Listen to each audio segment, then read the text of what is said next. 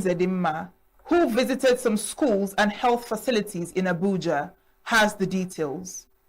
Public schools and health facilities in parts of Abuja are reopening after disruption caused by the strike action by workers under the Nigeria Labour Congress and the Trade Union Congress. At the junior secondary school in Mpape, Abuja, classes resumed with teachers and students returning to the classrooms. The vice principal, academics, who declined to be named, confirmed that the strike had been called off and normal academic activities had resumed.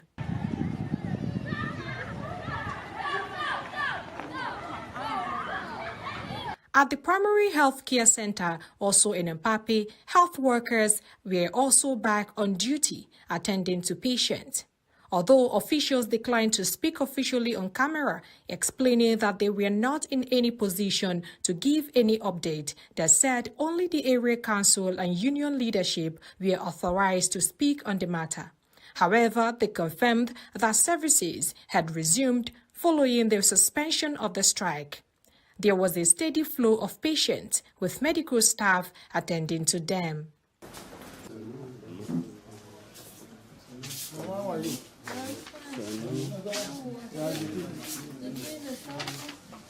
The resumption of activities follows an overnight conciliatory meeting between the FCT Minister, Nyesom Wike, and leaders of organized labor, including the NLC and TUC.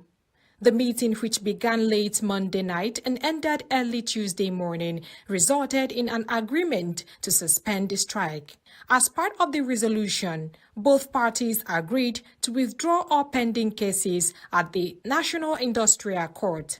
The minister also assured workers that no one would be victimized for participating in the strike and called for unity and continued dialogue. With operations gradually returning to normal, attention now turns to how both labor unions and the FCT administration will sustain dialogue to prevent any disruption in public services. In Abuja, Belinda Wobodo for Signaturetv News. The 4-day Southeast Vision 2050 stakeholders engagement has ended with a consensus that the Southeast region must focus on mobilizing public and private sector capital to improve long-term development. Experts from government, finance, and civil society converged to explore practical financing strategies aimed at turning Vision 2050 from policy to reality. Christopher Lele, who has been covering the event, reports on the parting shots from the summit. The fourth day of the Southeast Vision 2050 stakeholders engagement focused on how the region can mobilize public and blended capital to drive long-term development. Experts from government, finance, and civil society converged to explore practical financing strategies aimed at turning Vision 2050 from policy to reality. At the center of discussions was a paper presentation titled Financing Vision 2050, Strengthening Domestic Revenue Mobilization and the Fiscal Social Contract. Executive Director of Nigeria Revenue Service, Obinna Ihedoha, stressed the importance of digitizing revenue systems, noting that technology would help curb corruption, improve discipline, and boost sustainable revenue generation across the region. Digitization of the revenue system. I understand new patrol first time when a sense of discipline is provided within the state. ENUGU has done that, Anambra has done that, Abia has done that, even did that in the past.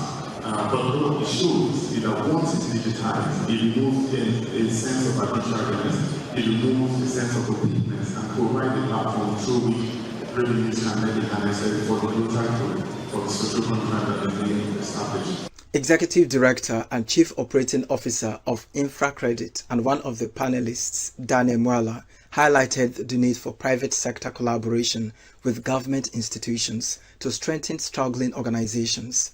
He also identified political risks as a major challenge affecting private investment.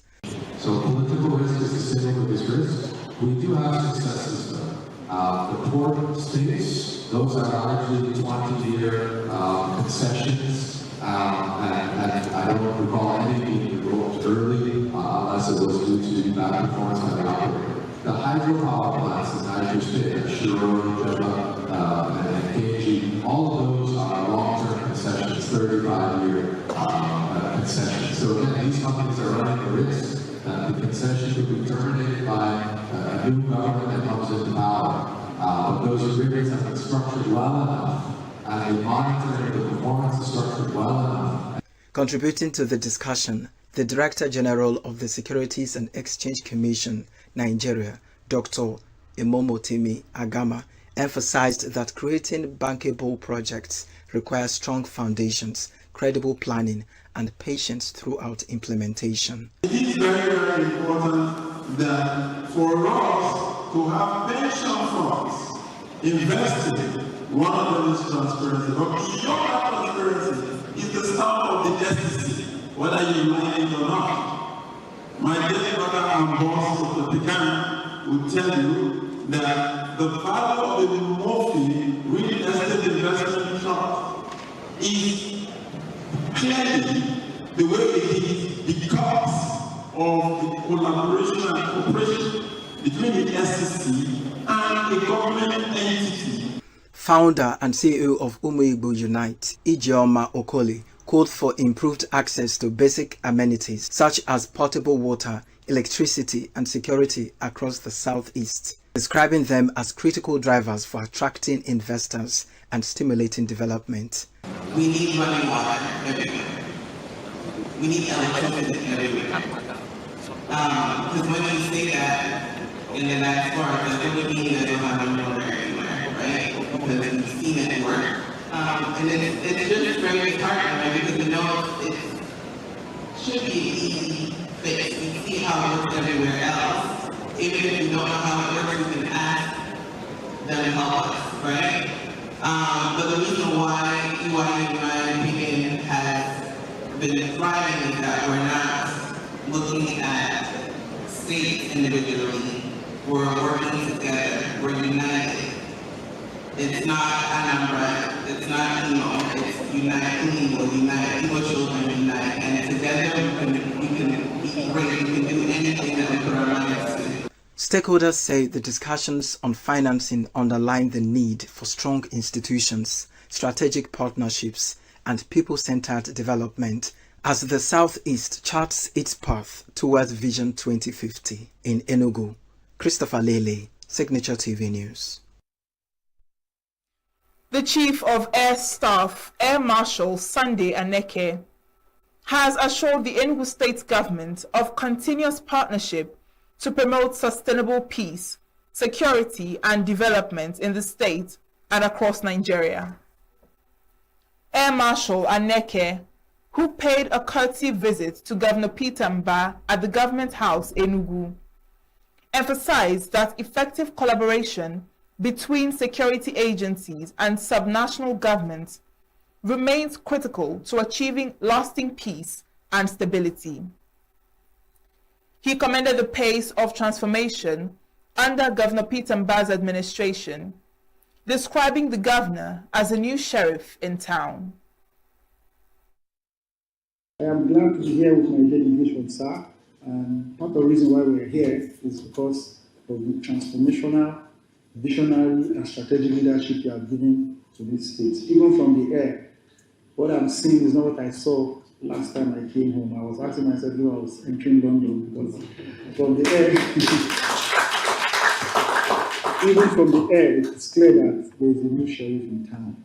And I am so proud, sir, to have somebody like you as the governor of my state. It's an honor to be in your presence, and I'm here to work with you to achieve the purpose of government. Sir, you have done a lot. ENUGU is one of our oldest bases, strategically located in the southeast, plays a very critical role in terms of security, economics, and politics. We have a lot of structures here. We have a lot of capabilities, and your government and the good people of ENUGU State has been a good host to us. And usually, it's our culture and tradition in the military that when we come into a new place, We must pay homage to the owners of the land to appreciate them for giving us the space to do our job. ENUGU and Nigerian Air Force has shared a great partnership and collaboration in the way government is run. And we want to thank you for all the necessary assistance you have given us. Governor Mbah described Air Marshal Aneke as a worthy son of Enugu State, who has distinguished himself in national service. The governor commended the Air Chief for his swift responses to security challenges and his hands-on leadership style, recalling instances where his interventions helped restore calm in the state. You are a true ambassador of the state, and we are very, very proud of you. We know that what has brought you to Enugu is your tour of duty. So this is not the reception that we have proposed. We're still expecting that will happen in due course. And so we welcome you, and we're glad that you're able to find time to pay us this visit. We're now going to be eagerly looking forward to a day that would formally accord you a civic reception as a true son of this state who continues to make us proud. I recall just calling you on the phone when we had some tension at some part of the state, how you swiftly, swung into action, and you were asking me by the next day, are they still there? And so that really underscores the passion you bring to this job. Governor Peter Mbah announced plans to organize a civic reception in honor of Air Marshal Aneke, in recognition of his service and contributions to national peace and stability. Up ahead, UNESCO seeks partnership with ENUGU on geoheritage, geotourism. Peter Obi berates Nigerian Senate for handling of Electoral Act. Details of these and more after the break. The way we see the world shapes the way we change it. Gender isn't just a checkbox, it's a lens. One that helps us understand the world more deeply and act more fairly. Gender Perspectives, a program for those ready to see more, do more, and be more. Designed to challenge assumptions, ignite conversations, and build inclusive solutions across every sector of society. We are not, fighting the men. We are not saying we are equal in terms of rights. We're only asking they should recognize our existence. Join us on Gender Perspectives, showing every Saturday by 4 p.m. Repeat every Wednesdays by 5 p.m. and Thursdays by 3 p.m. Change begins with perspective. Let's widen yours. Enugu State government is entering into a strategic partnership with the United Nations Educational, Scientific and Cultural Organization, UNESCO, towards giving recognition to the state's rich geoheritage assets. This follows a visit to the state by officials of the UNESCO International Geoscience and Geoparks Program. Correspondent Chinemerem Ikebunam reports. The chairman of UNESCO, Dr. Aminu Abudullah Ishaku, who led the delegation on a courtesy call to Governor Peter Mbah, said the delegation is in the state to explore partnership opportunities aimed at geoheritage conservation and geotourism development. Dr. Ishaku explained that the committee inaugurated in 2024 has been working to harness geoheritage resources across the United Nations member states. He described the visit to Enugu as historic, marking the first partnership meeting between the committee and any subnational governments. He noted that Enugu possesses geology of international significance, with the potential to boost geotourism and expand the state's cultural and economic profile beyond traditional tourism. Enugu is our first state to visit. to develop partnership with subnational governments in Nigeria on behalf of UNESCO in the area of geoparks development. And as you know, ENUGU is a coal city.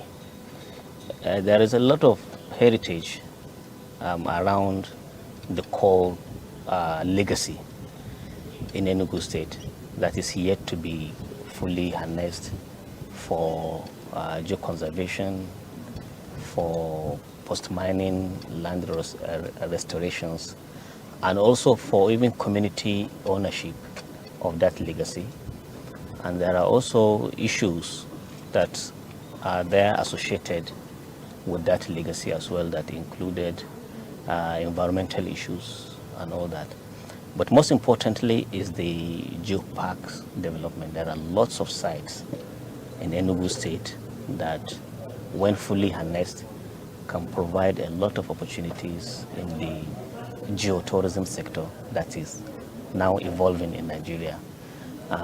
It comes with job creation, youth empowerment, women, empowerment, and revenue generation as well, because we will open up the state when eventually our committee, working together with the state government and communities that are living in those areas, by the time this is fully developed, we are hopeful that they will meet the UNESCO standards.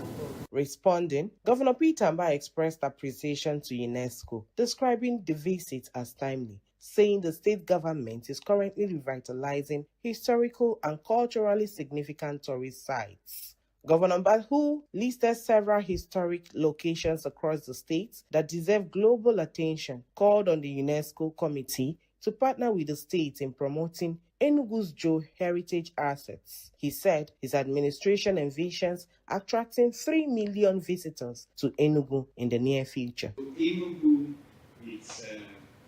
naturally lends itself to geotourism. We're trying to, of course, make those locations attractive by building access roads and making sure that we also provide utilities there. Because when we triangle out what essentially makes us want to visit these other locations out there, because of the ease, we have places where people would love to come, but I think it's identifying them and giving them the recognition that they deserve.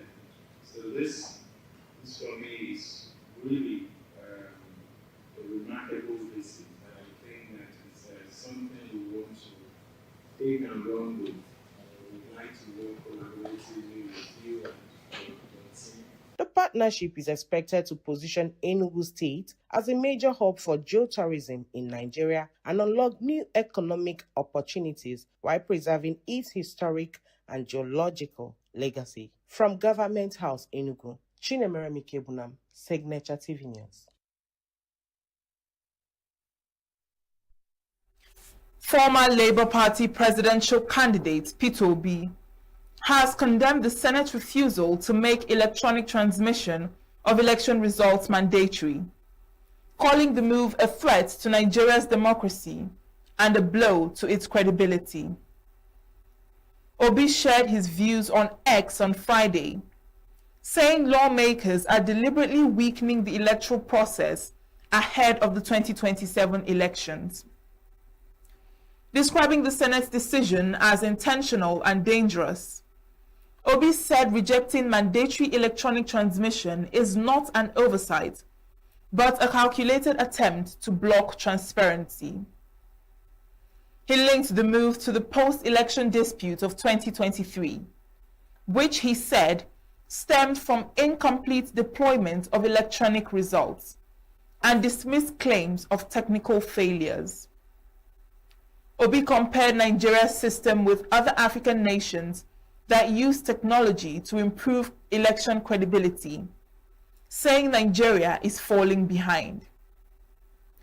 He criticized the country's leadership for resisting meaningful reforms and warned that the Senate's action opens the door for manipulation, chaos, and the continued enrichment of a few at the expense of the many.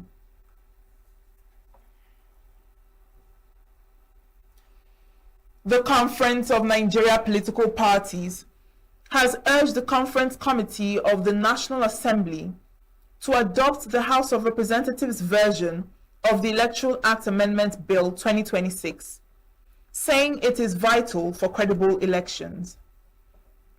In a statement on Friday, the CNPP said the House proposal, which makes real-time electronic transmission of results mandatory, would improve transparency and reduce electoral malpractice.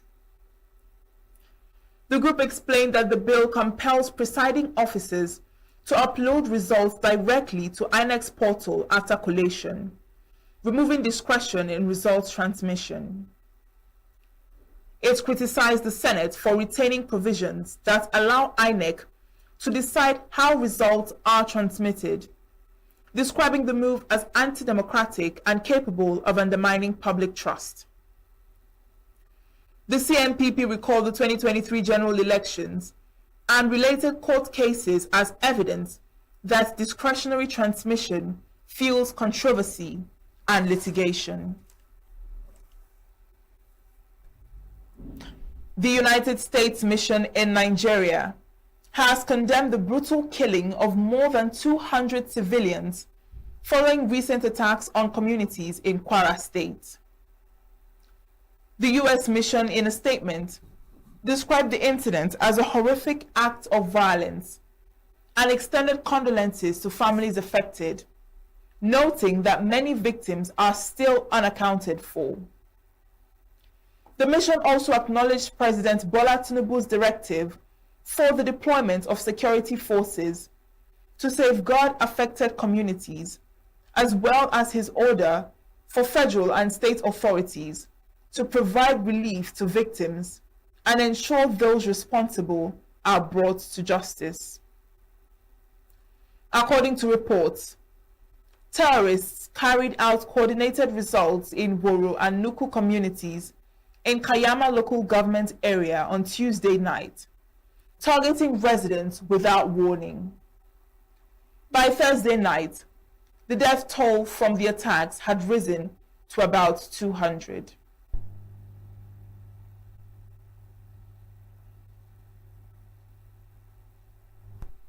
Up next is business news.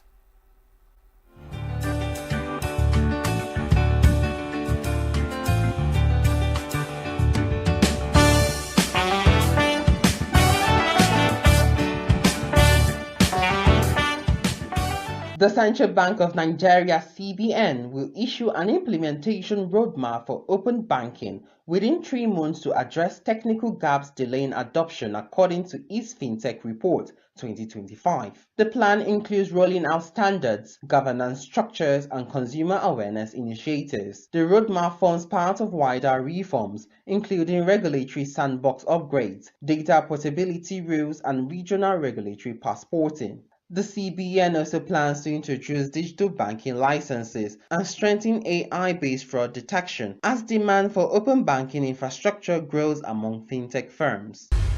Nigeria's net foreign exchange inflow fell by 18.3% year-on-year to $48.1 billion in 9 months to September 2025, from $58.8 billion in 2024, driven by weaker inflows. Total inflows declined 15% to $83.71 billion, while outflows fell 12.2% to $35.65 billion. CBN inflows dropped sharply by 30% to $28.72 billion, while autonomous inflow fell 6.8% to $54.99 billion. Net flows through the CBN plunged 62% to $3.04 billion, while autonomous net inflows declined 11.5% to $45.02 billion. Diaspora remittance also weakened, with international money transfer operators' inflows down 15.7% to $3.22 billion. The Central Bank of Nigeria reports that Nigeria's Purchasing Managers Index (PMI) rose to 55.7 points in January 2026, indicating expansion in economic activity for the 14th consecutive month. Out of 36 subsectors surveyed, 31 recorded growth. The industrial sector expanded at 56.0 points, with 14 of 17 subsectors growing. The services sector posted 54.5 points, marking its 12th straight month of expansion, while agriculture recorded 54.2 points, extending growth to 18 consecutive months. The report also showed moderation in input and output prices, with sharper declines in output prices across the composite, services, and agriculture sectors. This is business news in Global News. Chimizi Zadima reporting for Signaturetv News. Still to come, US and Iran hold talks as fears of direct conflict continue. TikTok told to change addictive design by EU or face massive fines. More details on our foreign news. Every second, every minute, every day, news is breaking, events occur, and there are new developments. At Signaturetv, we follow these stories objectively, bringing all sides without bias, explaining the complex issues, breaking down the numbers, and investigating the issues behind the news. Anywhere and everywhere, near or far, wherever the news is, we will be there. Signaturetv. News in your pocket. A senior Russian general has been shot and wounded in Moscow. Lieutenant General Vladimir Alexeyev was taken to hospital after being shot several times in a residential building in the city's northwest. His condition is not known. Alexeyev is a senior figure in Russia's military intelligence agency and is the latest high-ranking officer targeted in the capital since the full-scale invasion of Ukraine nearly 4 years ago. He has been under EU sanctions since 2018, when the GRU was accused of carrying out a nerve agent attack in Salisbury in the UK. Russia's intelligence committee said a criminal case for attempted murder has been opened. The victim has been hospitalized at one of the city's hospitals, spokesperson Svetlana Petrenko said. Alexeyev played a key role in the war in Ukraine, including talks with Kyiv during the siege of Mariupol in 2022. He was also involved in negotiations with Wagner boss Yevgeny Prigozhin during the failed mutiny in June 2022. It is not yet known who carried out the shooting on Volokolamskoye Highway on Friday morning. Ukraine has previously claimed responsibility for attacks on Russian military figures. Last month, Russian intelligence said it had foiled an attempted attack in St. Petersburg. In January, an Uzbek man was jailed over the 2022 killing of another general, Igor Kirillov, who died in a blast outside a Moscow apartment block. Ukraine's SBU later said it was behind that attack. Canada is opening its first diplomatic outpost in Greenland, signaling support after U.S. President Donald Trump's comment about taking control of the territory. Governor General Mary Simon and Foreign Minister Anita Anand will travel to ENUGU on Friday to open the consulate, alongside a Canadian Coast Guard ship. Simon said Canada stands firmly in support of the people of Greenland, who will determine their own future. The move comes as France opens its own consulate the same day, expanding NATO allies' presence in Greenland, where only the US and Iceland previously had missions. Canada first announced the consulate in 2024 as part of an Arctic policy review. Its opening now carries added weight amid concerns over US's comments on Greenland's security. Simon and Anand will meet Greenland's Prime Minister Jens Frederik Nelson and Foreign Minister Vivian Motzfeldt during the visit. Canada dispatches senior officials to open Greenland consulate. Senior U.S. and Iranian officials are in Oman for talks aimed at easing a crisis that has raised fears of military confrontation. The discussions come after a U.S. military buildup in the Middle East, following Iran's violent crackdown on nationwide protests last month, which rights groups say killed thousands. The scope of the talks remains unclear, with the U.S. pushing to address Iran's nuclear program, enrich uranium stockpile, ballistic missiles, support for regional proxies, and human rights record. Tehran insists talks will focus solely on its nuclear program, and it's uncertain if that gap can be breached. Oman's foreign minister met separately with Iranian Foreign Minister Abbas Araghchi and U.S. envoys, including Jared Kushner, to prepare for the meeting. The last round of nuclear talks collapsed in June 2025 after Israel launched a surprise attack on Iran. President Trump has warned of military action if no deal is reached. The U.S. has deployed thousands of troops, fighter jets, and warships, while Iran has threatened retaliation against U.S. forces and Israel. For Iran, the talks may be a last chance to avoid further U.S. action amid the country's deepest domestic crisis since 1979. Human rights groups say nearly 7,000 people were killed and tens of thousands arrested during the protests. Iran maintains its nuclear program is peaceful, though it has hinted at limited compromises, such as a regional consortium for uranium enrichment. It rejects demands to curb missiles or end support for allies like Hezbollah, Hamas, and the Houthis. The meeting, originally set for Istanbul, was moved to Oman at Iran's request and involves only U.S. and Iranian officials. Regional powers hope it can prevent a wider conflict and offer a diplomatic exit from rising tensions. Donald Trump has endorsed Japan's Prime Minister Signaturetv Takaichi ahead of a snap election on Sunday. Trump announced his backing in a Truth Social post on Thursday. While rare, he was previously endorsed foreign leaders, including Argentina's Javier Milei and Hungary's Viktor Orban. The move comes as Tokyo looks to stabilize ties with Washington after Trump's tariff threats. The U.S. later agreed to cut tariffs to 15% in return for Japan investing $550 billion in the American economy. Takaichi, 64, became prime minister in October after winning her party's leadership race and securing parliamentary support. She then called an early election to seek a public mandate. Just a week into office, she hosted Trump in Tokyo with full military honors. The high-profile visits included joint appearances aboard the USS George Washington and a rare earths deal, alongside a pledge to deepen U.S.-Japan ties. The two leaders aligned on defense, with both backing higher Japanese military spending. Trump has also said he will welcome Takaichi to the White House on 19th of March.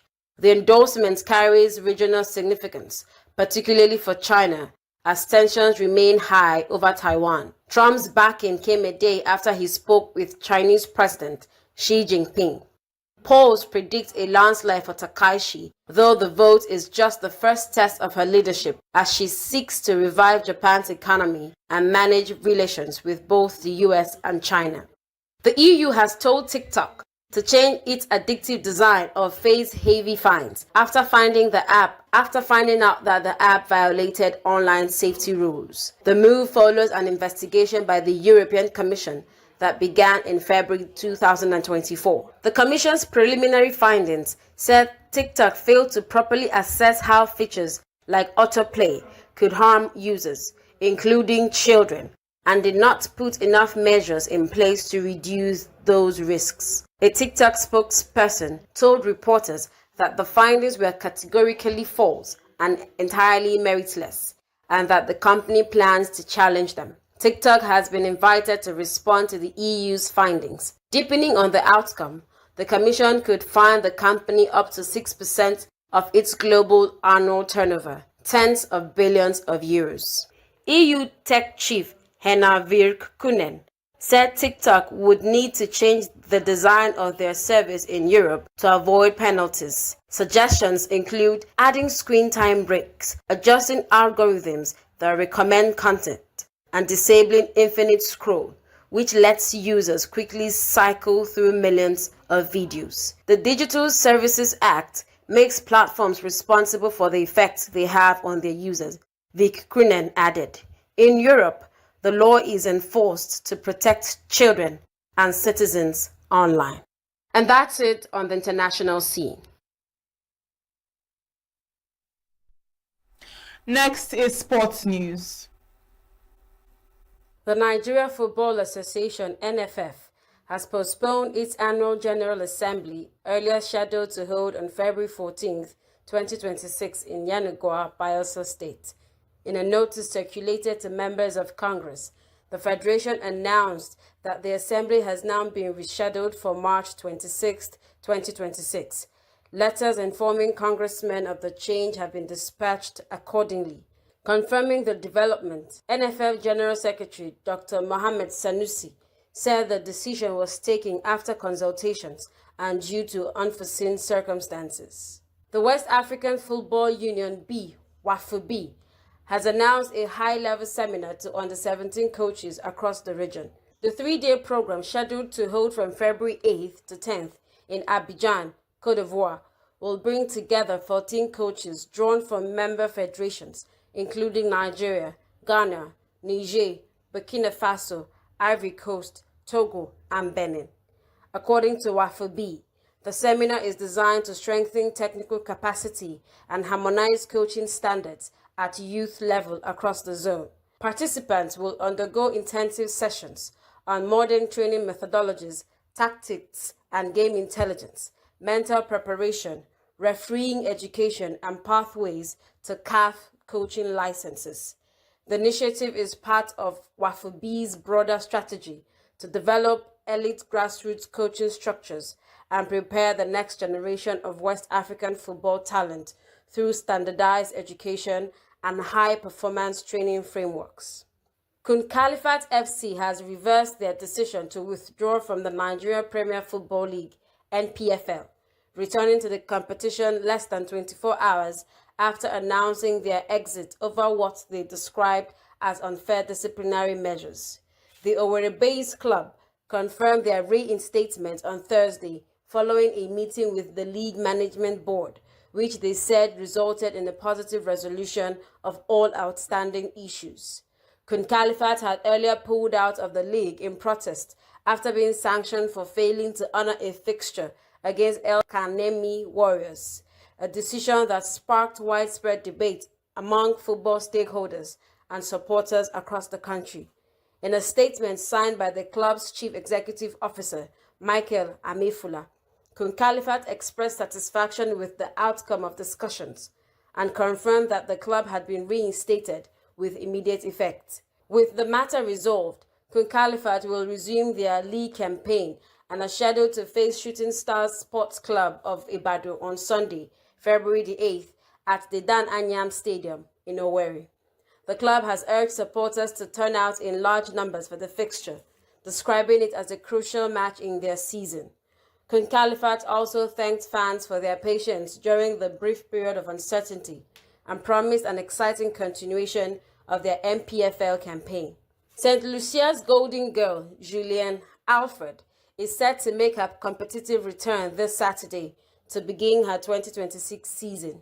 The reigning Olympic 100-meter champion has been confirmed for the Whoopee Classic in Fayetteville, Arkansas on February 7th, which comes after she withdrew from the Myros Games on February 1st, sparking brief speculation about her fitness. In Fayetteville, it represents a strategic return to a familiar environment, the Randall Tyson Track Center, where Alfred dominated during her collegiate years with the University of Texas.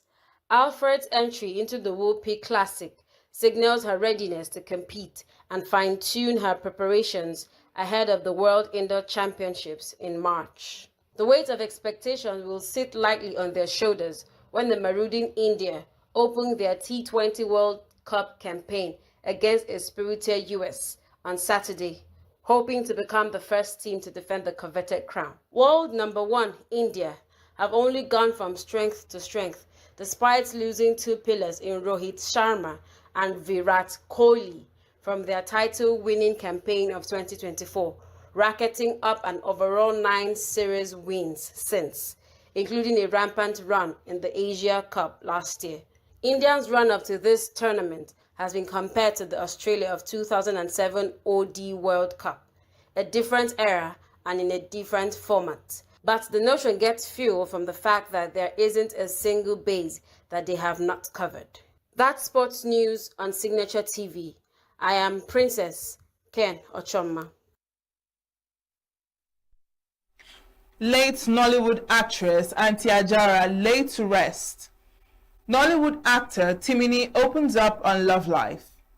And British rapper Central C converts to Islam. Gwyneth Mukonta has the details on the entertainment news. The late Nollywood actress Ajara Lasisi, popularly known as Auntie Ajara, has been laid to rest. The actress was buried on Thursday amid tears and prayers from family members, colleagues, and residents of her community. Videos and photos from the burial ceremony, which surfaced online, showed mourners gathered around her grave as Islamic burial rites were observed. The burial was attended by close relatives and a few colleagues from the Nollywood industry who paid their last respects to the late actress. Auntie Ajara died after a prolonged battle with liver disease, a development that threw the Nigerian film industry into mourning.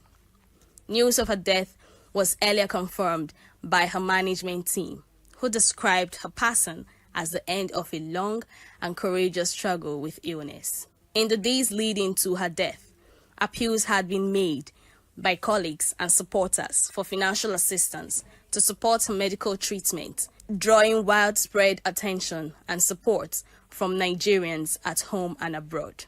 Following her death, her management announced that donations were no longer required and urged the public to stop sending money to the previously shared account details.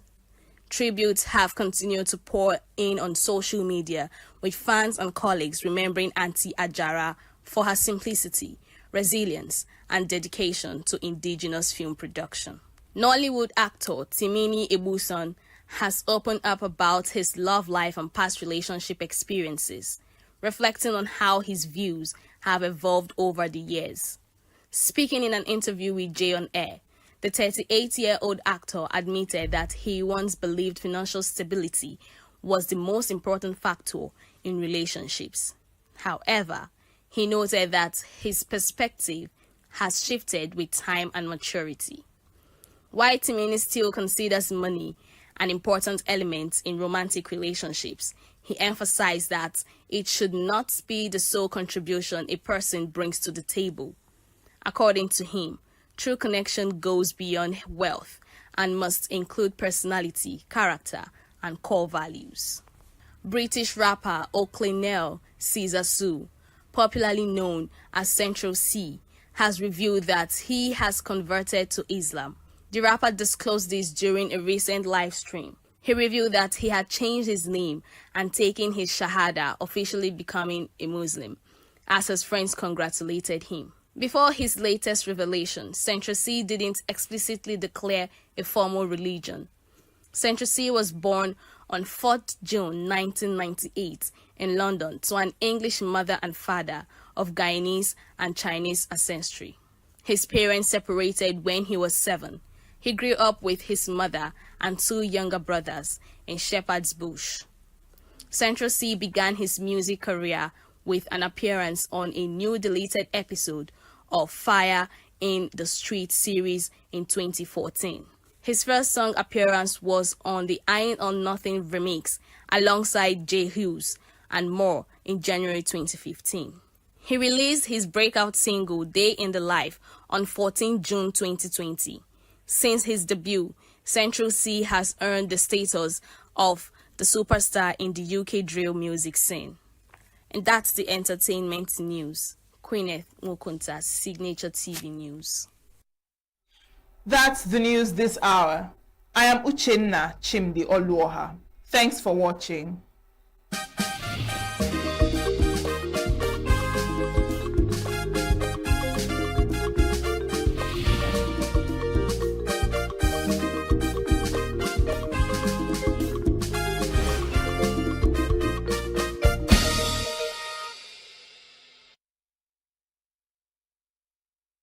We come from a place of values, a place where hard work and discipline is taught early. We were taught that excellence is intentional so that we stand firm, build and do our work well, rooted in the knowledge of our origins and the strength of our people. Our stories are shaped by resilience, our paths are built on consistency. From the hands that create with precision, skills live here, creativity thrives here, excellence is practiced here, where every detail matters. We tell our stories with clarity and share our truths with confidence. We build influence with intention. Our voices reflect who we are and carry our identity. We build a strong foundation in the dignity of honest work, pride in showing up every day, strength in consistency, respect for the process, and strong value in our efforts. This is who we are, rooted in service to humanity, guided by compassion, driven by responsibility beyond self, committed to life, and purposeful in every action we take. It is not just a conversation, it is representation, it is preparation, it is intention made visible. And it is history taking shape from the dream team. We can do it. February 14th, 2026. International Conference Center, ICC. This is bigger than one person. This is about all of us. You are invited.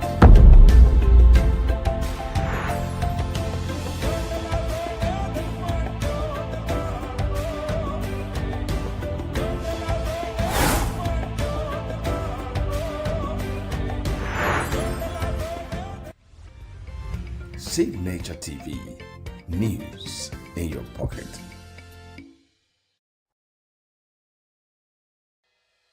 Health is more than a diagnosis. It's your lifestyle, your choices, and your future. Join us on Inside Health, your weekly deep dive into the stories, science, and solutions shaping your well-being. From expert interviews to real-life journeys of healing and hope, we cover it all. One of the complications of cancer management or treatment is they have some of them, at one point in time, you see them having anemia. Okay, so you see them at times being transfused. But at the same time, you come in with a diet. Nutrition, mental health, innovations in medicine, fitness, and everyday wellness. Whether you're managing a condition, staying informed, or just living your best life, Inside Health is your trusted guide. I'm Signaturetv, and I'll be with you every week on Inside Health, only on Signaturetv.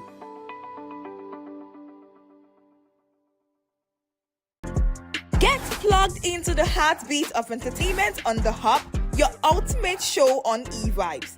From trending stories and social media drama to top charting music, must-watch movies and exciting moments from the world of arts, we've got it all. Join us for unmissable conversations with your favorite entertainment personalities, plus fun segments every week. So I should try harder, so... Okay, I don't know that one.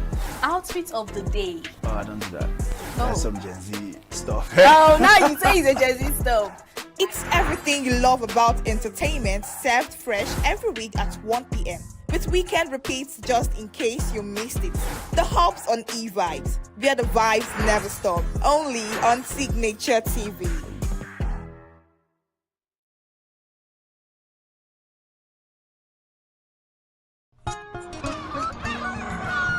New every morning on Signaturetv, we open the day for you with needed energy, information, and required vibes to shape your day. From sizzling snippets of stories in various areas of life to intriguing conversations with net worth guests. When you have people who have no track record becoming your leaders, you have a problem.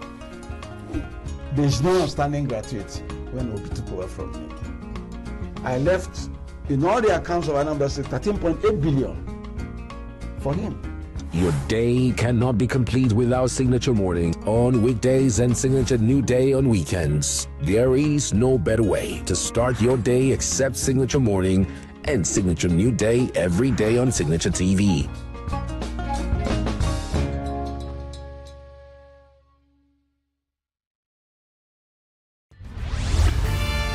We are local.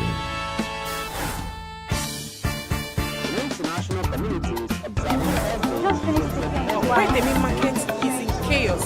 People We are national. Those in support of this motion as amended, say aye. Aye. We have taken the vote by default. We are international. Israeli airstrikes. Donald Trump left us the worst unemployment.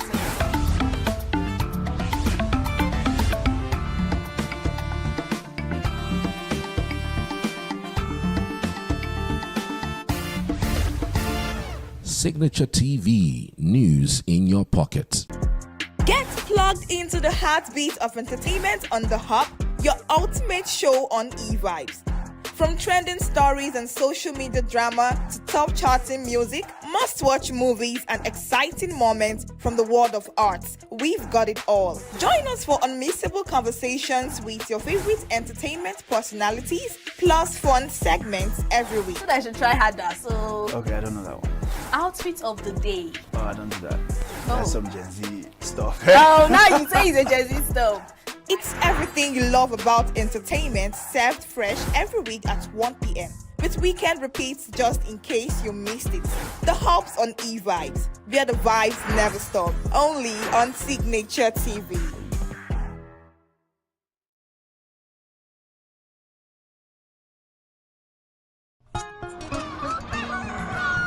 New every morning on Signature TV. We open the day for you with needed energy, information, and required vibes to shape your day. From sizzling snippets of stories in various areas of life to intriguing conversations with net worth guests. When you have people who have no track record becoming your leaders, you have a problem. There is no outstanding gratuity when Obi took over from me. I left in all the accounts of Anambra State 13.8 billion for him. Your day cannot be complete without Signature Morning on weekdays and Signature New Day on weekends. There is no better way to start your day except Signature Morning and Signature New Day every day on Signature TV.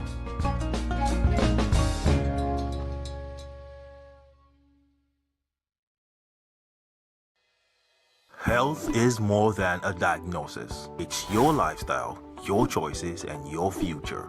Join us on Inside Health, your weekly deep dive into the stories, science, and solutions shaping your well-being. From expert interviews to real-life journeys of healing and hope, we cover it all. One of the complications of cancer management or treatment is they have some of them, at one point in time, you see them having anemia. Okay, so you see them at times being transfused. But at the same time, you come in with a diet.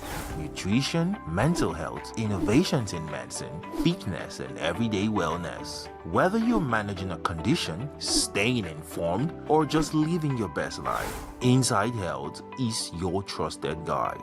I'm Tigiti Agorum, and I'll be with you every week on Inside Health, only on Signature TV.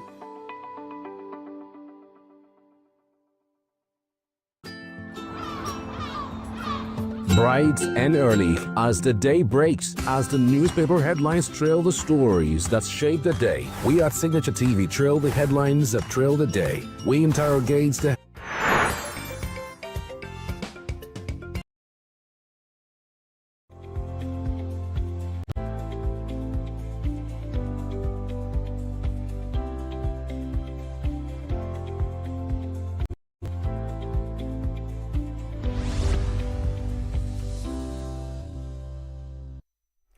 Good morning, Nigeria. Good morning, ENUGU. Good morning, Southeast. Good morning to you, beautiful people, this morning, Saturday, the 7th day in February 2027. 2026. Right, 2026. All right, I welcome you to New Day, your favorite breakfast show here on Signature Television. I am Princess Ken Choma. Thank you for joining me this morning. You know how we do it. We start off, we relax, we unwind, we enjoy, we converse, we listen, we learn. Now we're starting up this morning with our newspaper headlines and our review. We look at these headlines, we evaluate them, we understand them, and I'll always encourage, get these papers, pick them up and read them to get the full details, not just to listen to the headlines. or listen to them being read out. Also get them and read them and get the full details of what is in the newspaper. We'll take a short break, and when we come back, it will be time for newspaper headlines and review. Stay with us.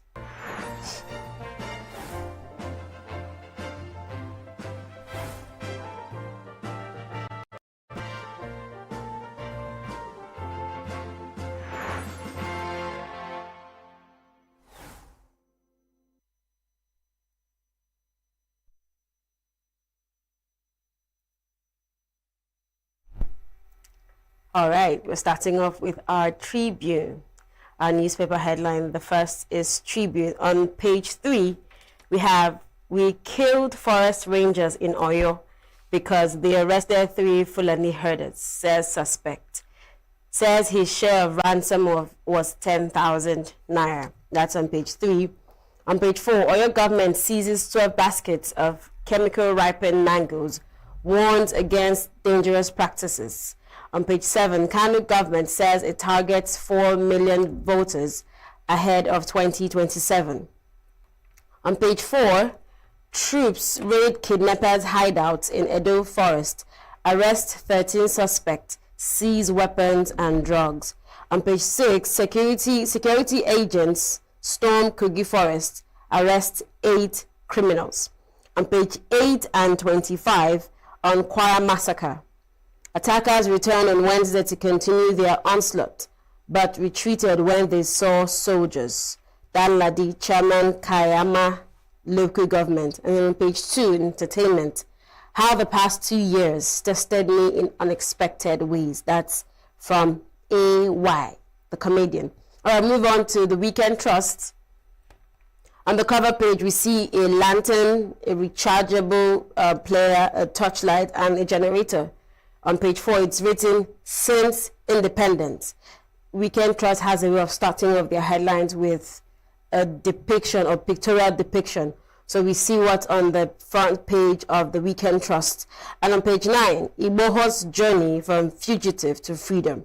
On page 34, Kano Hajj Camp Market, where pilgrims buy cheaper wares. On page 29, the genesis of Ikorodu. That must be an article. On page 16, Turaki, Wike factions, renewed battle for Secretariat. On page 33 of the Weekend Trust, months of labor wiped out in 48 months. Tomato farmers cry out. And on 25, born molded in ABU, story of Professor Aisha Haman. That's for Weekend Trust. We move over to The Punch. The Punch on page 4. Sadiku, unmasking terrorist leader behind Kwara massacre. How Sadiku rose from Boko Haram Shaku's lieutenant to North Central terror kingpin. Women in hijab among bandits, says survivors. 50 residents hospitalized. Government sets up relief committee. That's on page 4. Page 28 and 29, inside Burkina Faso, Ghana criminal networks where desperate Nigerian migrants disappear. On page 5, Ondo landlady poisons tenant's son over feud. All right, this is page 19, Wedding Carnival. Tinubu governor celebrate as Matawale's children tie knots. That's okay. We also have from page 27, a Unilag best graduate. I feel incomplete if I don't read every day. U.S. Congress, this is on page 4. U.S. Congress panel slams federal government's $9 billion lobbying deal. That's for The Punch. We move over to Daily Monitor. Daily Monitor on page 2, State of the Nation. Gunmen hits Benue again, kill 13, abduct women, raise market. That's on page 2. On page 5, Jehezu suspends, or I think that's Johezu, suspends 84-day strike. That's on page 5. On page 2, council chairman in Akwa Ibom stranded over inaccessibility to allocation from FARC. That's on page 2, says 11 local government areas in dire financial distress. On page 10 of the Daily Monitor, we toiled to promote Nigeria abroad, but politicians keep destroying everything. The filmmaker Isaac Izoya says. On page 4 still, federal government releases first tranche of copyright levy to MCSN for music industry. And page 2, 2027 polls, NSC backs electronic transmission of results, urges Nigeria to emulate India and others. Then we have an article on Angela Okere and Omotala talking about her relationship with Genevieve. That's on Daily Monitor. We move to The Independent. On page 8, this is on Murtala Mohammed, a House State Creation Initiative resets power and politics 50 years after. On page 4, Independent Newspapers Limited unveils Silver Jubilee Award nominees on Monday. On 22, federal government to close part of Lagos-Ibadan Expressway for 6 weeks. Minister Omai insensitive to hardship of the highway motorists lament. On page 30, unending bloodshed, fresh killings in Kwara deepens. I'll take that again. Fresh killings in Kwara deepens fears as Nigeria's insecurity worsens. On page 5, PDP raises the alarm over expelled members' plan to occupy its secretariat. On page 4, only God's mercies can deliver Nigeria from travails, says Enenche. Then Anikolap on page 14, why the audience says it's too slow. Then we have an article on Emeicha, a Nollywood actress. That's for The Independent. We move to The Matrix. Matrix, fresh showdown looms as PDP crisis takes new twist. Turaki faction warns against attempted occupation of National Secretariat amid pending court case. Bode George blasts court for recognizing Wike faction. US Turkey condemn Kwara massacre. We welcome President Tinubu's steps to address issue, says US. Turkey vows to support Nigeria in fight against terrorism. Police intensify manhunt for attackers. All right, APC, why Uzodinma was replaced as convention committee chair. Then we have on football, we are still waiting. Iwobi opens up on Nigeria's 2026 World Cup chances. On 2026 pilgrimage, NCA meets airlines and Hajj operators. Relief for patients as health workers suspend 84-day strike. And lastly, suspected herdsmen attack Benue market, kidnap women, burn stalls. That's for The Matrix. The Guardian has a felicitation note to High Chief Engineer Keston Bundy. That's on the cover page. Then on page 2, INEC rallies security agencies ahead of 2027. Lasutech, celebrating metamorphosis with renewed passion for excellence. Tinubu should apologize for ignoring Abuja at 50. Matthew Tonlaya, a bridge between community, nation, and global state. That should be an article. That's for the Guardian weekend. We'll move over to this day. That's our last paper for this morning. On the cover page, we have outrage grows over Senate's move to reverse Nigeria's democracy. Oshomole says Trump's recognition of Mrs. Tinubu diplomatic win for Nigeria. Then think there's a picture, well-deserved honor to global oil and gas industry guru. That's an award being given to, can't really get the name correctly now. All right, on 2027 elections, supporters push for Obi Kwankwaso presidential ticket. That's on this day. Supporters push for Obi Kwankwaso presidential ticket. Fintechs deploy innovative products to lure back customers. 2,000 young, this is on page 6. 2,000 young doctors stranded yearly as housemanship slots fall short. MDC and tells Senate. And that's all the headlines we have this morning. Reviewer, I like to call him analyst, but he said he's just an honest reviewer. Good morning, Mr. Chris. Thanks for joining once again. Good morning, Princess. And good morning, dear people of the world. Welcome again to New Day on Signature TV. And we are in the segment of newspaper review. And by the grace of God, I'm here again. Thank God. All right, so there are a couple of stories about a renewed couple of headlines about fresh killings in Kwara. I mean, we have not gotten over the ones that were killed in the course of the week, and then we're learning again that they came by and they've killed people. And then there's also killings in Benue. Why do we, I mean, with all that we've heard from the last year into this year about the presidency, the Ministry of Defense, security being improved on, how are we still experiencing people being killed, more so in Kwara states? There's killing everywhere in the world, Princess. And the more killings in Nigeria, and it's taking another turn. I think one of the newspapers here captured that the Nigerian security has worsened. Yeah. It's worsened. But let's not accept it. Why is worsened?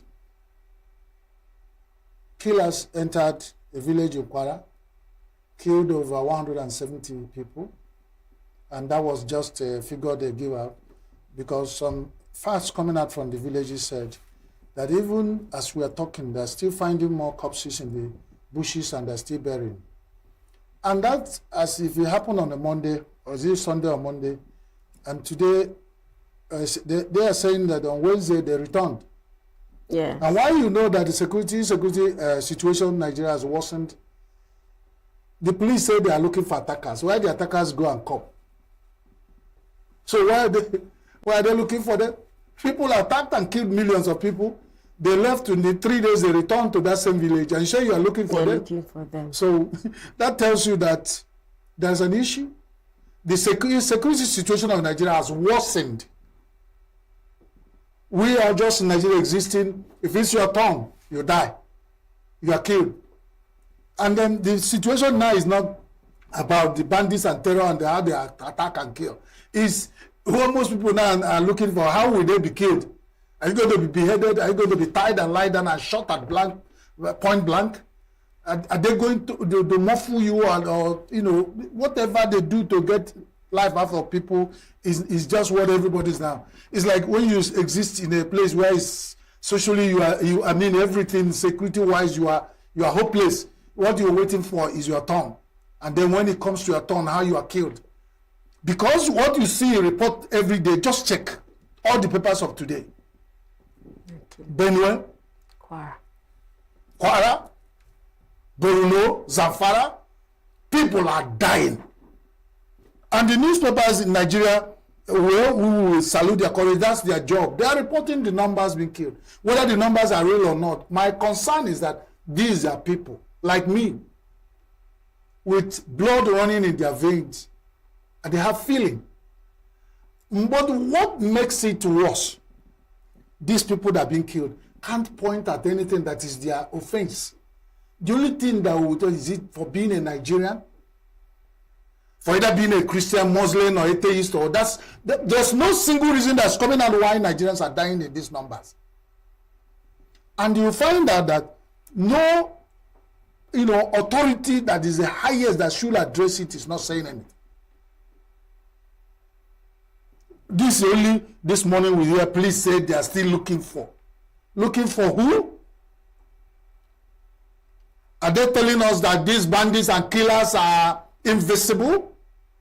They are spirits? That confirms the fact that our security situation has worsened. So, like Eneche said in one of the newspapers, Eneche is the bishop, the GO of Dunamis. He has been one of the foremost Nigerian church leaders that have been speaking out and condemning, using what he has, that's the microphone to preach, to condemn these killings. He has just come this morning. He has given up when he said it's only God. So we have given Nigeria's situation to God. Let all of them resign then. Let them go home and depend on God instead of giving us false feeling. Maybe the way I feel about it, it's sad. Yesterday, I was broken and I told them on this desk that I am heartbroken. Nigerians have died more than enough. No war situation, even in Ukraine, has taken life of people like this. Why? What are we fighting for? If they make it very clear that our situation has worsened, if there's any other thing that can be done, let it be done. Otherwise, this Robin Okuma and Vasen and Aboniki on this security situation has no help. And that's what Nigerian establishment has done over time.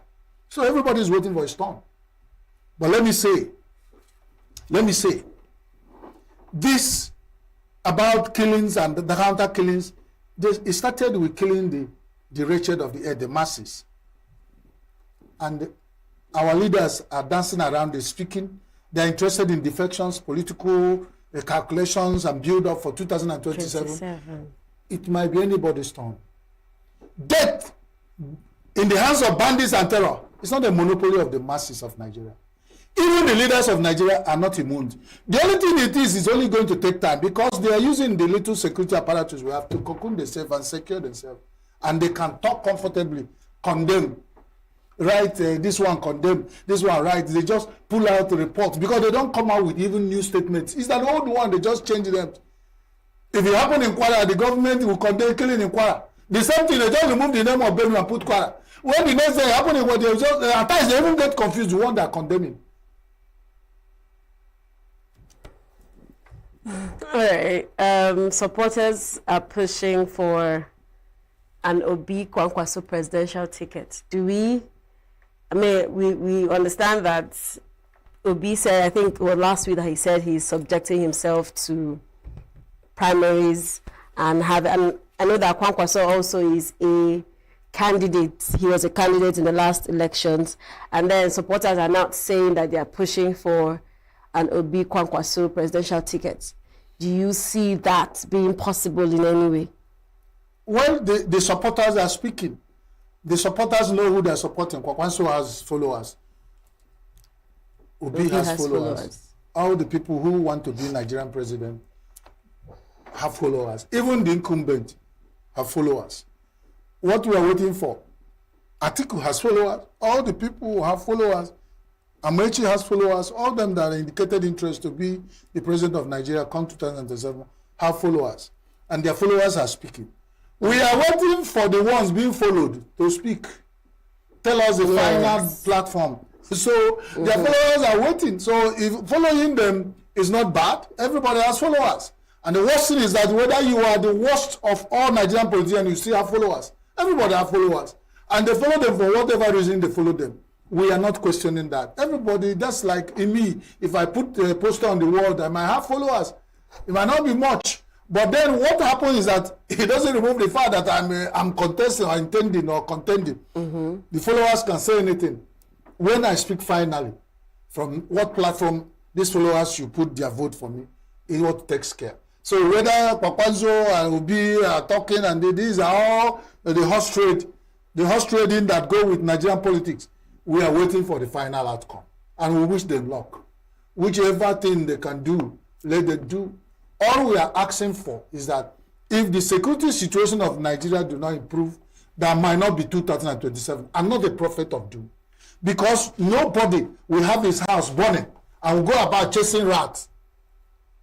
But we find that Nigerian politicians, none of them have stopped and said, by the way, I'm interested in 2027. Who will vote for me? 177 kidnapped in 3 churches in Kajuri. The figures of how many that have returned, we don't know. The 167 in Niger State. The Kwara State recent one, and even the return to kill. The Benue. These numbers, he put them together. The number of people that the INEC reported, posted even the incumbent in their position of authority today, has been surpassed by the number of Nigerians died in bandit and terror. Nobody is talking about that. So it's like anyway, you talk about politics interest. They're interested in getting to the position. We as Nigerians are interested in being alive. True. To even see what they will do. Because as far as I'm concerned, Nigerian politicians are not depending on Nigerians to vote. If they depend on Nigerians to vote, they will first of all secure the life of voters before they see. Because you must first secure the land before you look for mats. Azotana, Azobute. So let's go. All right, PDP again is in the news. I mean, I think the case is still in court, but it says Turaki faction warns against attempted occupation of National Secretary, that the Wike faction is vying and trying to take over the National Secretary and then we've had people come on here and tell us that PDP is safe, PDP is restoring back their glory, but we are still seeing in the papers and in the news deepening faction, deepening rift going on in PDP. I mean, why can't they just accept one faction? Well, is it Wike or is it Turaki, or they just unite since the elections are coming and then everybody in PDP is saying PDP is reviving PDP, but they know we are saying it that there's no revival going on here. Well, even the man who is being drowned will still be making efforts to you see how drowning man, looking for what to hold. Yes. I'm not saying anything. PDP, even if they have the last life, they need to, do something to show they are still there. At least we can still hear PDP. How many of them left as members of PDP is left for 2027 to decide. But what I've said yesterday is that these are all fight and politics. The people that are recognized by INEC or whatever they done will go and occupy the what they call Ouattara's house or whatever their headquarters are in Abuja. So who occupies there will remain there. After all, some people are occupying there before the court or whatever mago they did in Nigeria removed them. So Akaka Bajiaka, if it is the weakest faction they keep saying, which is I look at it as shame for PDP to be calling about one man as his group. So whichever one takes over my father told me that Papa, the person who marries his mother becomes his papa automatically. So let the PDP sort themselves out. Whoever occupies the Wadata building becomes the recognized PDP faction. Now they've accepted as faction, like you said.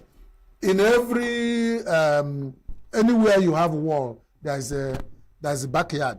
There's no party in Nigeria today that doesn't have intra-party crisis. How they handle it. Yes. So if PDP has not handled, they've washed their dirty linen in the public and they are waiting for APC to come and settle the rift in the party. We can see it's being settled, and that's why you have it the way it's going. So they couldn't handle inside. There's two monkeys quarreling over two pieces of banana, and Adaka, the chimpanzee, has met it to share the banana for them. So good luck to them. Whichever they get, they take. All right. The Juhesu, the medical workers' strike. The joint health. Yes. Body. They said finally, after 84 days, they've suspended. I mean, do we see a relief?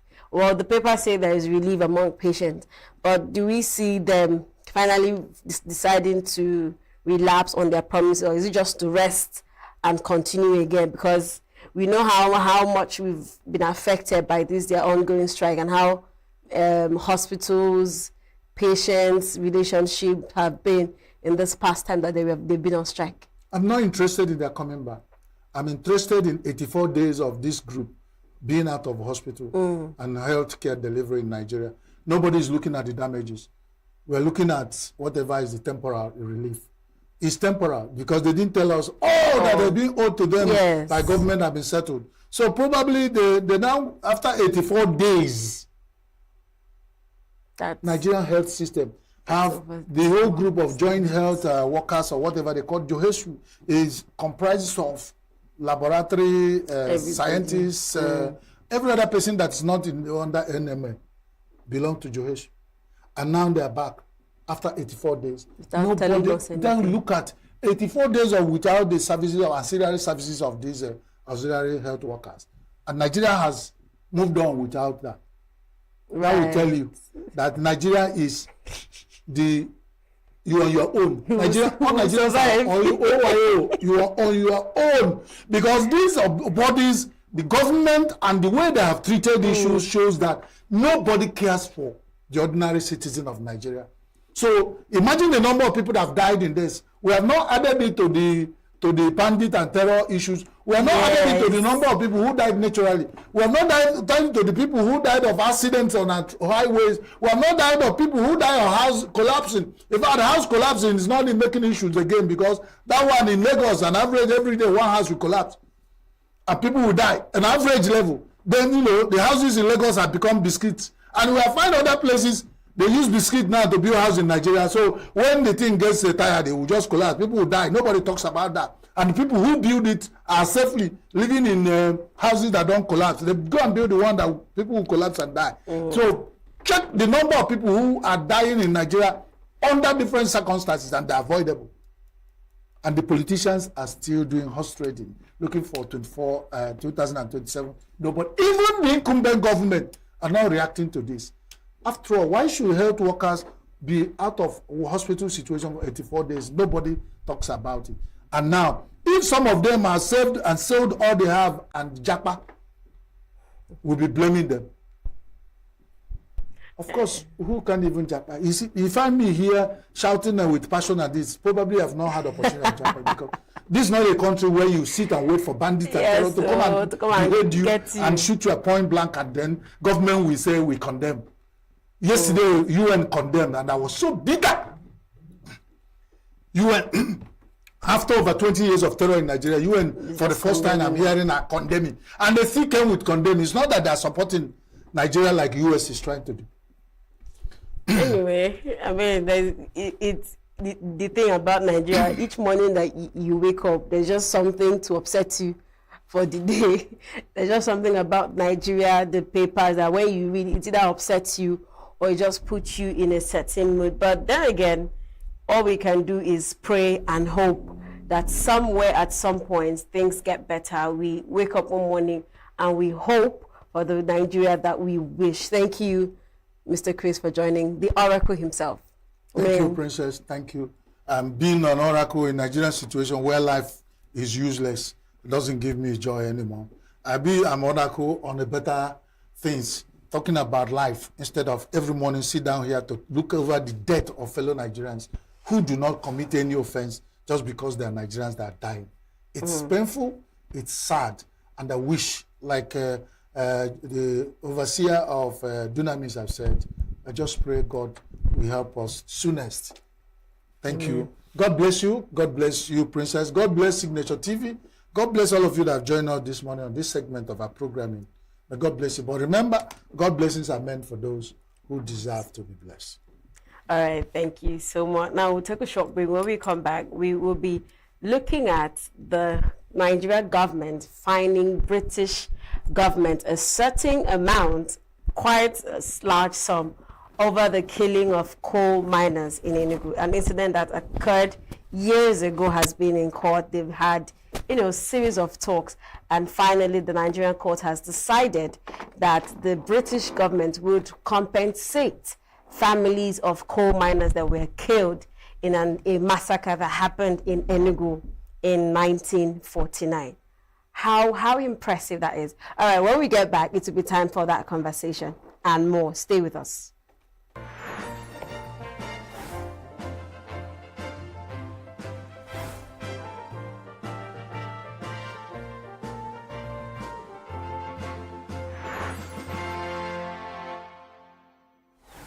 Every second, every minute, every day, news is breaking, events occur, and there are new developments. At Signature TV, we follow these stories objectively, bringing all sides without bias, explaining the complex issues, breaking down the numbers, and investigating the issues behind the news.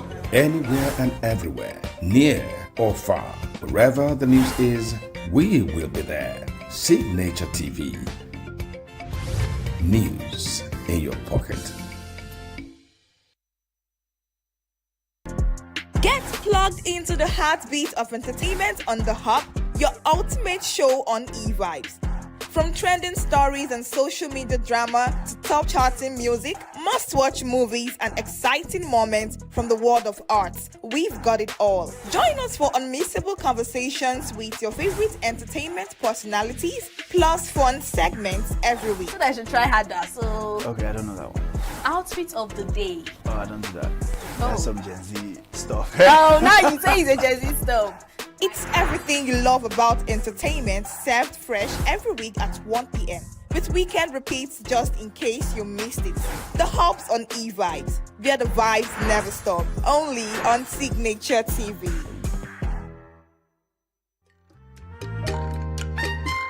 The way we see the world shapes the way we change it. Gender isn't just a checkbox, it's a lens. One that helps us understand the world more deeply and act more fairly. Gender Perspectives, a program for those ready to see more, do more, and be more. Designed to challenge assumptions, ignite conversations, and build inclusive solutions across every sector of society. We are not, fighting the men. We are not saying we are equal in terms of rights. We're only asking they should recognize our existence. Join us on Gender Perspectives, showing every Saturday by 4 p.m. Repeat every Wednesdays by 5 p.m. and Thursdays by 3 p.m. Change begins with perspective. Let's widen yours.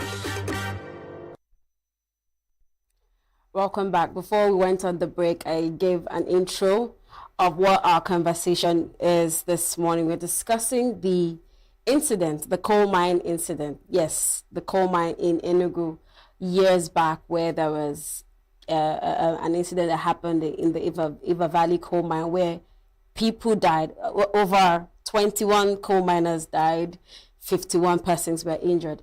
And in that time, till this incident occurred in 1949, and in that time till now, they've had back and forth conversations in court whether or not these families ought to be compensated.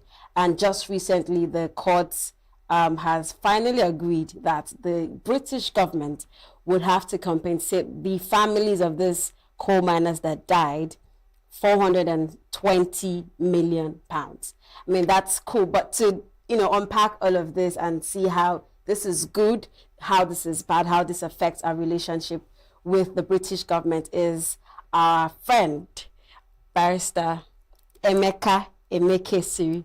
I finally got it. Yes, you got it. All right, good morning. Thank you for joining. It's always a pleasure. It's always a pleasure to have you here with me. Thank you. So now, let's talk about this. I was not born in 1949, and this is actually my first time of learning that there was an incident. Serious? Yeah, I know there is a coal mine, and I know somehow it was mysteriously shut down. I don't think the coal mines still operate or function in ENUGU as it is. Okay, we'll talk about it. Yes. So in that time, let's start from the incident. How is it that it took this long for anything to be done? Because we understand that when people die in cases like this, the cases are taken to court, the matters are often resolved almost immediately. But in 1949 to 2026, if I do the calculations, well, I'm sure it should be over 50 years.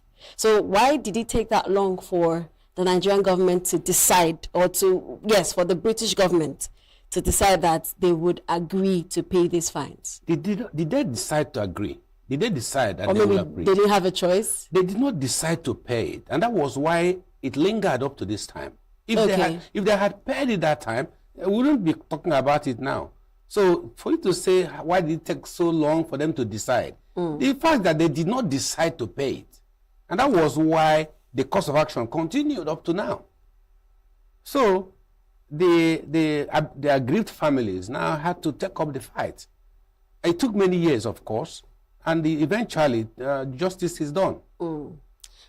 What are the implications? Implications about what? The court rulings for Nigeria-UK relations now at this point, because as like we've said, it has taken so long. And then, the whole back and forth, oftentimes, even in our personal relationships, if you keep having constant quarrels with someone, at some point you tell this person, just stay on your own, let me stay on mine. So how does this affect our relationship? No, the thing is this, this case is a private case. It's not between Nigeria and Britain. Okay. The families took action. It's a human rights action. The families took action against British government. And so, why will it affect the relationship between Nigeria and Britain? Families have taken up the case and they won. So why would they say it will affect Nigerian-British relationship? I don't know how it will affect them. It is the families that took Britain to court and they won. Okay. But it's still the Nigerian court. Yes. Is Nigerian court. Right. Because Britain has presence in Nigeria. Okay. So you can sue Britain in Nigeria because Britain has presence in Nigeria. You can sue whoever has a case with you. You can sue the person. If he has presence in Nigeria, sue him here. All right. Now, the report we have is the court just fined. The British is yet to agree or respond to these fines. Do we see them? Is it a fine? Well, the ruling is Nigeria court fines. That is wrong. If you say fine is criminal matter. Criminal, okay. It's not a fine. It's a compensation. It's not a fine. Fine is in where there is a crime committed. Then the person goes to prison or pay a fine. Okay. Now this thing is not about crime. This is injury committed to families, to people, killed families, killed some people. So it comes under tortious liability, tort, T-O-R-T. Okay. Yeah, when you damage somebody, you kill somebody, you cause injury to somebody, cause accident or injury to somebody, it comes under civil law. So what you pay is compensation. Government, a court is not giving you a fine because it's not a crime.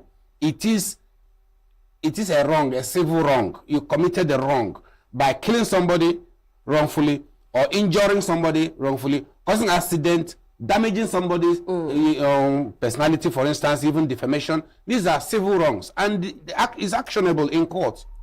So the Nigerian government did not say Britain should pay a fine. No, the court awarded damages, compensatory damages against British government to pay the families, and that's correct. So do we know what is encapsulated in these their demands?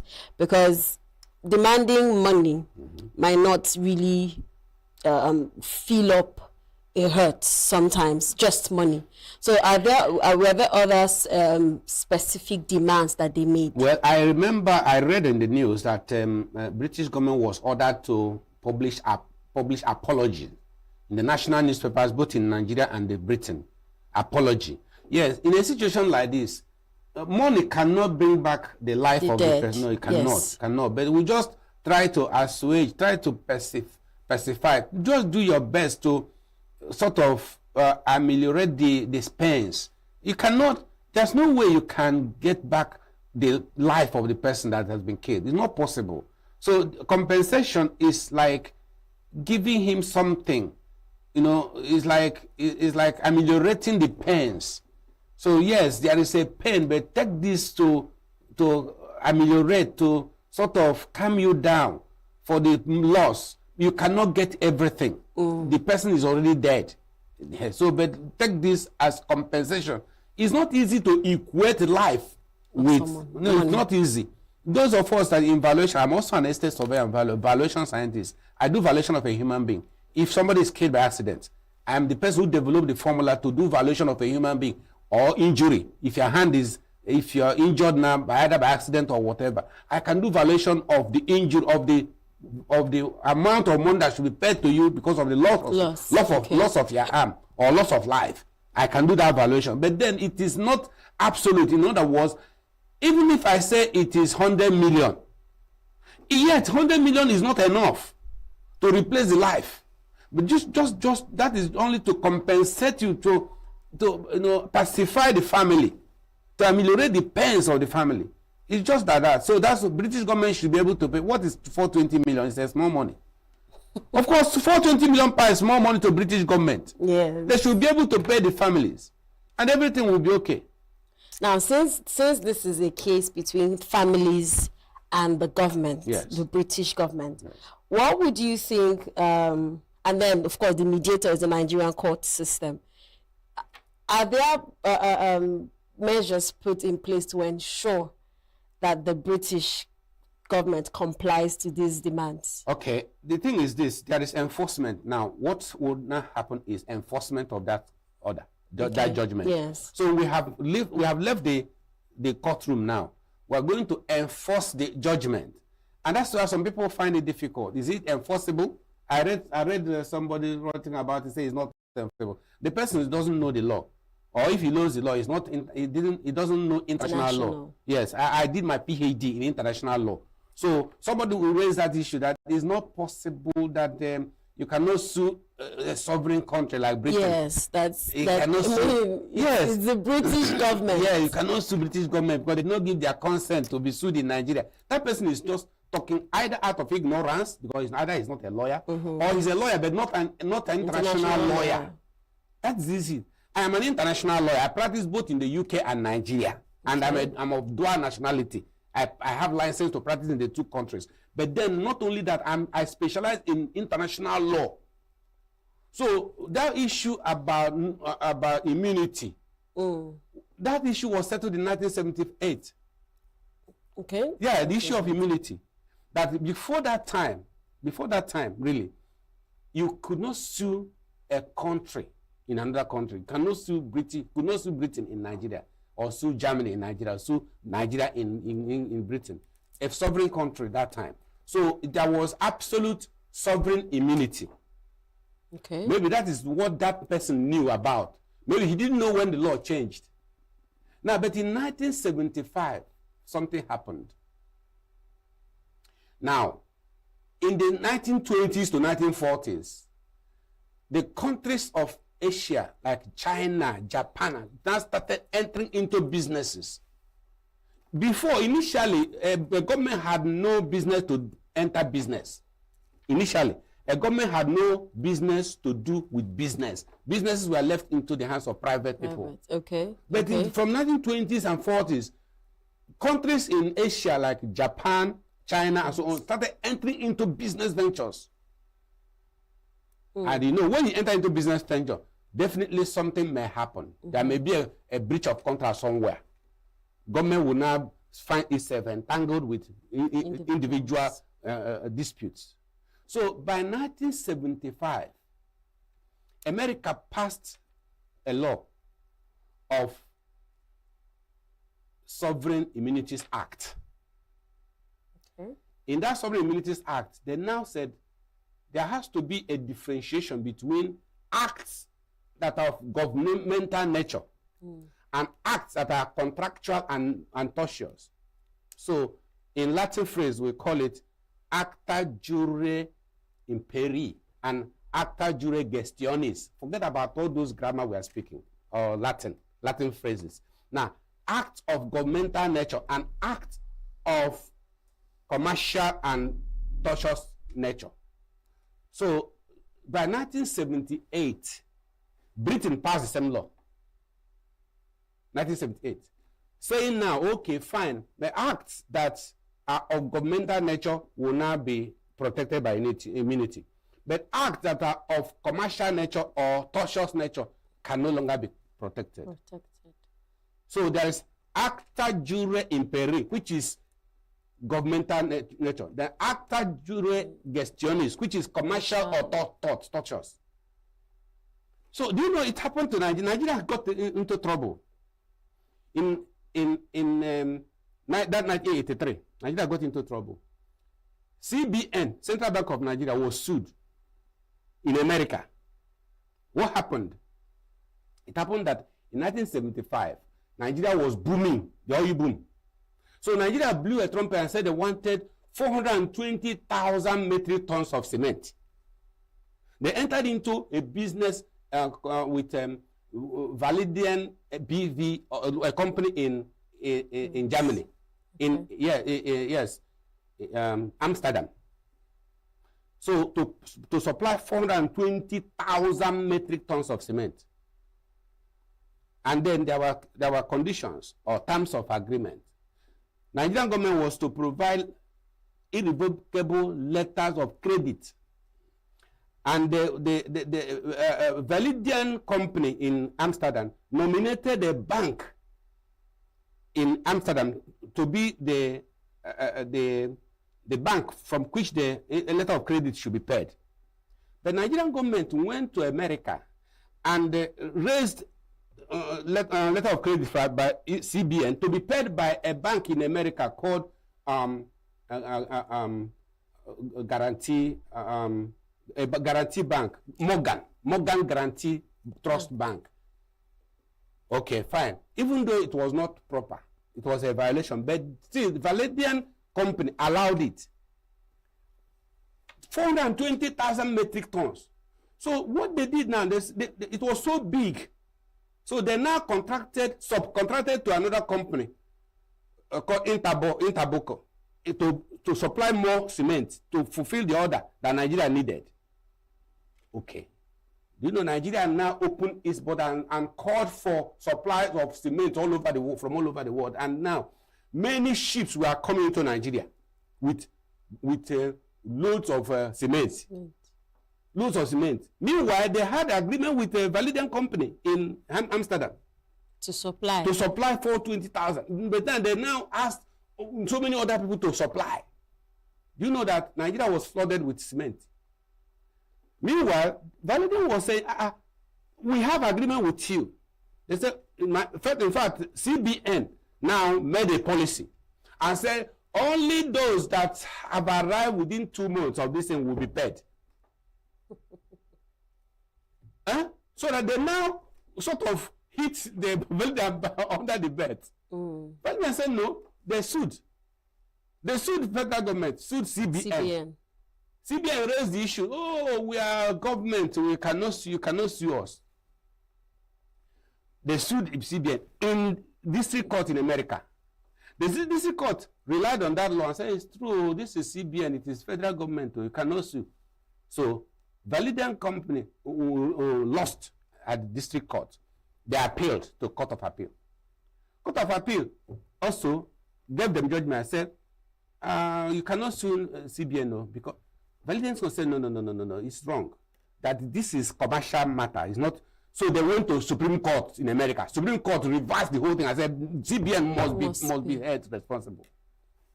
That was 1983. That CBN must be held responsible if a government now enters into a contractual thing, business, or kills somebody, make accident. Britain has office in Nigeria. Suppose their driver now recklessly kills somebody. You say, oh, because you are Britain, you can no longer pay. No! So there's a difference between acts of governmental nature and acts that are commercial or law or tortures. So it is right. In fact, this law, the judgment is very correct, is right. What the families will now do is to enforce the judgment. Enforce the judgment. And the judgment can be enforced against Britain, yes. So the enforcement will still be the Nigerian Court of Law then? Yes, you can enforce it even in America. Even in fact, you can. In fact, by what we call Enforcement Procedure Act, that is bilateral, or there's Enforcement Procedure Act, which now you can get a judgment in Nigeria and enforce it in another country. Okay. Yes, you can get a judgment in Nigeria and enforce it in another country. We call it Bilateral Enforcement Procedure Act. Different countries have it. So Nigeria has, Britain and Nigeria have that act. So if you get a judgment in Nigeria, you can enforce it in Britain. If you get a judgment in Britain, you can enforce it in Nigeria. Okay. Good. So this one now is, we're not even worried about enforcing it in Britain because Britain has assets in Nigeria. So you can enforce it in Nigeria. You don't need to go to Britain to enforce it. You can enforce, unless Britain doesn't have assets in Nigeria, but I know Britain has assets in Nigeria. So you can enforce it by by attaching their properties in Nigeria to that judgment until you recover it. They have assets. All they need is to enforce the judgment, so they should get their lawyers to enforce it. I'm not advertising myself, but I know how to enforce judgment. Okay. Now, this ruling, it's one amongst many of historic injustice that has been meted out to Nigerians from the British colony. Are we seeing one of many that will be, addressed in the coming years? Because for this to have taken long, and then we are seeing light, we are seeing a resolution to the issue. Do we see more of this happening? Of course. This thing has opened. Sometimes people watch to see whether this person will succeed before they start. Yes. So people are watching, and now that it has started and somebody has won, you will see many people will dust their file now, not only against Britain but also against Nigeria. Because there are so many things that went wrong in the past in Nigeria and they were not redressed. I remember in 2002, Justice Oputa, in the Oputa panel, we called Human Rights Commission, which Nigeria set up to address grievances. It was headed by Justice Oputa, which we now call Oputa panel. Maybe you heard about it, or you can Google Oputa panel. Justice Oputa said, time does not heal injustice. Only truth heals injustice. Justice Oputa, may his soul rest in peace. He said, time does not heal injustice. Because many people have that have mentality. Okay, over time this thing will die. It will not die.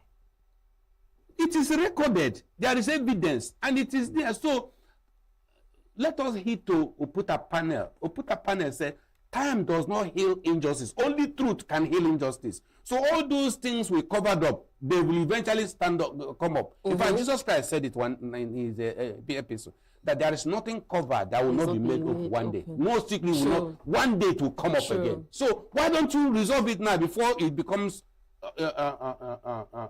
intractable? Resolve it now that you have opportunity. If you say time, it will be open one day. It will resurrect one day. So let us now go back now. Don't stop our fight. The government, Nigerian government especially, because Oputa panel referred to the injustice perpetrated by Nigeria against the Igbo nation, one of which was abandoned properties.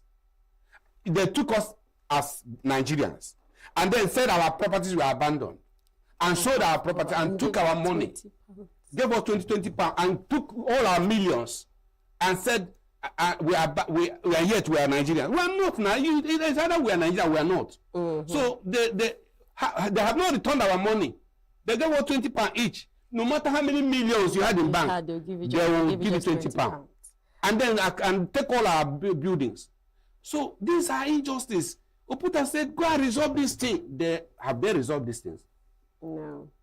Okay, before we round it, there was something I said in the beginning. You said we are going to address it before we round up. The closure of the mine. Okay.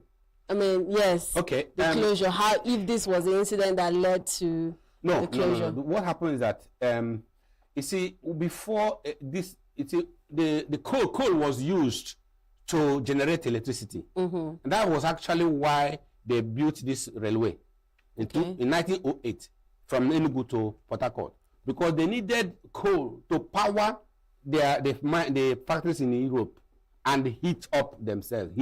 There was this gas electricity and the water hydroelectricity hadn't come then, so it was coal that was used. So coal was the thing. But after some time, other sources of energy were invented. Okay. So coal now lost its demand. So it's not because of the death of coal miners. In fact, coal is still being mined. Here in Enugu? Yes. Coal is there. The coal is there.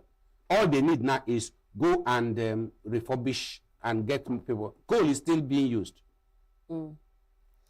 I mean, because Enugu is known as the coal city state, but somehow we don't see, most persons will refer to it as the charcoal that we use. No, the coal is still there. We have to just go and revive our minds. The coal is still there. Thank you so much. Barrister, thank you. It's always a pleasure. I mean, I've learned a whole lot. It's just each time we come, it's one lecture, international law or local law.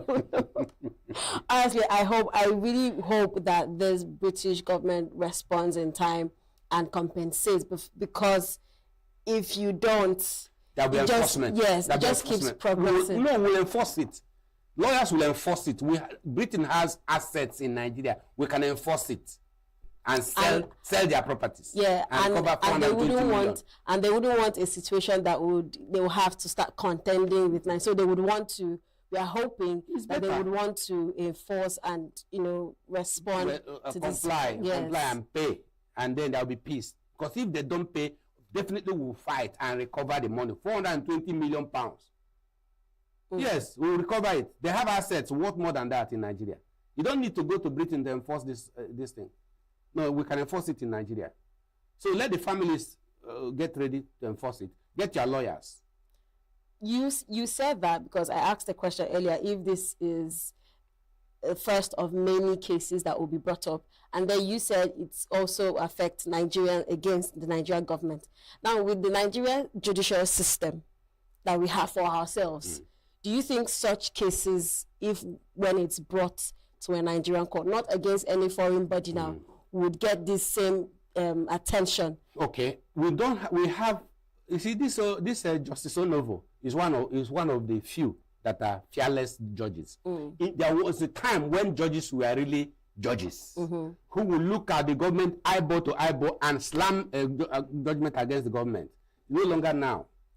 Justice Onovo is just one of the rare breeds of judges. Yeah. So right now, I have not seen many judges that are very, very fearless that can give slam judgment against the federal government of Nigeria, because most of the judges have been where we have had that they were pocketed by the federal government and they cannot even say anything. Both the judiciary and the legislature are now in the pockets of the federal government. So they are supposed to be separation of power, judiciary, legislature, and executive. But now I have heard, or what we have observed, that the executive has pocketed all of them. So nobody can do anything again. Otherwise, they should have impeached President Buhari, not Buhari, Tinubu. Yes, the legislature should have impeached him. There are so many things that he has done that are wrong that should have caused impeachment, but they will not impeach him because all of them are in his pocket. The judiciary, the judges, they can remove any judge or any president. But what would they do? They cannot, because it is the president that appoints them. The presidency or the governor appoints the judges. So how would a judge now give order against a governor that appointed him? So that's the thing. The politicians have destroyed us. Politicians have destroyed us, bribed their people, and their senses are lost. I mean, judicial officers have lost their senses of the law. They now fear politicians. When the politicians go, people now fear them. Instead of fearing lawyers and fearing judges, they fear politicians.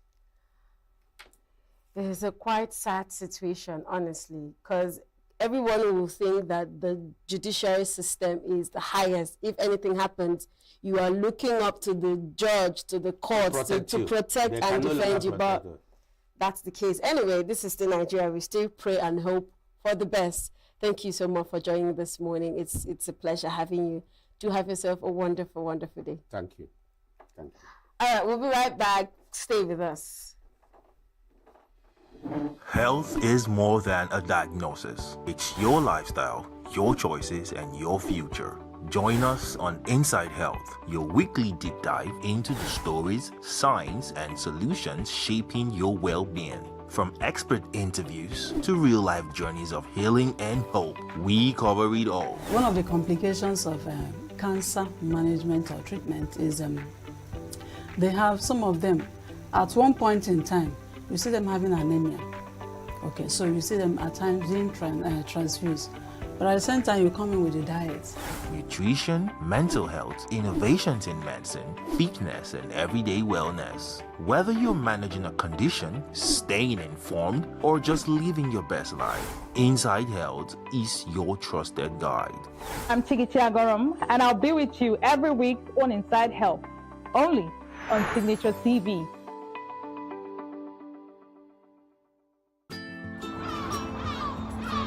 Bright and early as the day breaks, as the newspaper headlines trail the stories that shape the day, we at Signature TV trail the headlines that trail the day. We interrogate the headlines. We analyze the stories that make the headlines. Why is overrated, and they even overrated themselves, and when you go see it, they are insensitive of some Nigerian children who have never had what they call CBT. With passion and emotion, we drive the conversation to change the narrative.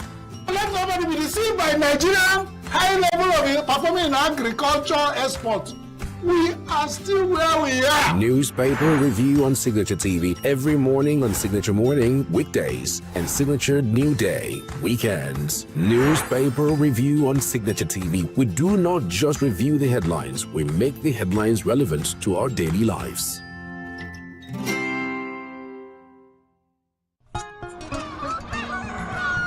New every morning on Signature TV. We open the day for you with needed energy, information, and required vibes to shape your day. From sizzling snippets of stories in various areas of life to intriguing conversations with net worth guests. When you have people who have no track record becoming your leaders, you have a problem.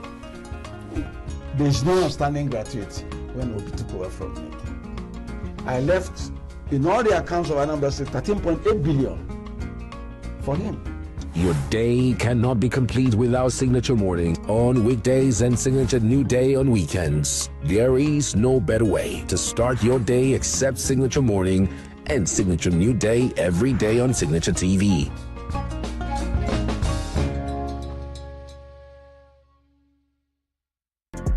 Get plugged into the heartbeat of entertainment on the Hub, your ultimate show on e-vibes.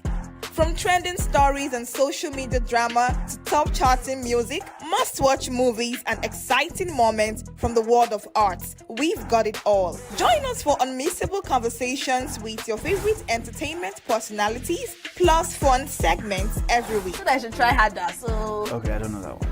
outfit of the day. Oh, I don't do that. That's some Gen Z stuff. Oh, now you say it's a Gen Z stuff. It's everything you love about entertainment, served fresh every week at 1 p.m. with weekend repeats just in case you missed it. The Hub's on e-vibes, where the vibes never stop. Only on Signature TV.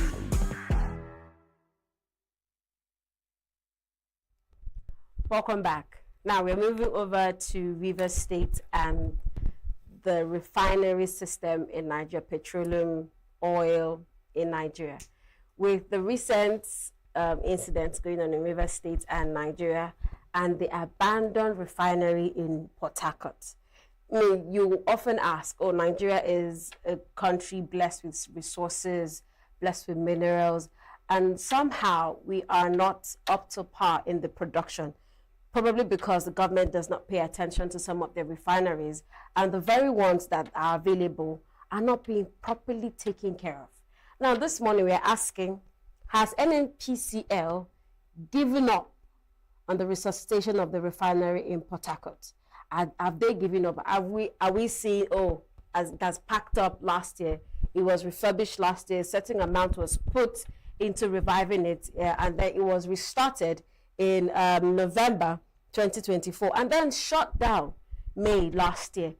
Are we seeing a revival? Are we seeing a point where NNPCL will revive these refineries to improve and to increase the production of oil and petroleum in Nigeria? Joining me this morning to discuss it is a chartered accountant and international business intelligence consultant, Nick Aguli, who's joining us virtually. Good morning, Nick. Thanks for joining this morning.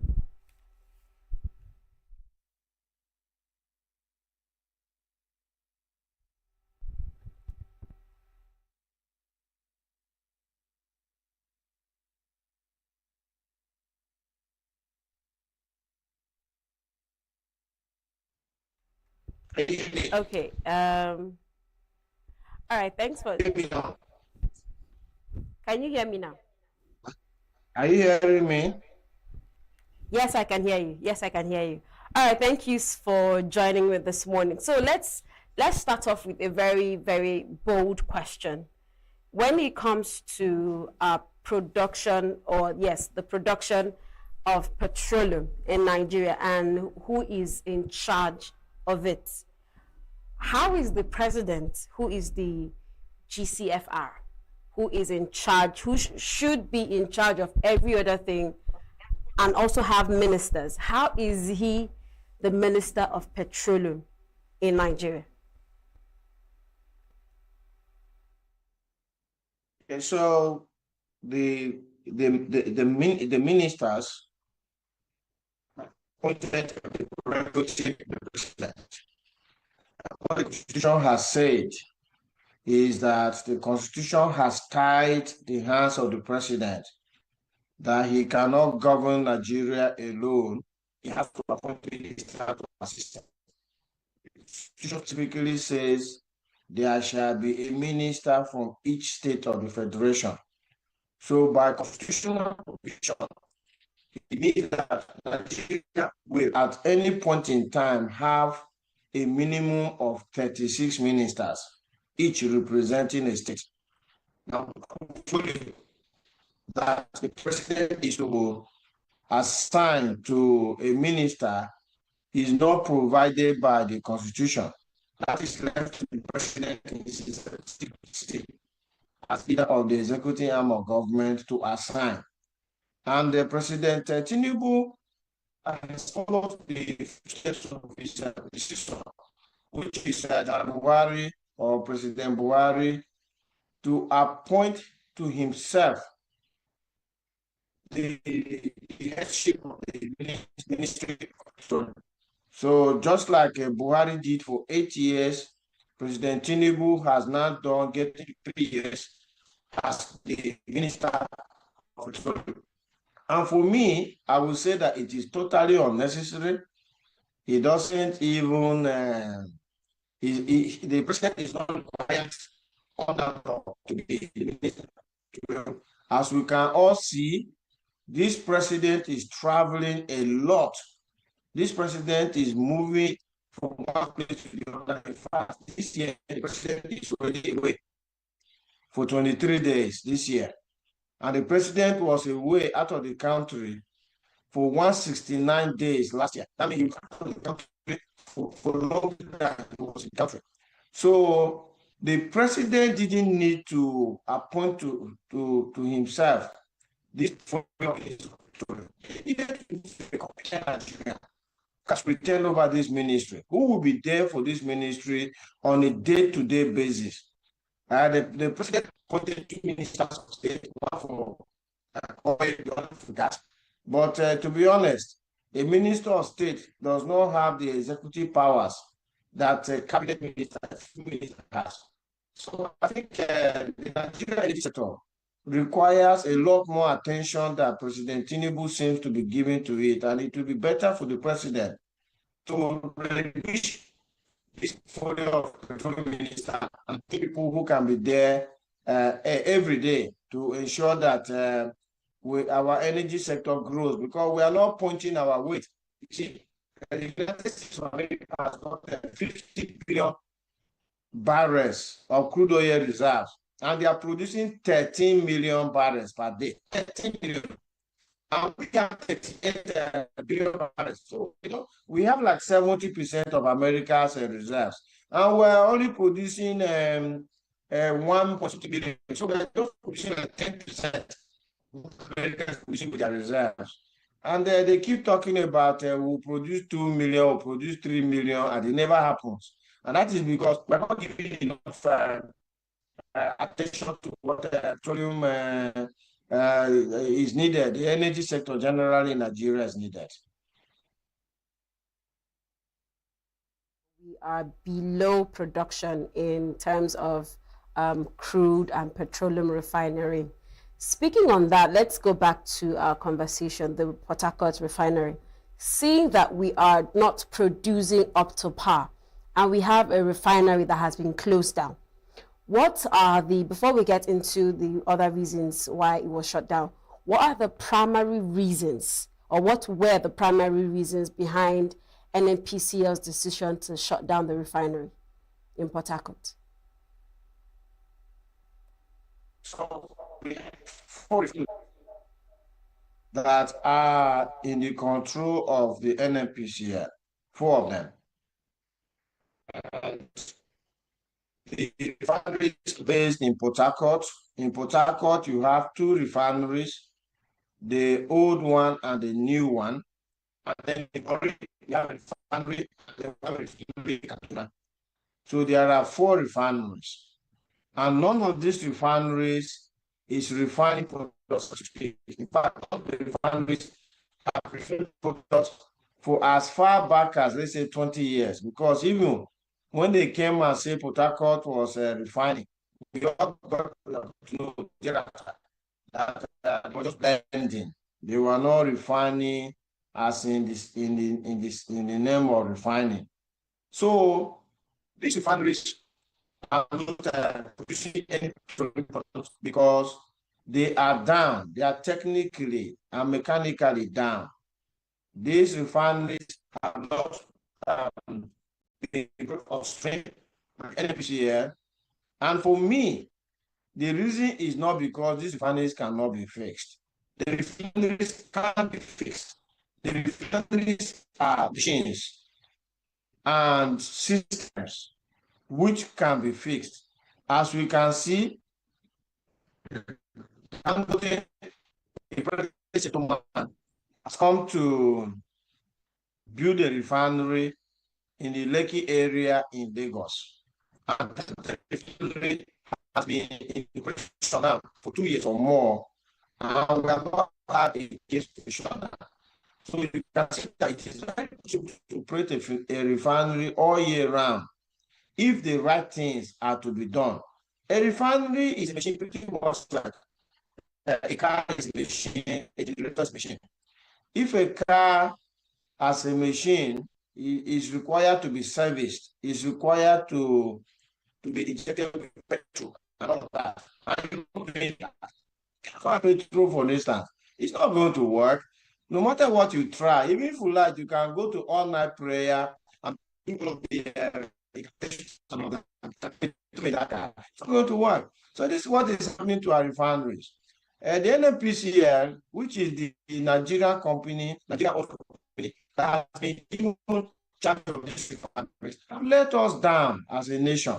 Continuously, they have let us down. And for me, this is why I'm totally surprised that getting to 3 years, President Tinubu has not taken that bold and courageous step to take away these 4 refineries from the NNPCL, who are showing capacity to operate over the years, and hand them over to competent private sector who will bring in their money, refurbish the refineries, and they start supplying petroleum to the Nigerian Republic.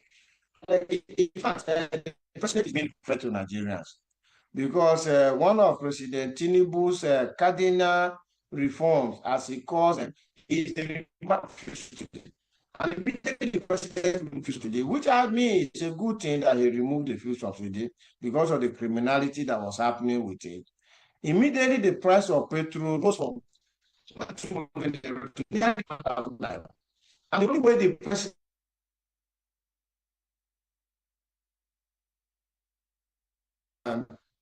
of this products was to let the 4 refineries that Nigerians own start producing products, putting them in the market, competing with Dangote refinery, competing with imports, so that the price of petrol something like 400, 500 naira, it will help Nigerians a lot. Instead of the almost 1,000 naira, 800, 900 and something now. So the president has thrown off the boss practically. He removed fuel subsidy, price of petrol went up. What that thing that would have brought down the price of petrol, which is the what this president wants us to do.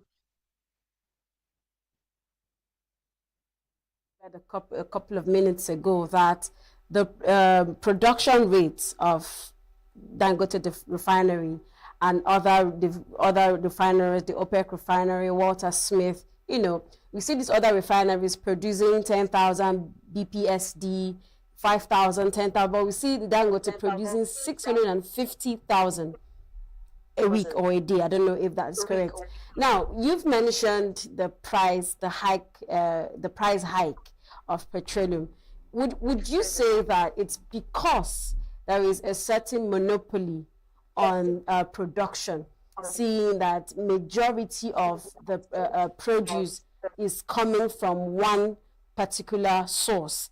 And then why do you think there is that increase? Because we've heard multiple times Dangote Refinery saying, oh, I'm selling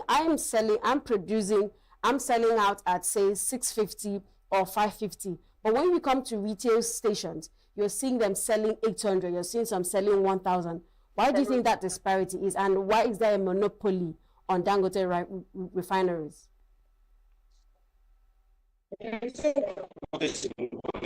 Dangote is the dominant producer in Nigeria, like you have rightly said.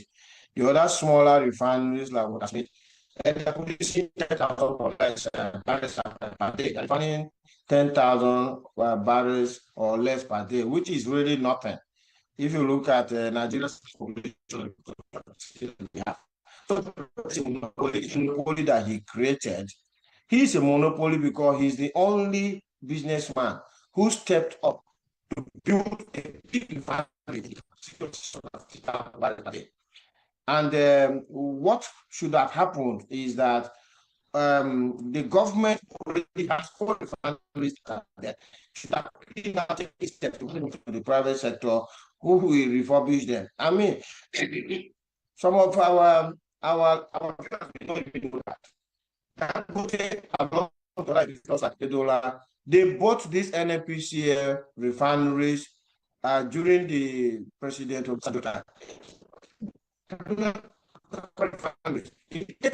Refurbish them, but President Yar'Adua reversed the sale. That's what Dangote has now. Then he went and break his phone. The only part was coming up. Like Bua refinery is 250,000 barrels capacity. It's coming up maybe this year or next year. In the next few years, it will come up. Then it is competition. The reason why Dangote can sell ex-depot price at 600 or something, and or something in the market is because marketers are putting all that margin on it. And the reason why the marketers are putting all that margin on it is because there is no competition. You see, because the marketers are following themselves, and you will see that what they are doing is more or less like racketeering, price fixing. That's why if you are you see that now the prices are selling at 920. Almost all of them are selling at 920.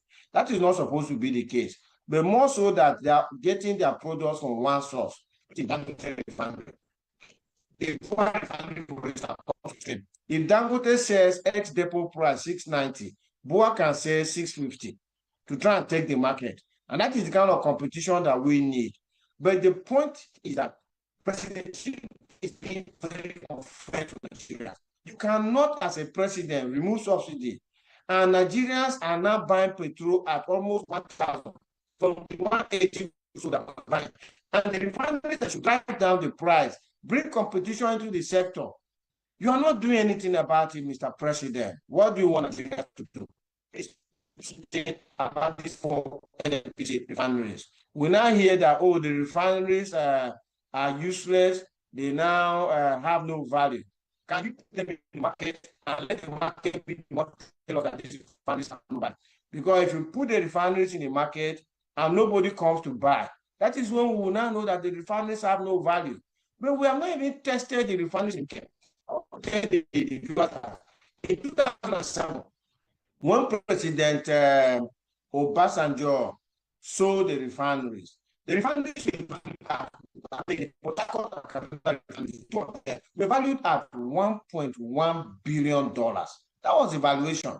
So how can that valuation become zero? You know, but even if the valuation is zero, there are situations where you can sell a refinery like that for even $1, just $1. Sell it. You know what? And bring it back on stream. For us and Nigerians, it is better that the refineries are sold for $1 and the investors have money to refurbish them in the market. It is a better situation than these refineries lying down, no production. And you know what? Every month, they want to pay the refinery workers. There are thousands of people working in those 4 refineries who are collecting local salaries. You need to understand that NNPCA staff earns. And NNPCA staff earns times 10 of what a regular government worker will earn. And we are paying them for producing nothing. So it's for him for all 3 years, anything about these refineries. When you say refineries are worth nothing, please test them in the market. What is stopping the president from putting the refineries in the market?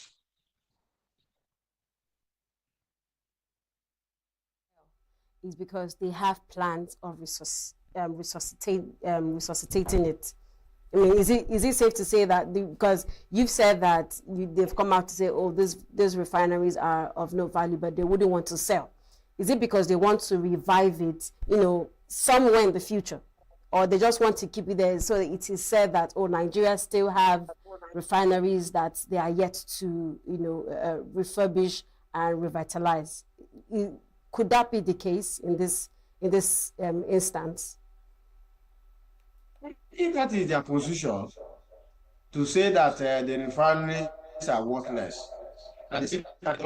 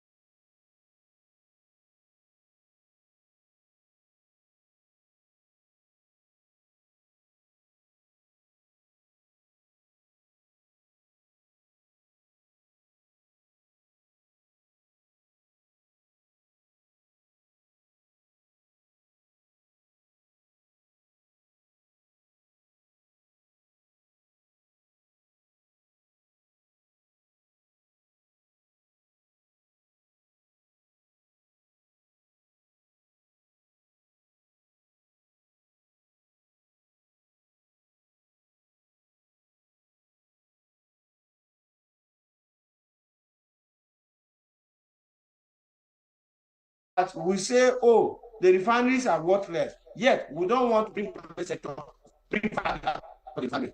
Then what use are the refineries now that they are down for us? But President Tinubu is the one that will actually cooperate. So when I hear these things, I like to read up a little about it. After the services or the refinery operations were evaluated, the NNPCL Chief Executive Officer, Ojulari, has come out to say that, oh, we want to revive, but we are seeking for experienced refinery operators to come in as partners and not having to, work with contracts, repairers, maintenance repairers that will come fix something and then it fails. Do you see these are all as just all propaganda, or is it something that they are finally deciding to work on, seeing that the onus is now falling so much on the Dangote refinery to produce, and like we've established, we are producing below what is sustaining a country as large as Nigeria? So this statement that he made, are we seeing it as something that they are finally looking into, or just another propaganda by the NNPCL?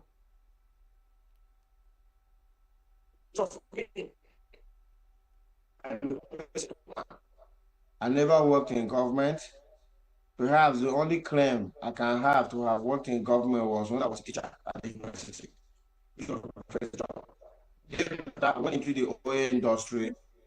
working for IOCs, and I spent the rest of my life there. In the private sector, especially the IOCs, that was those are the acronym. It is results that is evaluated, not your effort. They want to see results. They want to see the effort you're making. So you don't need to be on your decks all day. You know, you don't need to sleep in the office. You don't even need to come from home and from home.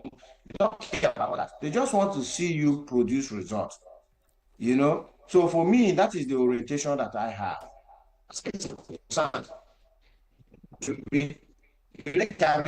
All of the NMPCA group managing directors that have existed have produced no results. This to me is are producing products, just like Dangote refinery is producing every day. For so long as you are yet to start producing products, for me, it is a capital zero with eyes inside to see results. And if over the years cannot see results, then we just whatever they are saying is rhetoric. They're just giving us hope that they know very well is not going to be realized. Why is it fast?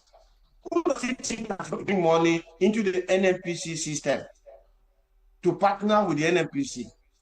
The only way that investors will be bring money into these refineries is if these refineries are handed over to them, so that they will take their money, they will put it in the refineries, they will produce Nigeria. Let me see the way. I can assure you, let me tell you something that will connect with Nigerians.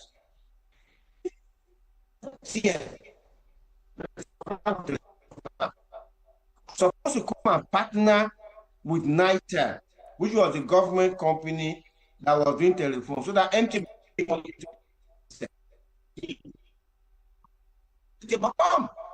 because they will never want to bring their money and put it in an amorphous organization with new companies called NITEL. Only reason why Glow and all that they came is because they were giving licenses to say, go and do this thing on your own.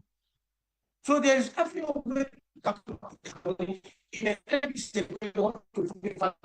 what is stopping President Tinubu from putting the refinery back in the market the way President Obasanjo did? What is stopping President Tinubu? It's He's stopping him, putting the refineries in the market. Can he have faith in the NNPCL? Where has been the president? The president has been in Nigeria. He knows that the NNPCL whilst he was yet to be a politician, all through the time he was governor of Lagos State, all through the time that he saw the president, to the 3 years he always was the NPCL, will not have the capacity to fix the refineries. So what is stopping the president from putting the refineries in the market and let the market refineries out of that? This is the graph.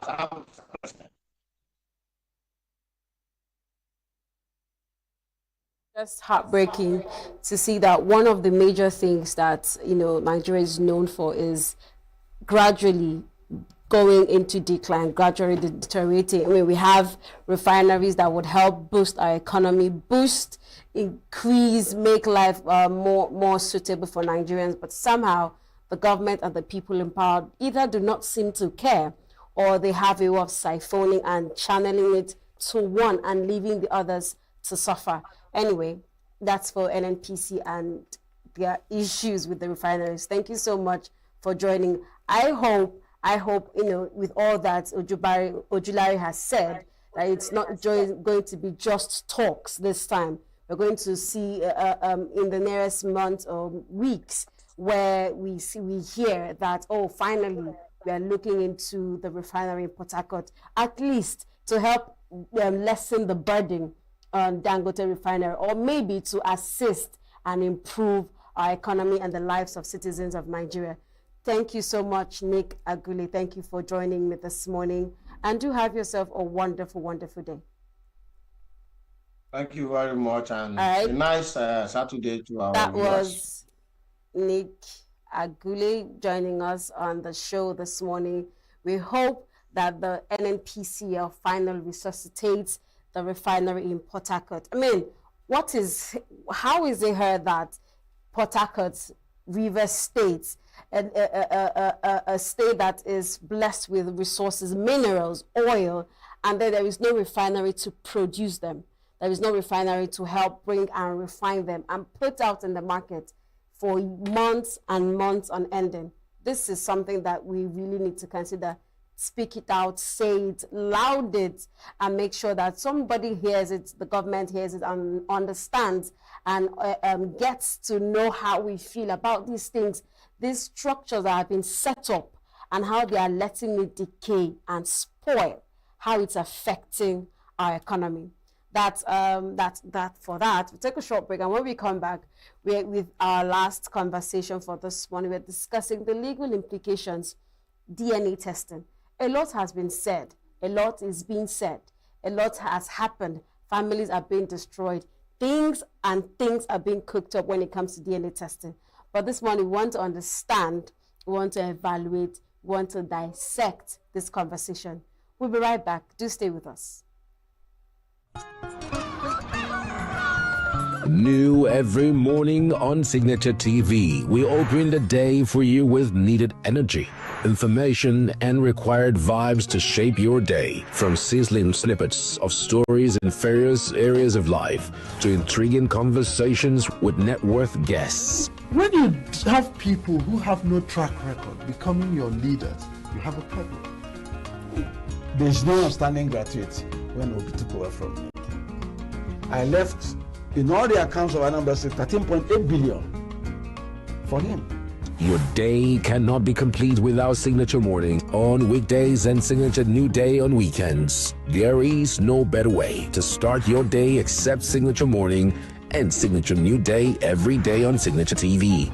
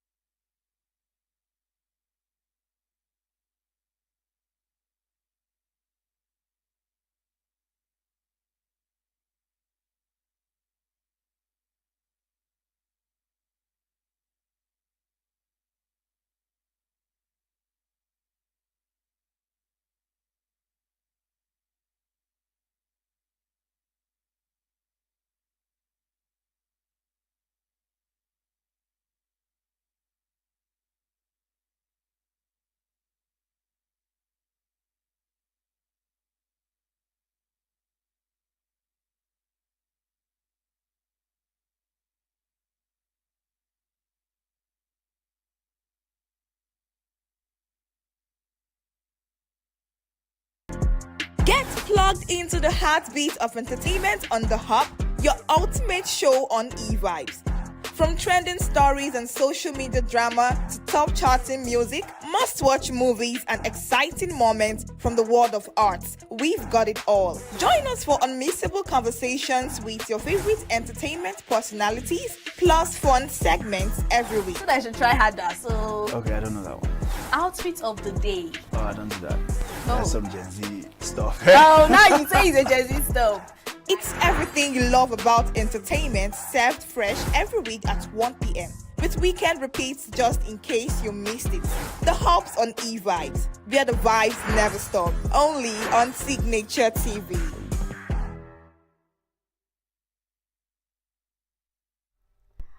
All right, before we get into our last conversation for the morning, we have a very special person who would like to wish a happy birthday. If you tune into Signature Television and you watch our morning broadcast, Signature Morning, you would, of course, have seen this lovely face, Uchenna Chimdi Oloha. She is our anchor on the morning show, Signature Morning, and today happens to be her birthday. From all of us at Signature Television, we wish you a happy birthday. You are lovely, you are beautiful. you are understanding, you're compassionate, and we pray that the Lord blesses you in all that you do. Happy birthday, Uche. From love from me to you. Happy birthday, Uche Nachimni Oloha. All right, that's that for that. Every second, every minute, every day, news is breaking. Events occur, and there are new developments. At Signature TV, we follow these stories objectively, bringing all sides without bias, explaining the complex issues, breaking down the numbers, and investigating the issues behind the news. Anywhere and everywhere, near or far, wherever the news is, we will be there. Signature TV. News in your pocket. What is seeming to be, a rising pandemic in Nigeria? DNA testing, right? I mean, I'm sure we have heard so much about DNA testing that everybody now wants to get DNA tested. Everyone wants to now get tested. If you give birth to a child, you want to get tested. After a couple of years, you hear, oh, this person went ahead and got tested and found out that the kids he thought were his were actually not his. How does that affect families? But this morning, we're discussing the legal angles of DNA tests for real paternity confirmations. What are the stands? What does the law say regarding DNA test and confirming the paternity of a child? Joining me here is Barrister Wilson Neji. He's the head of legal unit, Carmelite Prisons Interests Organization, CAPU. Good morning, Barrister. Thanks for joining me this morning. Thank you. Good morning. Thanks for having me. All right. So we are talking about admitting DNA evidences in court. What are the basic criteria for DNA test results to be admissible in the court of law? Well, when we talk about admission of DNA evidence in court or during a trial or hearing in court, first it suggests that there is a dispute about who the real father or mother of a child is in issue. And when we bring in DNA test in a court scenario or in a proceedings in court, it means a child is involved in that proceeding. And this proceeding could be, the court case could be one, it could be a divorce proceedings for dissolution of marriage. Okay. It could be a dispute bordering on inheritance of the estate of a deceased person, a man who has died or a woman who has died. Right. Or it could be for the welfare, the upkeep, taking care of that child. So these are the three areas where disputes can come in. Who takes care of the child, the welfare of the child. The other one is custody. Yes. Custody. Who will the child live with or stay with? Then we have inheritance matters. So these are issues that brings the question of, am I really the mother? Who is the father of this child? And when this dispute, these disagreements comes up in any case between a man and a woman, Section 63 of the Child Rights Act of Nigeria allows the court to order for a DNA test. What is DNA? We'll just say DNA. DNA simply means deoxyribonucleic acid. That is DNA test. And we'll talk about DNA. DNA basically is the materials in every human being that carries genetic information of who you are, who I am. And every human being inherits his DNA, 50% from the mother, 50% from the father. So when there is any disagreement or quarrel about you are not the father, I am the mother, to ascertain who the father or mother of that child is, we will now go to look at this deoxyribonucleic acid, the DNA that carries information, the genetic, the makeup, the information telling you the makeup of the child, to see who actually is the father or the mother. And there are so many issues these days that brings up the question of DNA test. We must do a DNA test. Bordering basically from suspicion, infidelity in relationship, whether the man and woman are married as husband and wife, like you noted when the conversation started. These days you hear years after, even when the child are grown up. In fact, situations where there are even adults. Like if we take our mind back to the story of Abiola, late MK Abiola, after he passed on, the issues about inheritance of his estate, and the whole issue is, you are not the child, I am the child. And there were orders for a DNA test to ascertain who among the several children are truly his biological children entitled to inherit from his estate, or who are not. Even here, a late Dim Odumego Ojukwu, there were issues about, you are the child, this person is not the child, and the question is, okay, we're going to do a DNA test, and several other issues. There was a story not too far ago about a judge in Delta State who, after some years, came to know that the three men, the children he grew up with as his own children, he has raised in his house, were not his biological children.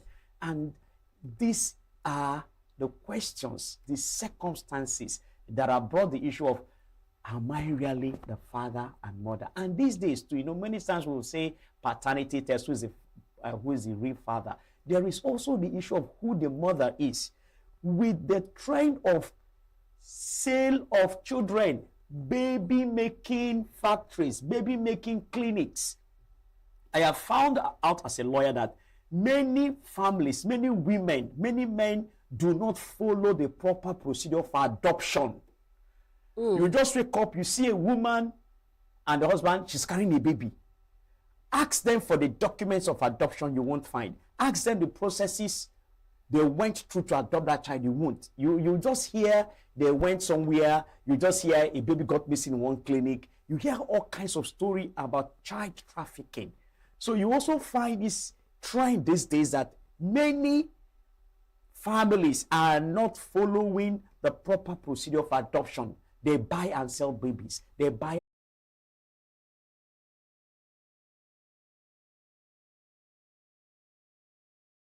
to conduct that DNA test to determine whether I'm the father or not of that child. Now, when this evidences are submitted, how does the courts evaluate the reliability, the accuracy? How do we know that, okay, this is what it is? Because yes, we know that the medicine or the medical result is clear, but how do we know that these results are accurate from a legal lens?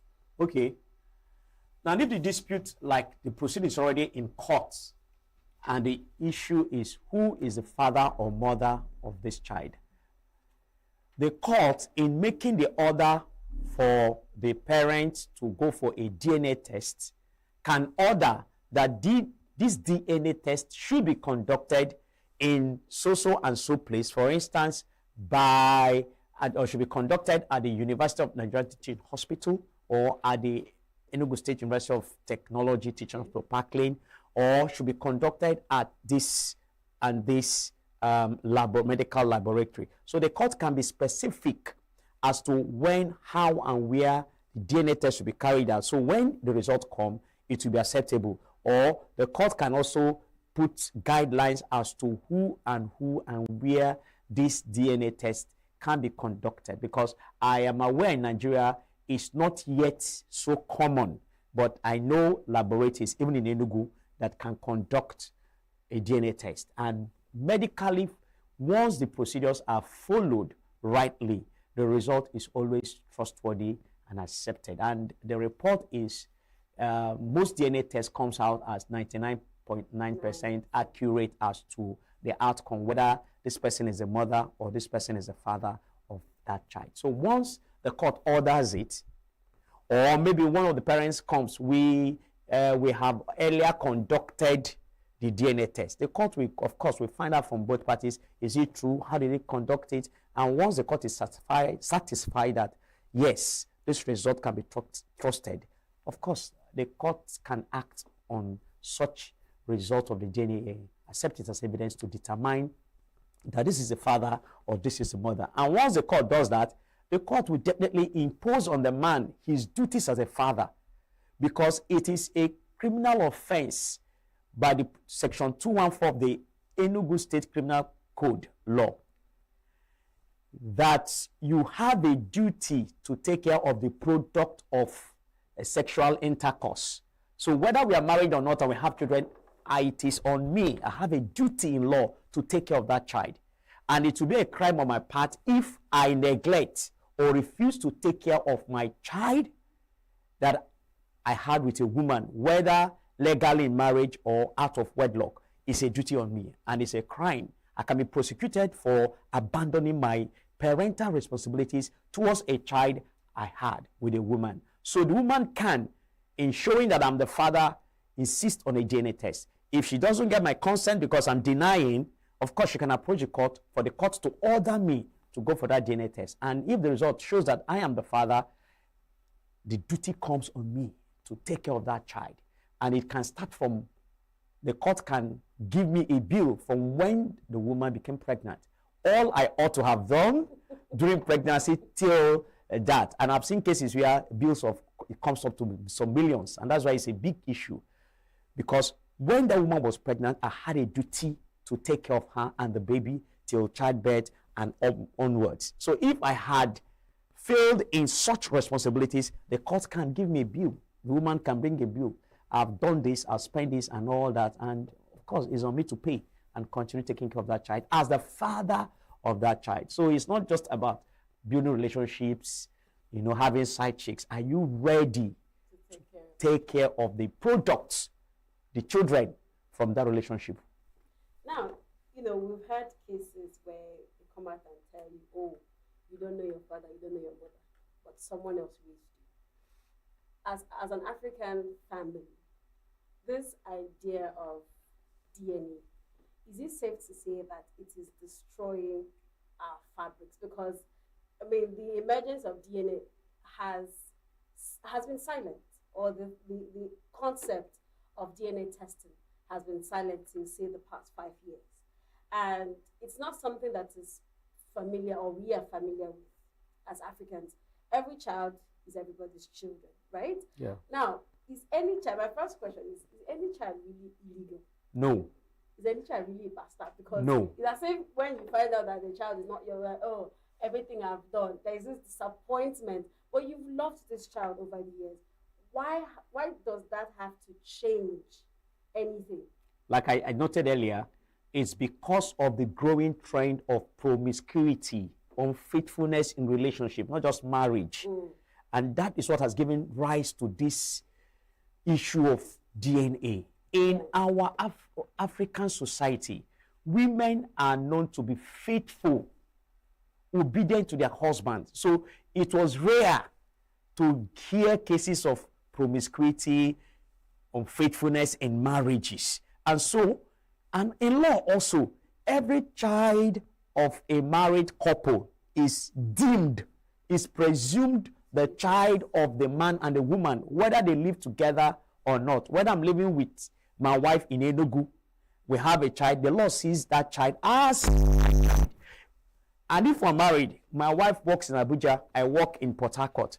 Any child, as long as we are still married as husband and wife, the law sees it as our children. By children, the child of, no matter what my wife is doing in Port Harcourt, no matter what I'm doing in Abuja, that is the presumption of law, and that is our culture.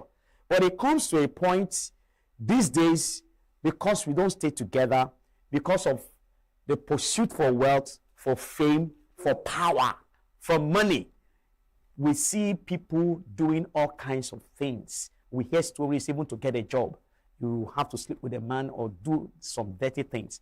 And these things spread like gossip. You begin to hear it, and it gets to the ear of the man, it gets to the ear of the woman, and the next question is, if it is so, are you sure that these children, are you sure that this child is actually your child? Yes.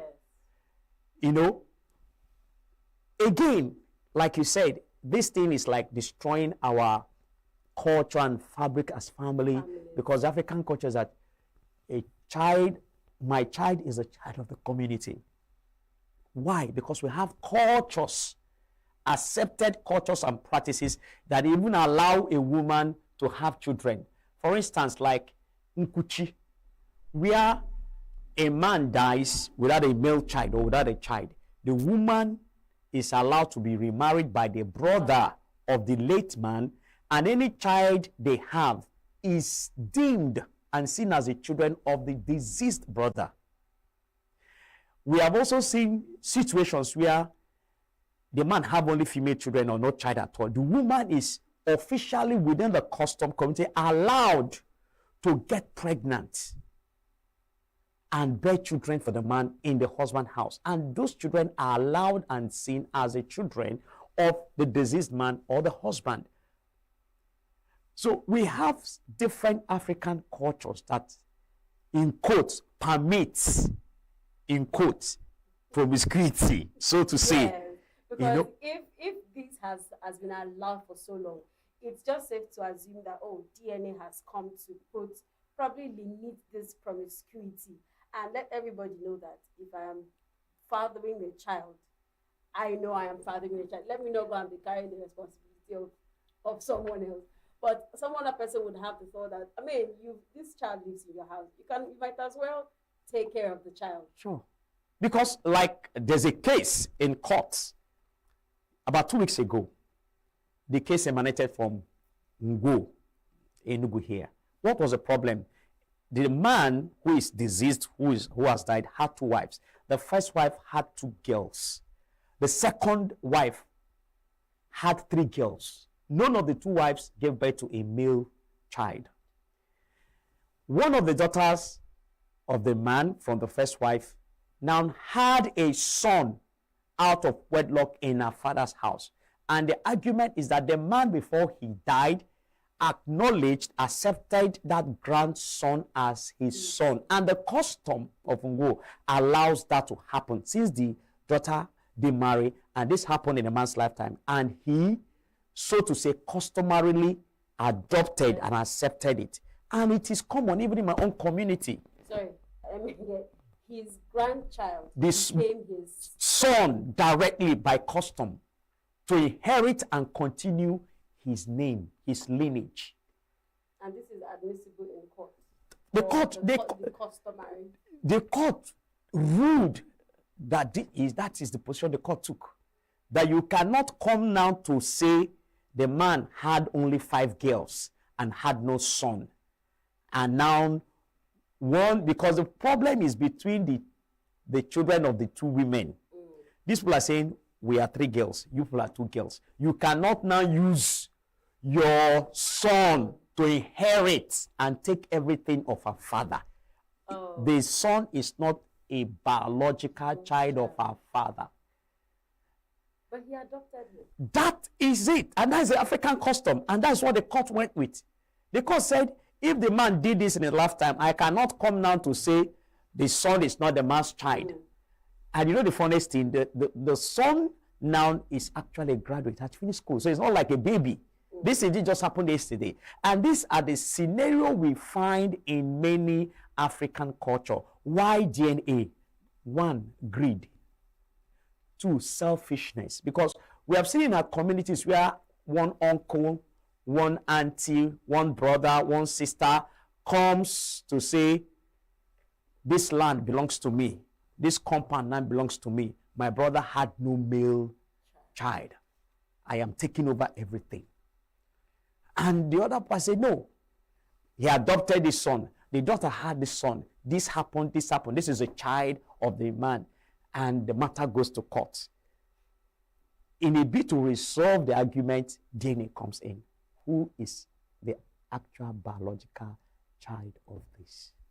I've also seen a scenario, a case, a real-life case, where the young man, they were in a relationship with a young woman. She gave birth to a son. The young man denied paternity. I'm not responsible. You sleep around. You're going there. How can you say, am I the only man who has slept with you? How can you now come to say, I am the father of your child? And eventually, the young woman gave birth to the son, and the son was a direct replica of the man. So, unofficially, the community, everybody accepted and called the son the child of the young man. But the young man had not acknowledged or accepted, because he still grew up in the wife's, with the mother's family. Years later, the young man got married, and unfortunately, he didn't have a son and came back to. These are another scenario that will lead to a DNA test, because the family of the woman saying, no, you cannot come now to take him. And the man is saying, I am the biological father. You cannot take my child from me. So the argument is between the custom and law, biological. Will you deny a biological father of his children? Now, I'm throwing the question back at you. In that instance, in a case where a man has abandoned, okay, I think you've mentioned it earlier, you get to pay. But by law, does this child get to go with the father? Does the court accept that the man lives with the son, seeing that he has consistently denied the existence of the son years ago, and then it's coming back to lay claims? Well, there are two scenarios. If the child is still a minor, the court can decide where or who the child goes with. But if the child is an adult, above 18 years, nobody decides for him. He decides whether he's going to stay with the father, whether he's going to accept the father or the mother. So at that point, it's actually the child who is an adult decision to make. But the court can order for a DNA test to decide whether the man truly is a biological father of the child, even though he had abandoned him for years. So it can, and there are various grounds or scenarios where a DNA test could be done. It could be for legal purposes. It could be for medical purposes. It could be for, like, legal purposes, including inheritance, custody, child welfare, and the rest. Then it could also be for just mere knowledge, for a peace of mind, for emotional ties. This child is truly my child. I want to play my role. So it could be for any of these reasons. It's not always for legal, for quarrel, for disagreement. Yes, but these are scenarios that can. Before we go still on, African families. Yes. Would you say that DNA is gradually becoming another tendency used by the colonial, the British, the foreign invasion to, bend the mind of developing countries? Because we know that together we are stronger. Together we can build more things. But when this idea of DNA is being embedded boldly, inscribed boldly in the mind, it causes some sort of limitations. Do you agree with that? Or I don't agree with that. I don't think it's any makeup. No. It's a very positive thing to my mind, because the problem is not the DNA test. The problem is, how responsible are you as a woman? How responsible am I as a man? It borders on the emotional trauma, pain, loss, because so many children, without the care of parents, the father or the mother, has gone wayward, has been lost, has become a menace to the society.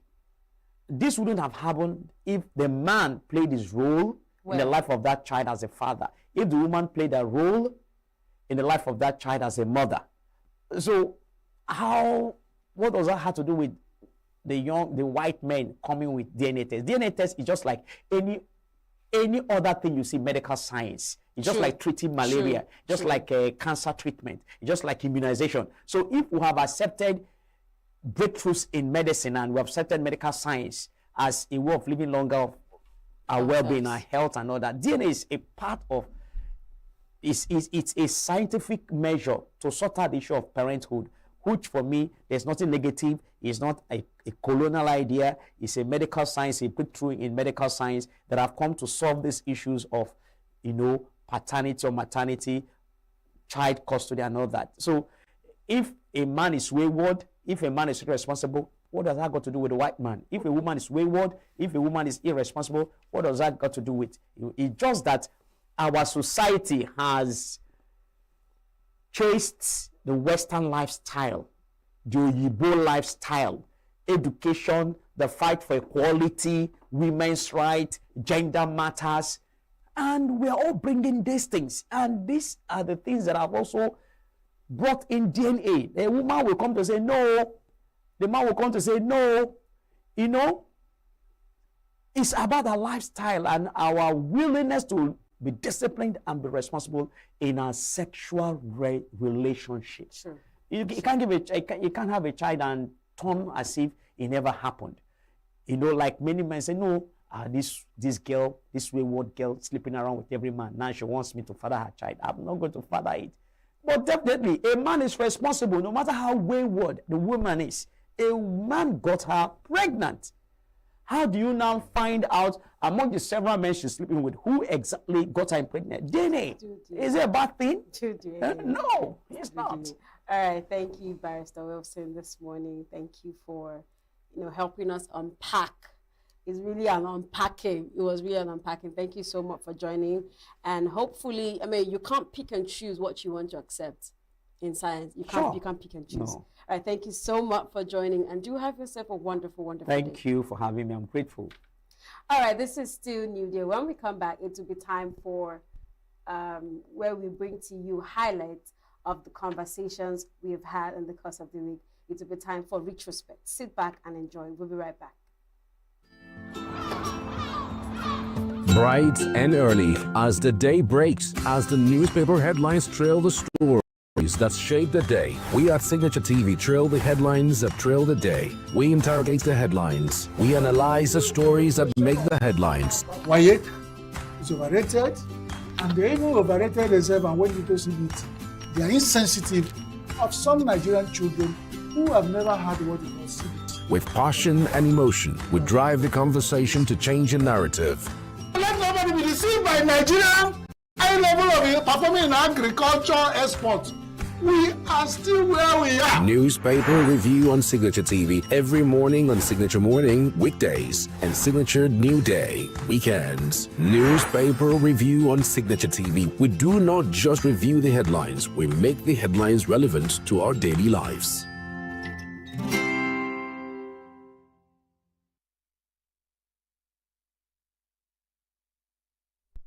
This is retrospect. Starting off on Monday, our first conversation was with Maxwell Okmara. We discussed sit at home, the IPOP standard, and also strikes and workers' welfare with Comrade Fabian Nwibo. Let's listen to what they had to say. You go to Germany, you see them there. They have their meeting. Which government is aware? If you go to America, 18 countries of the world where IPOB is registered. So you need to cool down. When you talk to all these people, the thing will relax naturally. They will so listen with you, and they will not see. But the issue, you will just wake up one Monday, you visited the market, you said that you lock it up. Who are you? Are you a military dictator? Are you a military dictator? You did not even check this market I'm locking up now for 1 week. Is there perishable goods here? Is there where some people put something that they normally put off every 24 hours? Did you check all those things? Or should you be acting like I don't know the adjective to use to qualify you? And you are using, you demolish the market, you will do this for how many years? You have been re-elected. In the next 4 years, you will leave that office. What will you be remembered for? What will you be remembered for? This is exactly what Malami was doing. This is exactly what MFN we are doing. This is exactly what all of them are doing. Where we are there today. Don't do things in that manner, and everybody should condemn it. Okay, now, you said that it will be by force. By force for who? You are going to force me to open my shop? Is my market the only market in Anambra? What of all those ones on the street? What of all those ones in some areas? Are you going to force them? Okay, when you open on HMM market, what of the people that will come to patronize them? One thing is to open market, another thing is for you to sell. If you open a shop and nobody come to buy, what will you? Did you open shop? I've never seen this kind of arrogance and autocratic governance. All right then, Barrister, looking at the situation in the Southeast, are the Southeast governors and political leaders really doing enough to protect each citizen as to the seat that... Point of correction, they are not doing anything to protect their citizens. They are doing everything to make sure that they amass wealth and allocation given to the people of the Southeast for their own personal gain. They loot it. Let them come and challenge me. Then they should now give me allocation they have collected and what they have done with it. Let's start from there. I'm a lawyer, I know what I'm saying. They loot the money given to them to build the Southeast. So they're not doing enough. So we can go ahead. All right, Barrister Para.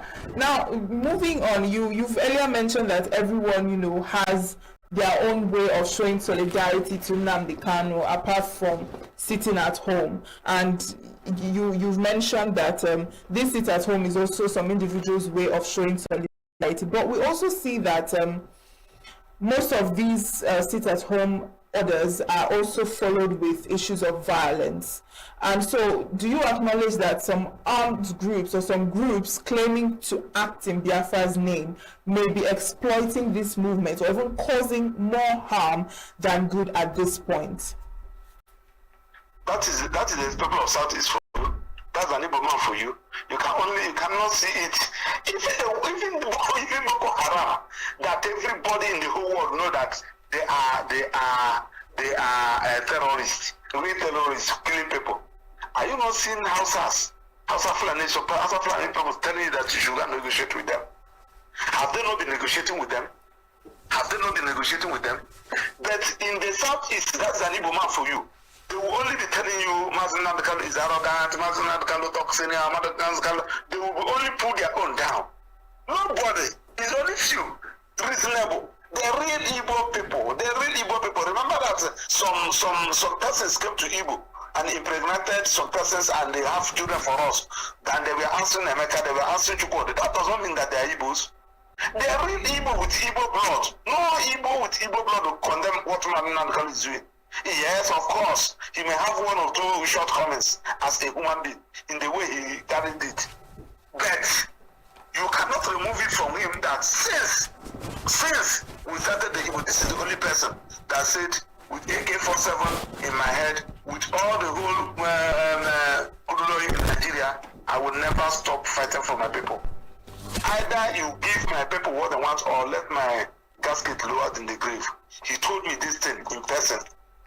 I have attended meeting where they made the offer to him. Thank God that Malami is alive. Where they made the offer during Buhari's regime.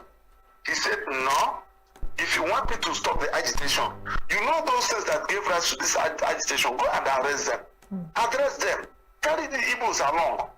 As you are doing others, then let us not feel like we are slaves. If you address all those issues, and we know that yes, we have sense of belonging, then that's okay. But let us short of that. Either you carry that or you allow us to be on our own. That is Mazen Nnamdi Kanu for you. And if there is any Igbo, the Hausa and the other tribe have respect for, is Mazen Nnamdi Kanu, because we have not gotten it before, like this before. Even in Sokoto, I was with him 3 days ago. Even in Sokoto, that place is suffering now. He still believes the struggle. I give it to him. So the point I'm making is that when you said some people hijack it, yes, we have done a demonstration. We have participated in a peaceful demonstration with ASU here. Federal government went to go and give other people arms and ammunition to go and start causing trouble, so that they will now say that it is those people that are doing this. I participated in NSAS protest. Very peaceful. I participated in Abuja here. We have sanitation group. We have road traffic group. We are doing it. But what did the federal government did? They went to recruit some hoodlums, gave them ammunition, and they start burning police station, killing people. And they said that so as to clamp the thing down. When we started end bad governance protest here, we saw them. So if you are telling me that some people, federal government give arms and ammunition to be committing a crime in the Southeast, and immediately watch how they operate. Well, you see how stupid they are, how foolish they are. Immediately, a crime is being committed in Imo State now, in Anambra State, in Ebonyi, in Abia, in Enugu, in any part of the southeast. Immediately, a crime is committed. They kill people. In the next 15 minutes of that crime, you will see a press conference, a press statement, members of IPOB. I see how stupid these people are. Now you ask yourself, a crime that was committed in Ihimebano, Commissioner of Police in Owerri has not even visited the scene of the crime. He will just direct the State Force Police PRO to issue threat. They committed by members of ESN, members of IPOB. You ask yourself, when was the investigation conducted? When was the investigation?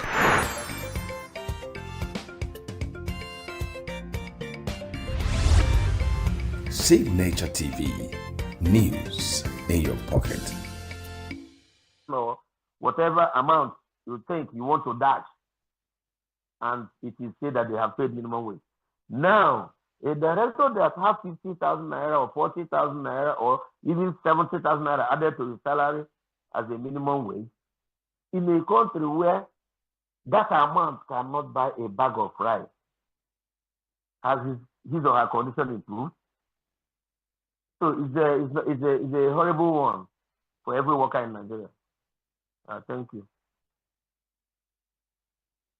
How, at this point, how has these fails from the government affected the productivity in the country and also promoted wagering? Yeah, of course. You know, we have high number of workers in this country, and not just that. When you pay one worker, you have paid at least 5 persons. So almost all the workers, every worker has a family.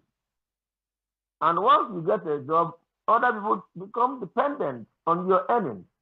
Your father, your mother, your wife, if you have one, your children, your siblings, depending on their status or standing in the society, whether they are students, whether they are working, whether they are unemployed.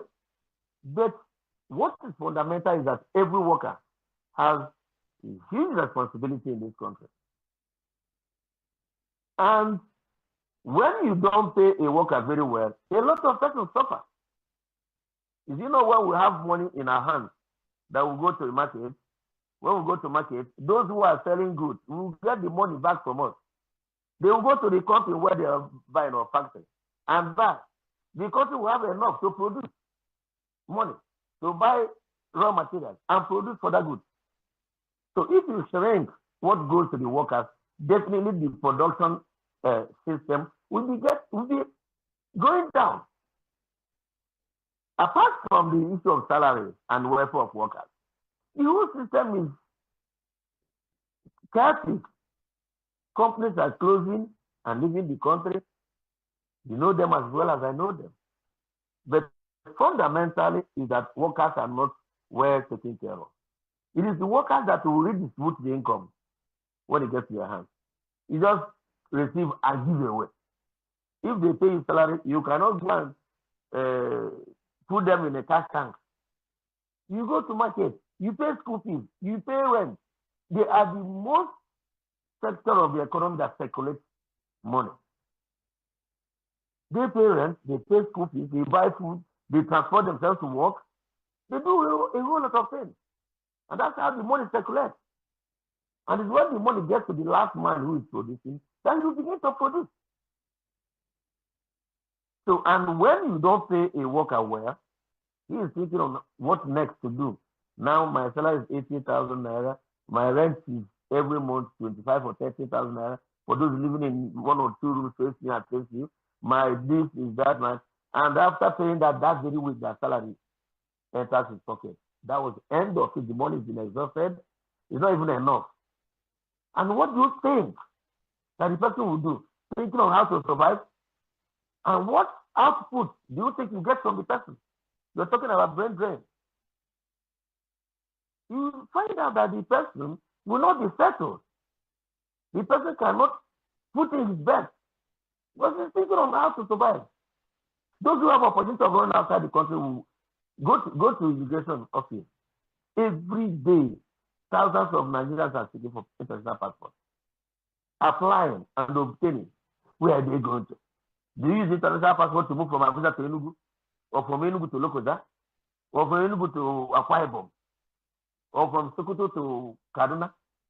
Is it not run out of the country? Because the place is too hot and so terrible on the people living here. So you can now imagine the condition of a worker, like you asked. Thank you. Right now, Comrade Wibo, we see that these strikes has been used as a tool of negotiations, you know, in various sectors, both when it comes to public services, even in the airport, power supply and the likes. But who exactly bears the brunt of these strikes? Because these strikes seem to hurt ordinary Nigerians, as we also talk about, you know, using it as a way of negotiating with the government for improved welfare of workers. So do you think that these strikes are still necessary, or still have the impact that it's supposed to have with regards to improving workers' welfare? Definitely, yes. So if you look at the procedure, strike is always the last point of it. Before the labor embark on strike, they must have tried other avenues, discussing with the employer, negotiating with the employer, writing the employer, doing correspondences must have taken place. It is only when it gets to a point that you can't get any result from the employer that you embark on strike or peaceful protest. So it remains an important tool. And we find out that most of the times, when the employers or whoever hears that they are about to embark on strike or they are going to protest, most of the time they sit up.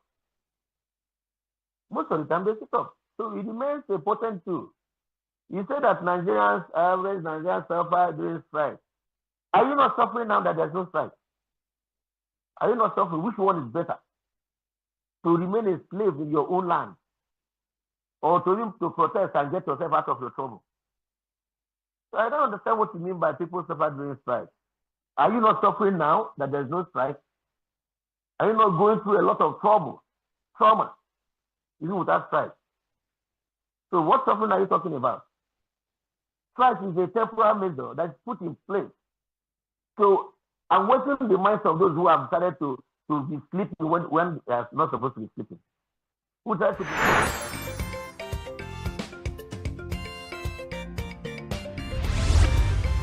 Signature TV, news in your pocket.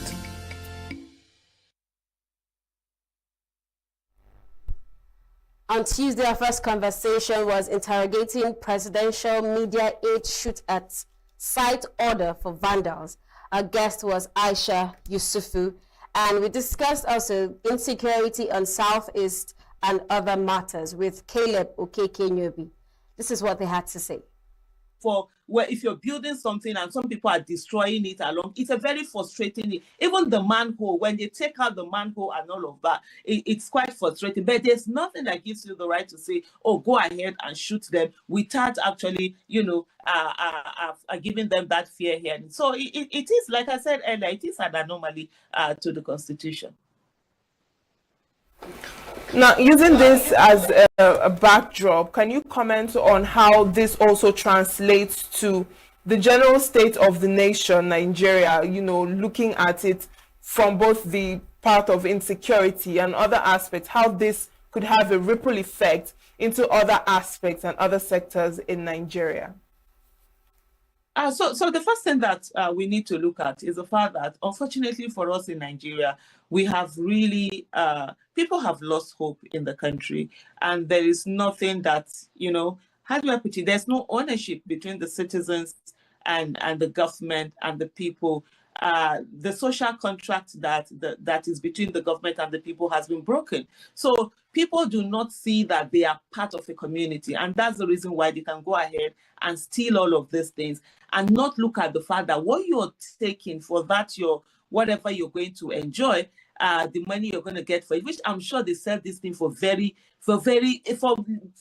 abysmal fraction of what the cost of all of those things are. But if you look at it in the bigger picture, you will first of all see that even when you look at these things that are being vandalized in terms of the infrastructure that are being put there, the cost has been overinflated. Something that cost 1 naira was put in there and it was said to be 20 naira, just because somebody wants to inflate the cost of the contract, take money out of it and use it for their own self, thereby depriving the people, the people good governance, depriving the people infrastructure that they would have had in abundance. And because of that, it now leads to certain people not being able to get basic education that they're supposed to get, not being able to get the jobs that they're supposed to get, not being able to have a decent life, and then they are out there in the streets, they are vandalizing. It's a vicious circle that, unfortunately, if you look at it, it goes all around. So it's almost like you're asking yourself, who are you blaming? Are you going to be blaming the people who are stealing this thing, or are you going to be blaming the government officials or people in government or politics who have entrenched bad governance and have, inflated contracts, corruption, denied people good living, education, health, and have pushed people to go on and begin to do these heinous crimes that are affecting the whole society. So we're finding ourselves in Nigeria, unfortunately, at a place where literally it is life is nasty, short, and brutish, and there is no love for one another. There is no respect.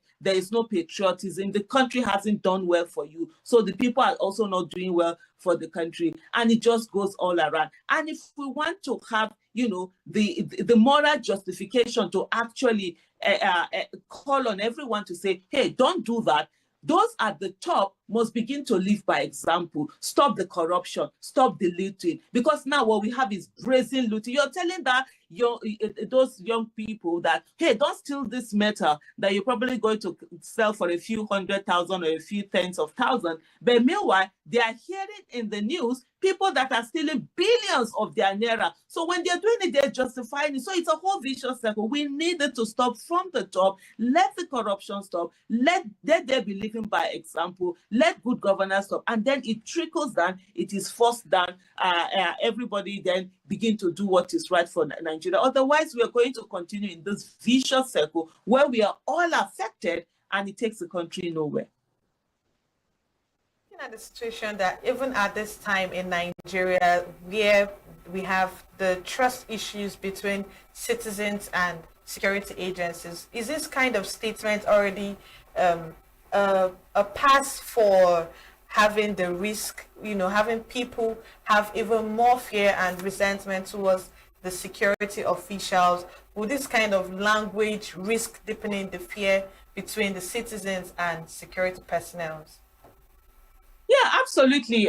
It does. One of the things that we also need to understand is that we already have security agents who feel their law unto themselves. And with this kind of reckless statements that Mr. Bayo Onanuga, put out, it gives them, a sort of validation for them to do the things that they do. Like I said earlier, and I'm going to repeat again, on October 1st, on October 20th, 2020, the Nigerian government gave security agents that enabling environment for them to kill the way they want to. Because whenever you hear a security agent say to you, I will shoot you, I will kill you, nothing will happen, that reinforced it. And then hearing again from Mr. Bayo Onanuga is a reinforcement of that belief that some security agents already have, that they can kill anybody and nothing would happen. And this, of course, brings that divide between citizens and the security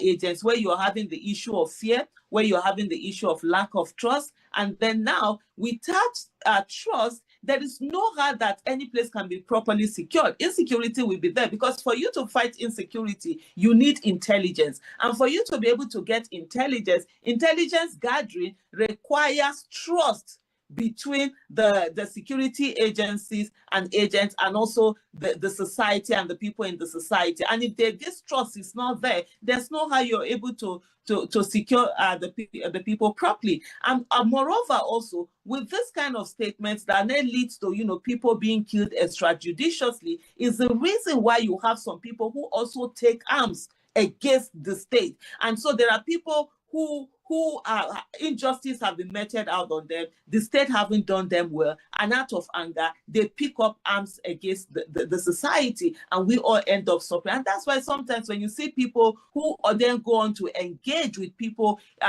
who are meting out insecurity on them, sometimes they come back, they're speaking in a way that it's almost as if they are speaking for the either the terrorists, the bandits, whatever name you want to call them, or unknown gunmen, or whatever it is. You find that they are sort of like speaking for them. The reason why is that when they also hear their stories, you find that a lot of time it is that injustice, some of them, the heinous thing that have been done by the state to them, that got them infuriated and then picking up arms, against the nation. But the same.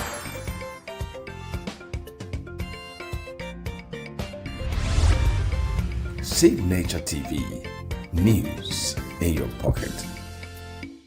On the fights against insecurity has been better off in the past 2 years at least.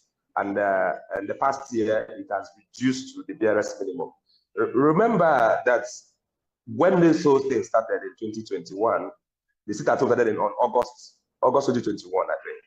Yes, so it preceded some of the South governors now. They were not even in the saddle when this whole thing started. Some of them inherited these problems. What I'm saying is that this set of governors in the Southeast, who, apart from Soludo, was just coming in Anambra State, most of the other states, inherited the problem when they came in 2023. I mean, the governors.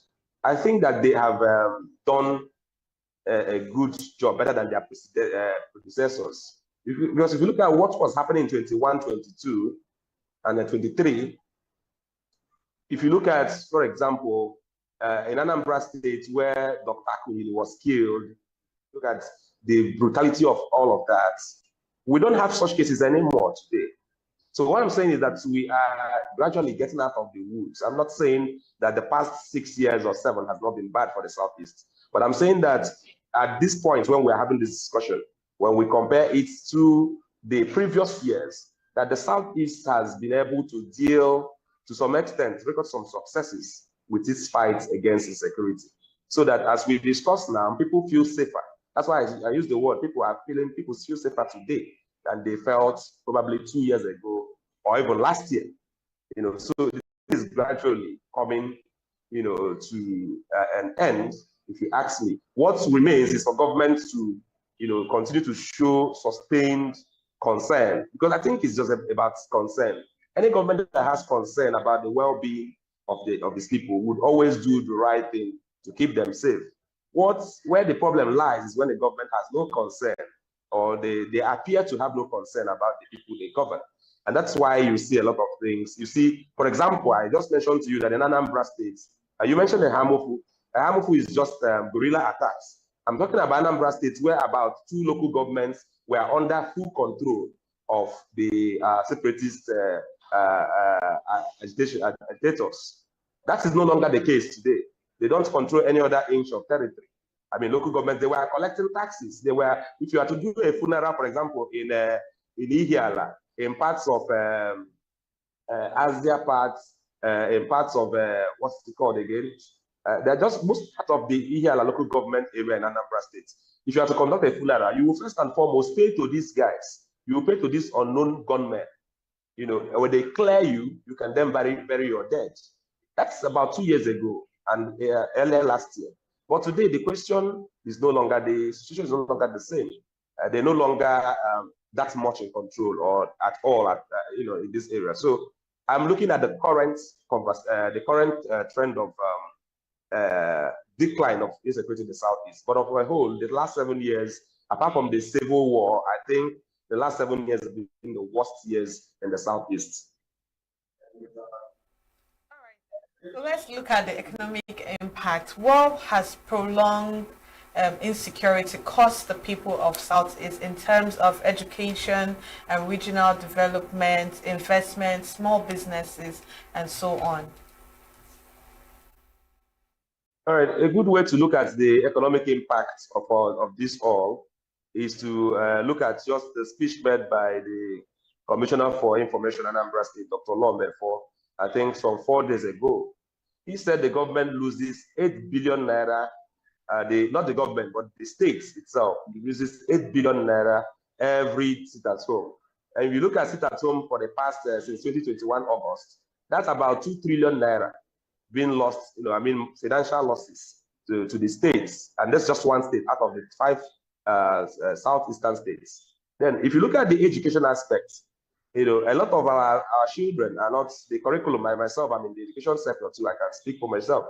For that sector of the economy, you find that not only are the students sustained because they're not able to cover the curriculum because of the days. They now have only 4 days of school. Some schools are also included Saturdays, but that is not also going down well with regards to the moral formation of children who need to be at home and who need to also acquire some form of education at home on weekends. And so when you look at that and the fact that at some point, students in the Southeast could not even go for their WAEC examinations, which is a national examination that every child, most children in the country go for.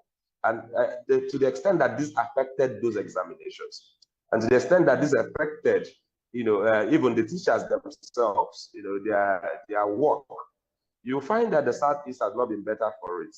Most especially, it is also the biggest loss in all of this was the gradual erosion of confidence in governments, while this sit-at-home and this insecurity held sway. And the government. And I think the task at this moment is for the government to find ways to begin to speak to the people directly, because there is a lot of love lost between the government and the ordinary people in the Southeast. Some of them feel betrayed. Some of the people, ordinary people, feel betrayed that the government could stand by and non-tech actors would, took over the day, causing mayhem, killing people without any conscience or whatsoever. And the government stood by. As far as I'm concerned, there's no way we can excuse the government in all of what has happened. They can say, oh, the agitators overwhelmed them, but there was a build-up. They were all there when all these things happened, and they didn't do anything until it became so ripe the way it was. So the Southeast has not been better for it. We are down economically. Commerce is moving from Onitsha to Asaba, and from Asaba, who knows where else it's moving. And if you look at ENUGU here, which is another commercial city in Anambra State, I think the same story, apart from the work being done by Governor Alex Oti in Abia State. I think also that Abia State was also sitting at home at some point on Mondays. I mean, the market itself was not open at some point. I'm not sure if it's opening now on Mondays. But all of these sitting at home, because Monday is a huge day, decisions are made in most companies for procurement. And if your economy is trading from Tuesday to Friday or Saturday, as the case may be, you find that there's no way you wouldn't be losing a lot of money, because, you are operating the same economy as every other economic space in this country, and deliberately sabotaging your own economy and the guise of looking for a separatist state. Like I said, on the fights against insecurity has been better off in the past 2 years at least. And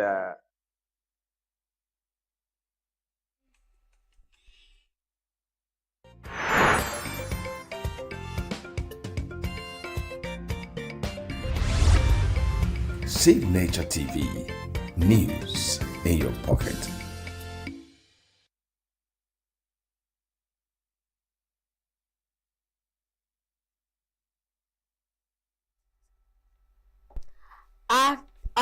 The art of activism, creative shaping discussions in Nigeria.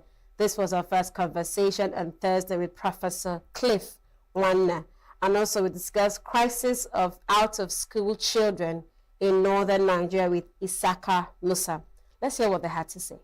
It is globally, without social media. Without social media, if anybody can enjoy, it's something that is free. It's something that is cheap. You can stay in the comfort of your house and broadcast whatever you are doing, and you get reactions. So it has to a large extent changed the narratives. When you talk about narrative, both political, social, and so on. So that social media, let me say, it's something that get a boost to what activism stands for. So it's a welcome development. Okay, let's look at how effective visual art, music, film, and performances are compared to the traditional activism and journalism in shaping, national conversations. Yeah, I would say they are complementary. They are complementary because you still find out that uh, most artists, it is journalists, it is let the people, let the world know what they are saying. Some of them, like poets, for instance, a lot of poetry. Poets are some poems are not what anybody can easily discern. It is a journalist that gives space, for some of these poets to say and to project them, to project their message. So it's a very big advantage when you find out that when you see the journalists and the artists work hand in hand. That's what it should be. Our exhibitions, for instance, without the media, it will just end up in the salon or the place where where we mounted the exhibition. But today, after an exhibition, a lot of news channels would broadcast it. People will start calling you. Oh, I saw your work on telly. Oh, it's so and so so. So I think they are just complementary. Now, looking at let's look at arts, from different angles. Art as advocacy and art as education. Now, where do you draw the line, or where can people draw the line between, art that provokes critical thinking and art that simply tells people, what to think or how to think?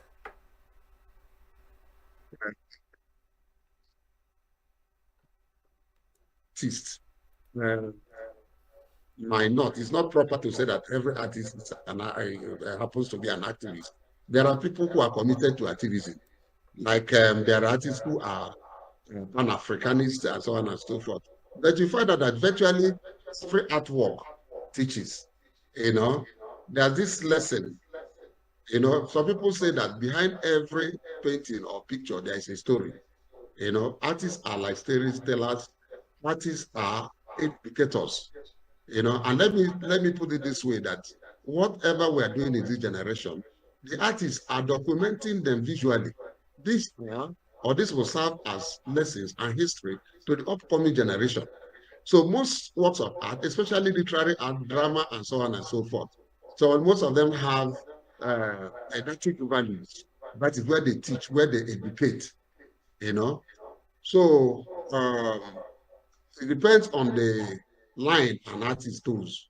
There are artists who are just committed to educating the audience, both political education and so on and so forth. There are also artists who are just there to use their art as a tool for activity. And in fine art, for instance, you find most of those artists in the area of what we call installation art and performing. So we have different genres or areas where people specialize in, depending on how, or depending on the artist's calling.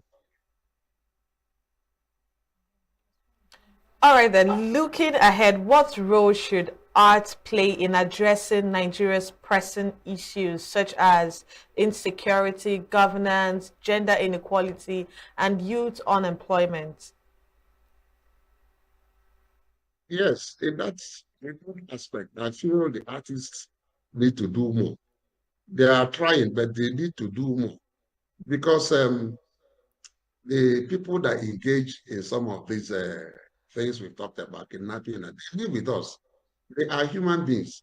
You know, these are people the artists can appeal to through their works. You know, they can produce works that can evoke catharsis. That is, to purge their bad emotion. They look at certain things, look at certain performances, and then have a return. You know.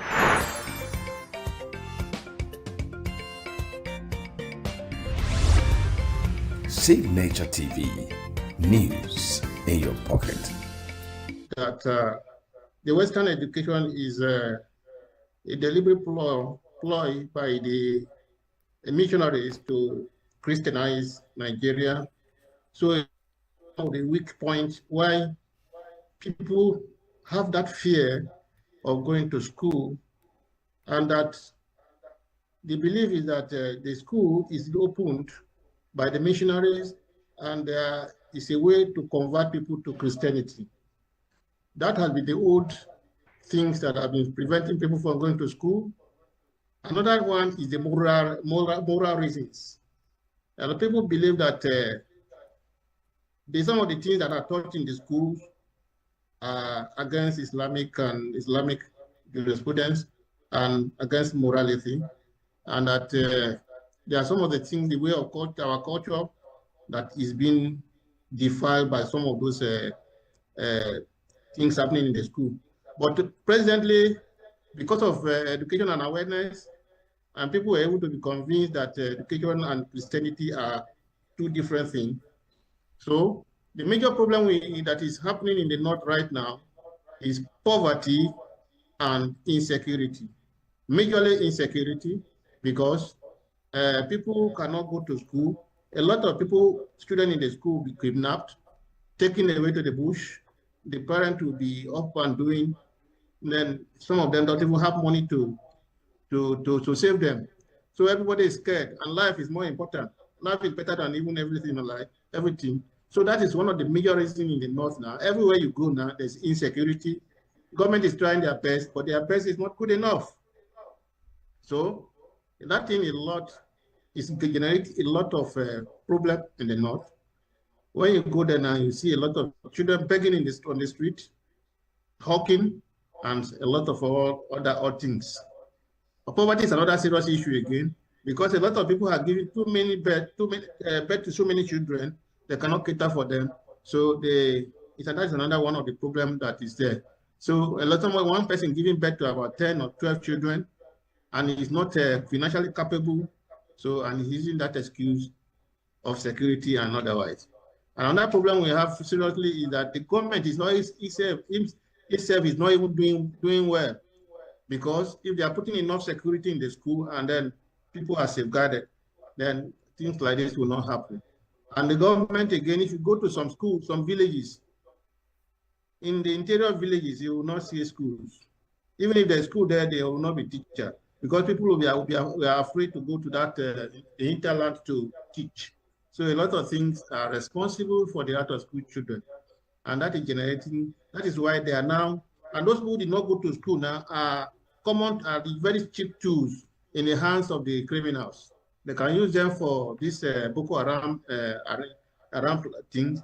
They use them for this kidnapping, and they are using them for other various crimes. So that is a major problem. So the major problem: the government, the poverty, and the insecurity, and then cultural and moral factors.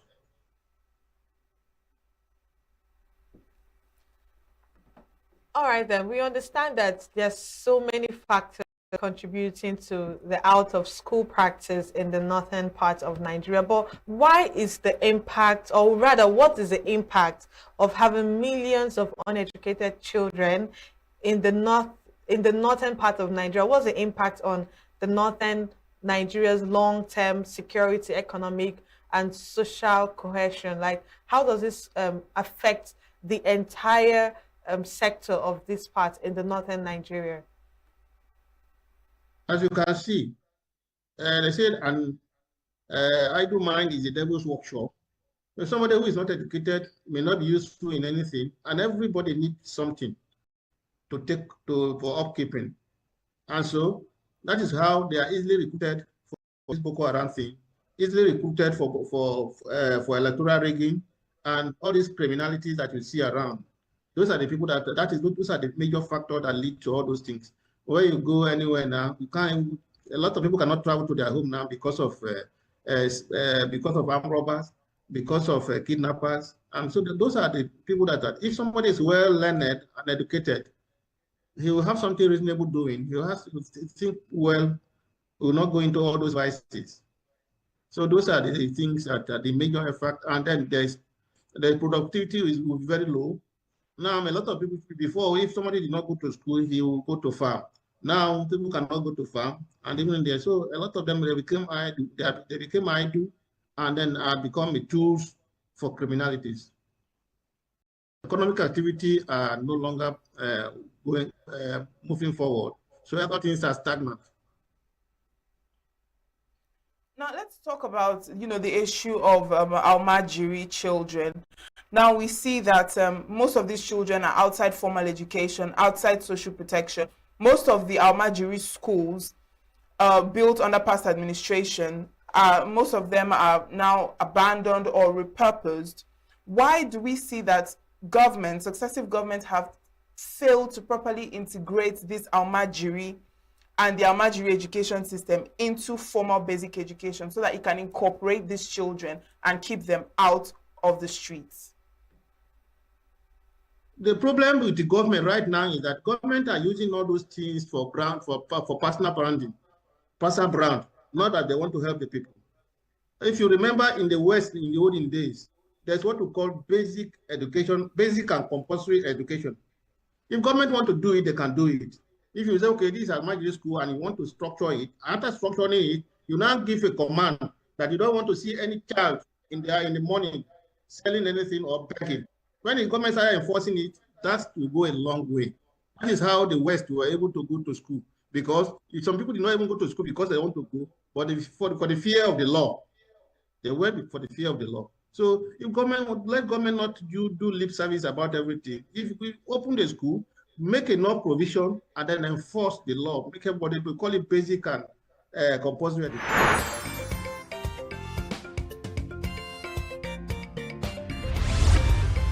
Signaturetv, news in your pocket.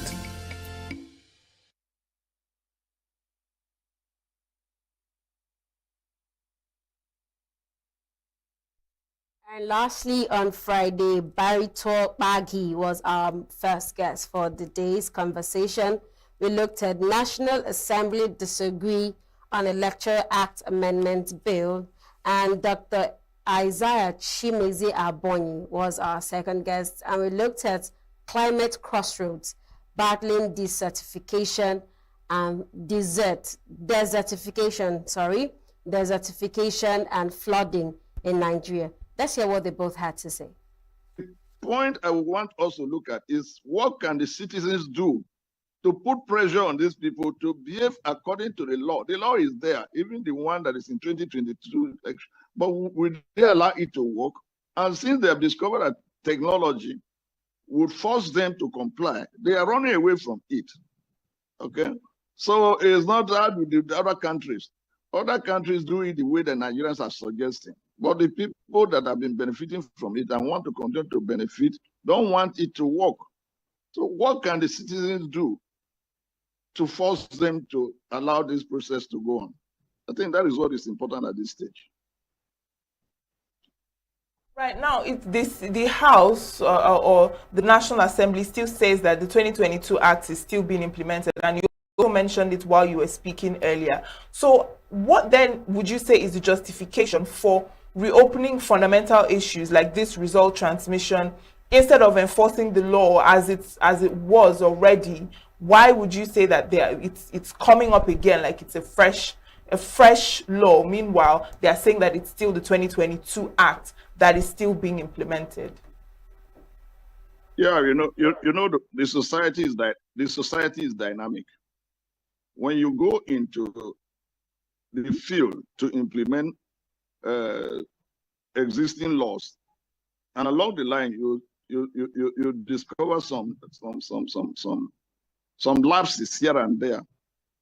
Rational human beings go back to say, why? What can we do to ensure that we don't fall into this trap again? It is the defect arising from the implementation of the 2022 Act in 2023 that made people to clamor for mandatory transmission. Because in 2023, that although transmission is in the 2022 Act, but during the re-election, that was abandoned. It was not used. And the courts supported it by saying that it was not mandatory. It was not mandatory. So it is subject to what the people in the field feel like doing. Okay? That's why people said, let it be mandatory, let it be compulsory, so that there will be no ambiguity when they go to court, because you know these days the courts end up resolving most of these cases arising from the election in the field. Okay, so it was that gap that people were clamoring that it should be covered or filled, so that we don't have that kind of experience we had in 2023. All right, then, just to get your take on it, some stakeholders argue that changes to the timeline and procedures could create some sort of logistic and legal challenges for INEC and political parties ahead of the 2027 election. Do you agree with that thought? I don't know what challenges it will create unless you come out to tell me the challenges that you think it will create. But like I said, 2023, we had our elections, all these lapses were noticed, and the general public, even INEC, made contribution to the proposed amendment. And within 3 years, we couldn't take a decision. And like I'm saying, what is so difficult about a group of people agreeing that if the problem is mandatory transmission, let's insert it there. What is so difficult? But because people don't want any change, they are doing what they are doing, and we always fall into their trap by hooking up to the point they make. It will create challenges, it will create logistics. What happened between 2023 that this thing was not resolved? So I think Nigerians should understand that these people don't want this change. And if they don't want this change, should we be spending the money we are spending on election in the name of election? Why don't we just allow them to choose themselves and save us the problem?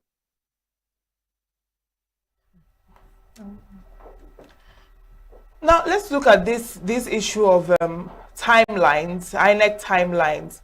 Now, you know, there is this idea that just like we spoke about earlier, that these delays could affect, you know, INEC's preparation and the likes. But now we also see that INEC has reportedly already drawn up parts of its timetable under the old law. So do you think that this could also disrupt, you know, INEC's election calendar, or do you think it could compress it, you know, because of this legislative change in the timeline, or this legislative uncertainty, moving it from 1 year to 6 months and the likes? Do you think that this could also affect INEC's internal affairs and, you know, the way things are run? You know, INEC is a body set up by the law, and it will operate within the confines of the law. INEC is not going to sit down, I believe, INEC is not going to sit down until these people run to and fro. They will continue, I believe, working on the law that is in existence now, and I'm sure they have been working. I'm sure they have been working. And if this law is not amended within the framework, I mean within the time frame that we allow them to utilize it, they will go on with the law that is in existence. But what we need...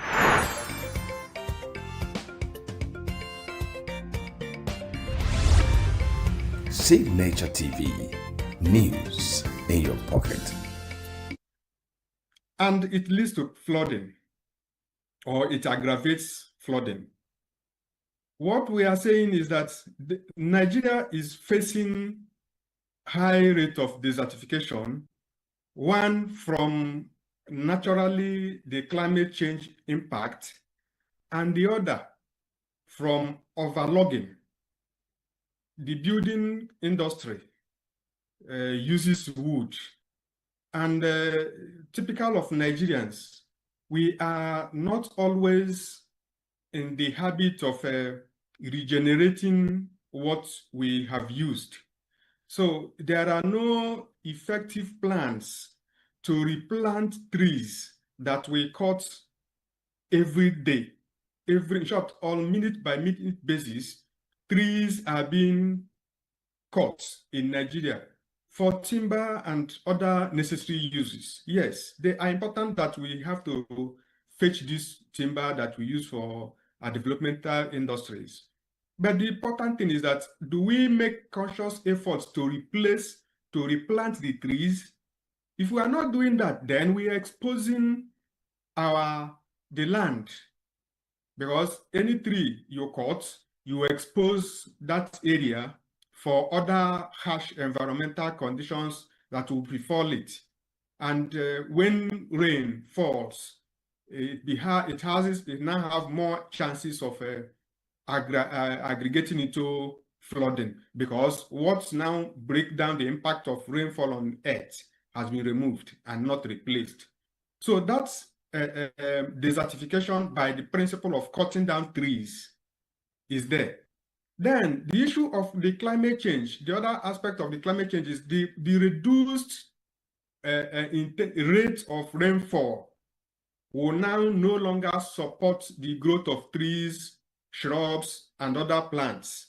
And as a matter of fact, that now reduces the growth of these plants, and now subject the earth to bareness, in the sense that there is no longer any covering, no protection from direct impact of rainfall on the ground and the sun, the impact of the sun on earth. So these are critical issues that are with us now, because climate change, yes, to some good extent is natural, but is as well aggravated or facilitated by actions and inactions of man in the developmental strives. So what are we trying to say? We are saying that these two factors are really a dangerous mix that Nigeria has found itself in a crossroad. The only way...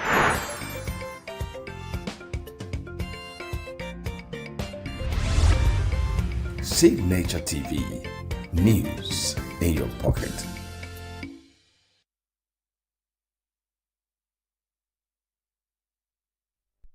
And that's all we have for you today. Till I come your way again next week. Keep living, keep dreaming, keep fulfilling.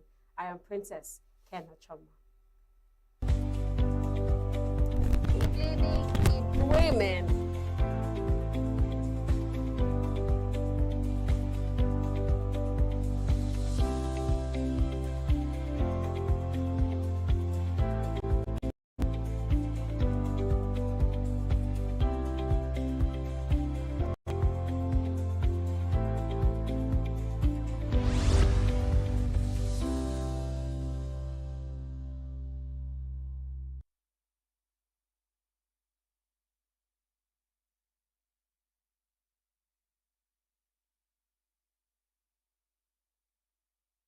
When a couple of years ago, I started hearing about the efforts of some Igbo sons to put up a center that will, among other things, focus on Ndi Igbo, our history, our culture, our contemporary issues and challenges, and of course our future, I was cautiously optimistic.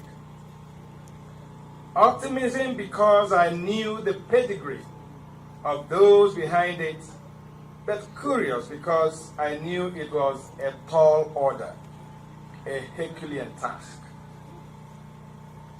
A few years later, I am happy to reveal that my optimistic expectations have been surpassed, and I'm amazed by the progress already made by the Center for Memories. So let me begin by congratulating the Center for the great job they have done and still doing for Ncheta Ndi Igbo.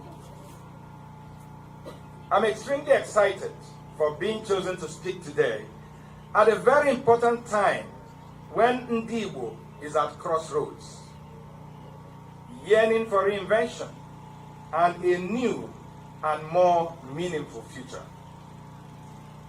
I see this as a humbling privilege and an opportunity to lend my voice to this reawakening and search for self of Ndi Igbo. Like the old East Central State newspaper was entitled, The Renaissance. I don't know how many that will agree with these issues I will raise today, but my intention really is to start a robust conversation that continues beyond today, outside the walls of this center. It should have been sometime in 1967 or thereabouts. My memory of the events of that era are so hazy, but I believe it was early in the morning at the thick of the Nigerian Civil War, and our family was moving again, evacuating from my father's maternal home as the federal forces were closing in on our entire community, Achi, in Oji River local government area of ENUGU State. My parents and other relations were prioritizing which property would be included in our luggage as we headed for a safer location, far from the invading federal troops determined to crush the Biafran resistance. This unfortunate morning, I was crying and rolling on the ground because my greatest earthly possession, my bicycle, was going to be abandoned as we were fleeing to safety. No family member had a vehicle to transport our belongings, and in the scale of preference, my bicycle did not make the list of important items to be evacuated. I was beyond myself in grief, as my little mind could not comprehend why my most prized possession was going to be abandoned. My parents were sad, but there was practically nothing they could do to assuage their child's pain. This is how, as a little child of about 3.5 years, I became familiar with the title of today's conversation, Ebezina. Ebezina, Ebele, Ebewule, depending on what your dialect is. Ebezina. Thank you. Depending on what your dialect is, Ebezina could be a word of consolation, a word of encouragement, hope, or even a reprimand. In some situations, Ebezina can be a call to action. The truth is that Ebezina, stop crying, derived from Ibakwa, crying.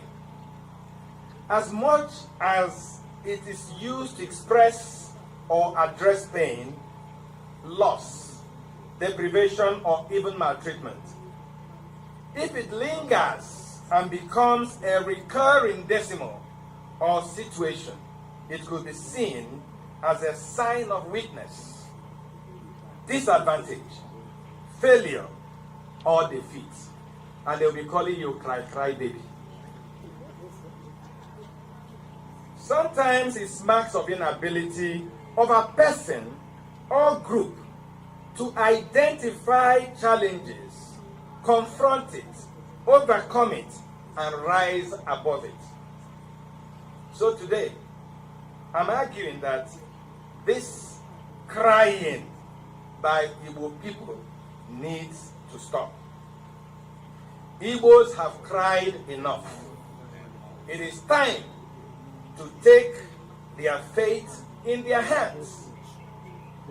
Ndị Igbo have to retreat.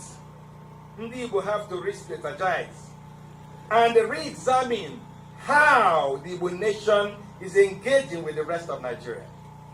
How we are confronting our many challenges.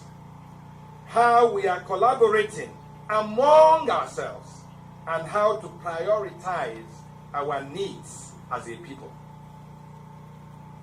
We must stop bemoaning our fate and do something about it today, not tomorrow. There is no doubt that Ndi Igbo have over a long time faced existential threats in this country called Nigeria. For Ndi Igbo, the word marginalization has become synonymous with our complaints about the challenges we face in our nation today. Some have even taken it further to say that Igbos are not only marginalized, but hated by other tribes in Nigeria. So I ask this evening, are Igbos marginalized? Many of our brothers and sisters will answer in the affirmative, but I want to differ somehow by saying that the greatest marginalization against the Igbos is not the marginalization by others.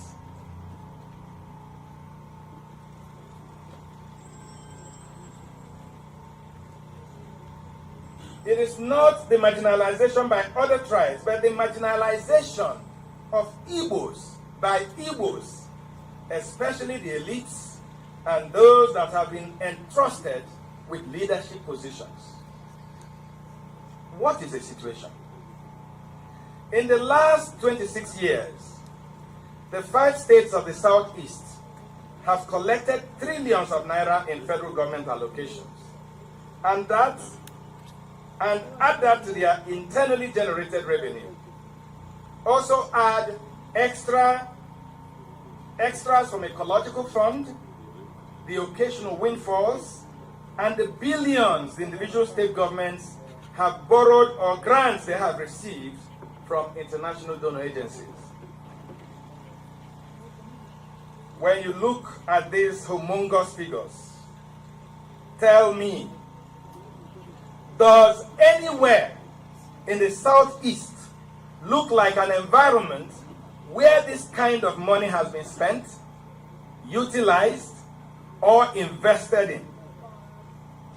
Does our schools or hospitals in Abakaliki, in Oka, in ENUGU, Owerri, or Umuahia reflect the recycled huge amounts the state's budgets every year for education or health, ditto for other sectors? In all the Southeast today, show me one standard and functional hospital of repute that is run by government, that provides affordable health care for people. Between 1957 and 1966, Dr. Michael Ihonu Karapara, Premier of the Eastern Region, caused what I like to call an infrastructural earthquake and kicked off a developmental revolution in all sectors, including agriculture, education, industrialization, health, tourism, just name it. Few years into his premiership, 1964 to be precise, Eastern Nigeria became the fastest growing and industrializing economy in the world, ahead of Malaysia, South Korea, Taiwan, and Singapore. My dear brothers and sisters, where are these countries today and where is the Southeast? And we are talking about marginalization.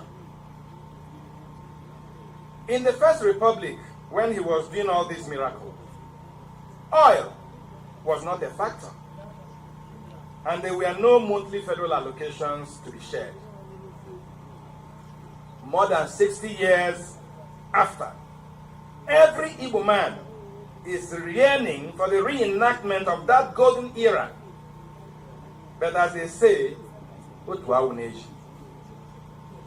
And I ask, ụmụnne ọ bụ na nwa Mgbeke amara akpụ isi ka ọ bụ na agụba adịrọ nkọ? At a point during the Jonathan administration, Igbos held many strategic positions. Where did those positions take the Igbo man? At that time, how did our brothers and sisters use their positions to the advantage of Ndi Igbo? Or did they just use it for personal aggrandizement? The ENUGU Road and the Port Harcourt Enugu Road are forever under construction and remains a nightmare that has further compounded the security situation in Igbo land. Yet, we've had governors, ministers, and legislators who represent us in the National Assembly and the Federal Executive Council.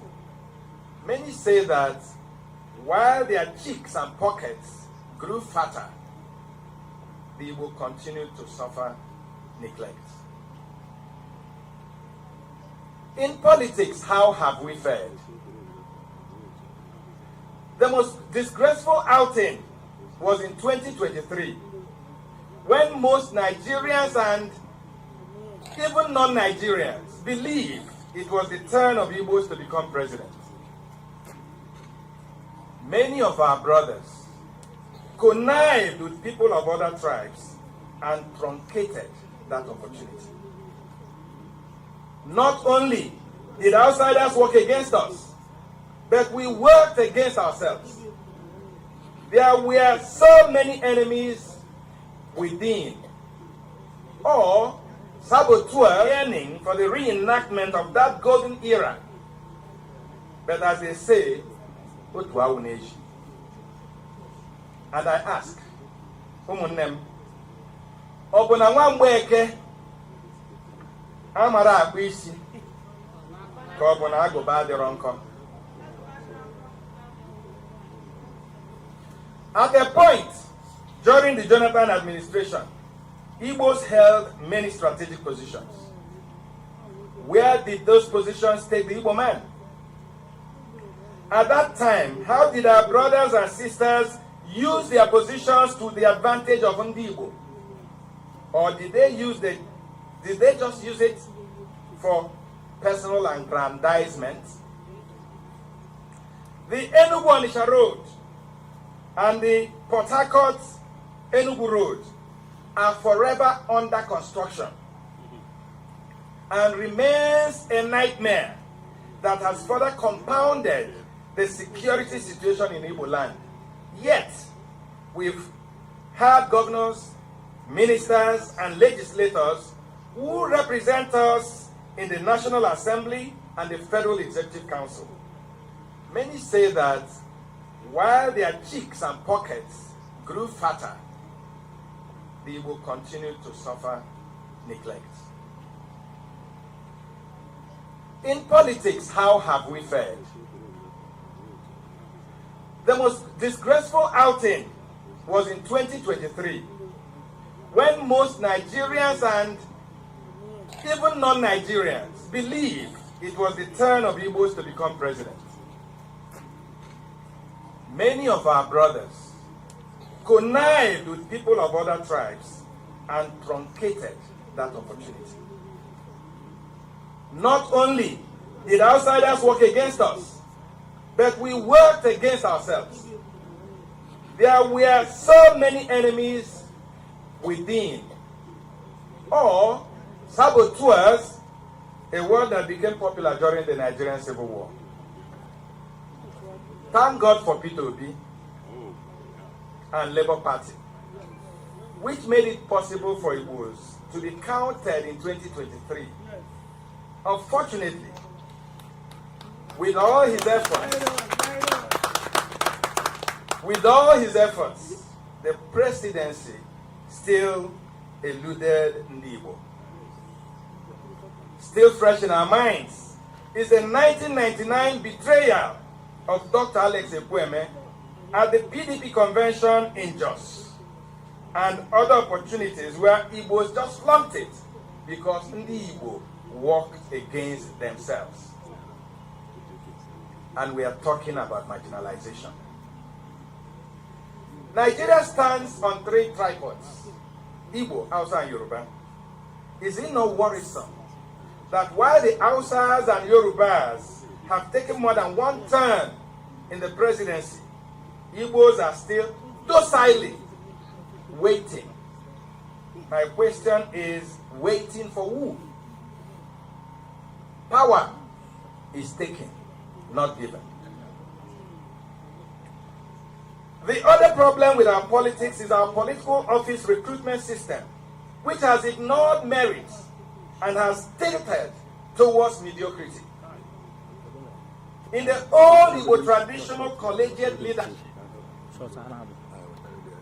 what gave you a seat at the table was hard work and success. So, the best hunter, the best wrestler, the best farmer, and so on, successful people with pedigree, track record, and character were the ones the villages sent to the elders' council.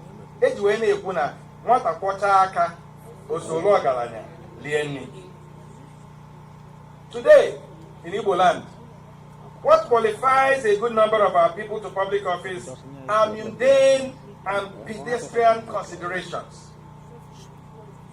Those more likely to get to office to represent our people are the guy or guys, or the guy who carries a bag for the governor, or the guy who cleans the senator's shoes,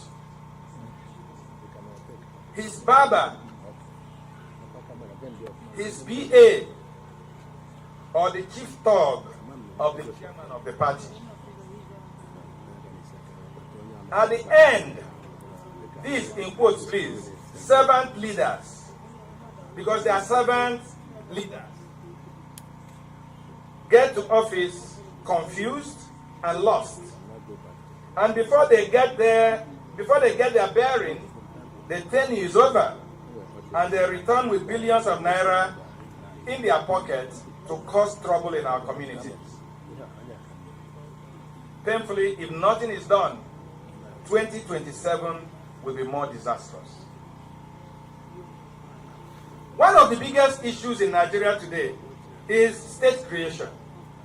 And what you hear in Igbo land is a staccato of voices and cacophony of presentations. Discordant tunes that may deny the Southeast its right to getting at least 2 more states. It beats the imagination of many, not just me, why Igbos, for something as important as this, are not speaking with one voice, or even in a room having a conversation about it.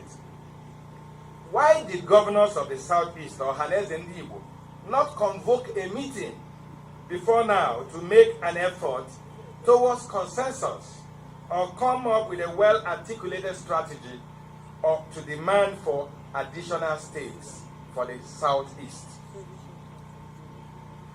This is the same way we have handled the agitation for a better treatment of Igbo by the government of Nigeria. Instead of collaboration between the agitators and the Igbo intelligentsia and leaders, there was a complete disconnect. There was not even an agreement among Igbos on whether we should exit Nigeria or constructively engage in Nigerian states from within. it was just confusion. Igbos continued working at cross purposes, and no meaningful progress has been made to confront the ill treatment of Igbos, or whether you call it marginalization or what, by the Nigerian state. No meaningful progress. Igbo unity and oneness is another kettle of fish. In 2017, Peter Opaleke from Anambra State, now Cardinal Opaleke, was posted to Ahiarambise Catholic Diocese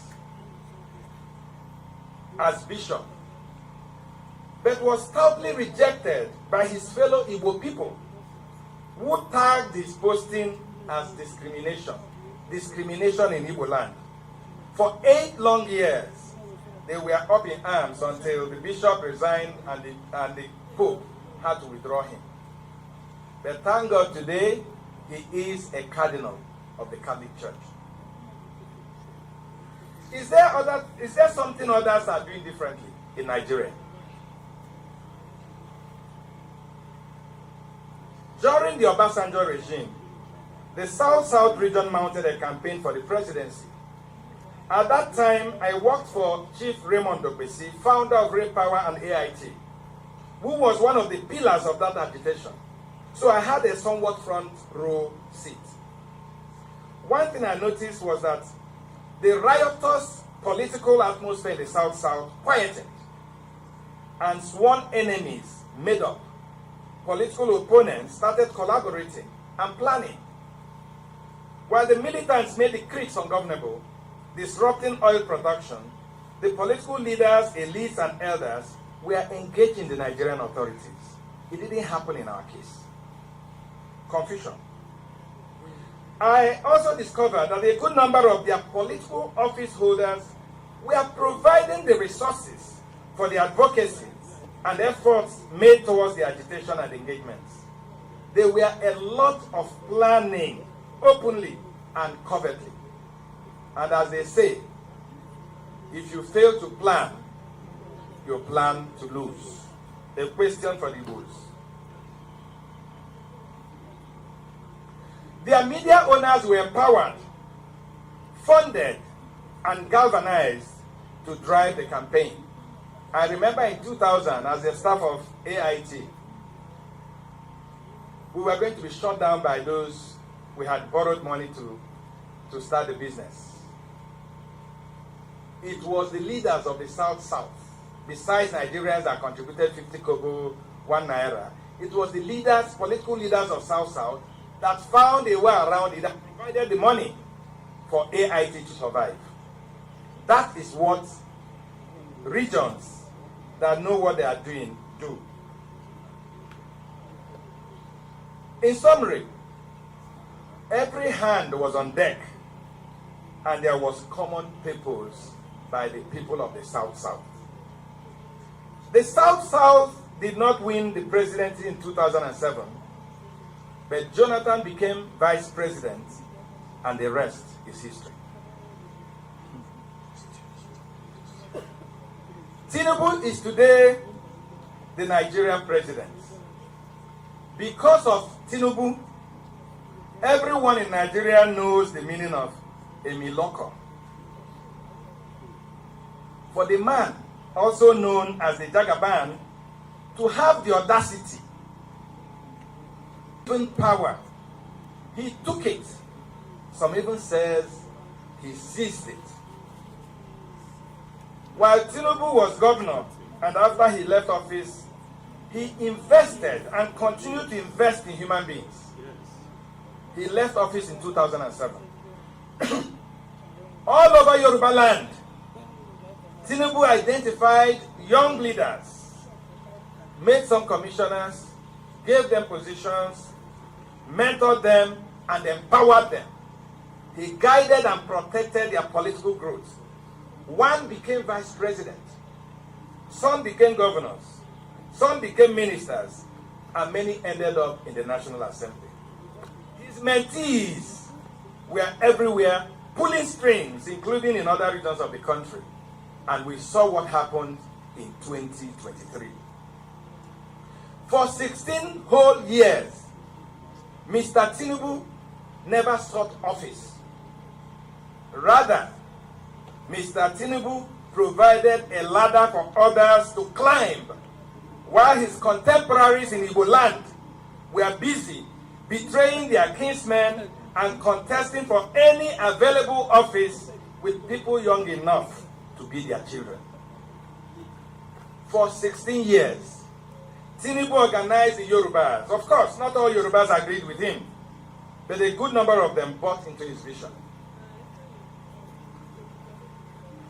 Tinubu also knows how to engage other tribes.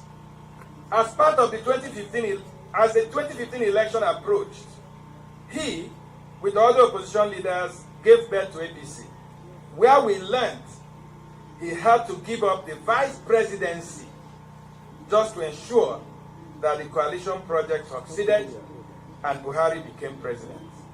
He allowed his commissioner to become vice president. He didn't say it must be me, because he had a nation's agenda, the Yoruba man's agenda. He knew that that would help it. So he stepped down. He killed his ambition at that time. Under the AC platform, 4 years earlier, Tinubu had supported another northerner called Nuhu Ribadu, if you remember, who is today his national security advisor. Today, Bola Tinubu is the president of Nigeria. What do I think Ndi Igbo should be doing? Ndi Igbo must define their purpose, their objective, and their mission. Ohaneze Ndi Igbo should be repurposed and made relevant, or a new organization should be founded. As the apex socio-political body in Igbo land, Ohaneze must reflect that status in character and in action. The Ohaneze and the Igbo leaders should stop sheepishly following state governors and political office holders about. Ohaneze should be the voice of reason and provide the proper direction for the Igbo. Our wealthy sons and daughters, both at home and abroad, must get involved with raising funds to support Igbo causes. If organizations like Ohaneze are well funded, they will be more independent and they will be able to appropriately represent Ndi Igbo interests rather than the interests of transient political office holders.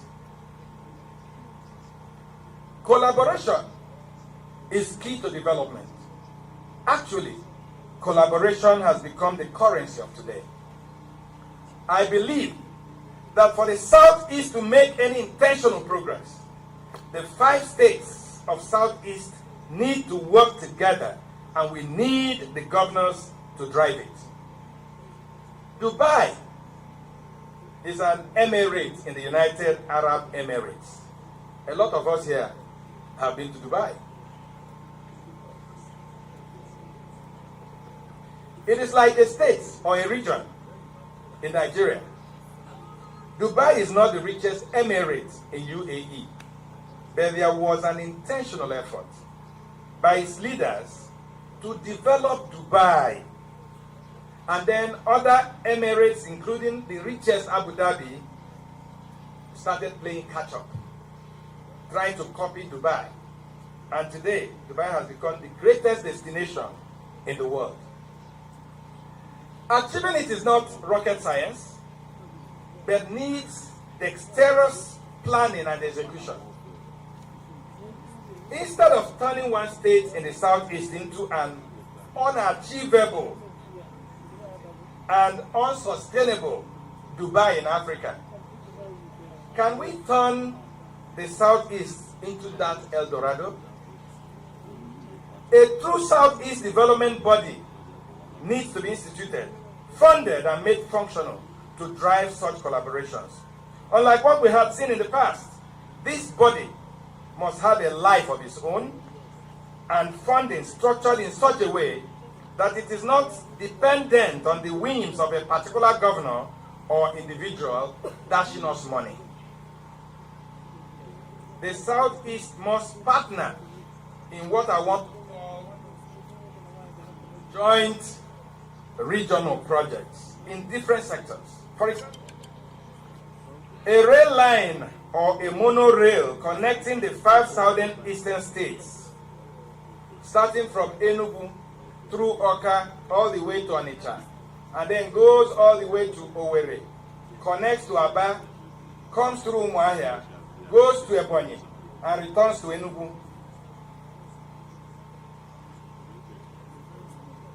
Will not only be viable, but will be attractive to any investor, as it will be easy for a return on investment. I remember when I was serving in the ENUGU government, the ENUGU state government wanted to do a monorail. Even then, I argued that who was going to sustain a monorail for ENUGU state? Will the monorail only go from New Market to Agbani Road, or from Agbani Road to Udi? It will not be sustainable. So we need, a bigger elephant in the room for this to happen. A regional highway linking the 5 eastern states is also achievable. Why, for instance, can the Southeast have a regional first-class university owned by the 5 states that would train the best brains in Igbo land? Or an ultra-modern hospital comparable to the best in the world? Why can't it happen? Somebody should tell me why. A simple AI query I made gave me this, and I quote: "The Igbo people are a significant economic force in Nigeria, known for the entrepreneurial spirit, robust trade networks, and contributions to various sectors like agriculture, manufacturing, and small businesses. Their strong emphasis on apprenticeship and networking, along with their resilience, has fueled their economic success despite challenges." Unquote. Today, Igbos dominate a lot of sectors in Nigeria. In retail, in aviation, in hospitality, Igbos have their fingers in many pies. We need to sit down to discuss how these areas of advantage can be strengthened and exploited for the good of the Southeast. Igbos must invest more in manufacturing to create more value chains, especially in the creation of jobs and employment. In the early 90s, former governor of Anambra State, Dr. Chukwuemeka Ezeife, God bless his soul, championed the Think Home philosophy, which encouraged Igbo entrepreneurs to bring their businesses home, including those in diaspora. There is no better time to do it. But now, every day our brothers and sisters doing business in other parts of Nigeria and the world complain of attacks from their hosts. Our brothers in Ghana are going to be thrown out because one of our brothers said he wanted a kingdom, and they sold land to him. And when he wanted to develop and feel good, now they want to throw out all the Nigerians. Our governments in the Southeast must create a welcoming and conducive atmosphere to attract these entrepreneurs back home. This new trend in the Southeast, that the only way for state governments to grow their internally generated revenue is by taxation, has to stop.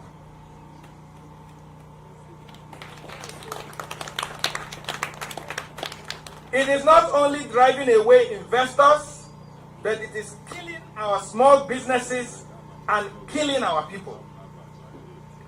Our governments in the Southeast should be more creative and innovative and come up with revenue generation mechanisms that will not impoverish our people or scare businesses away.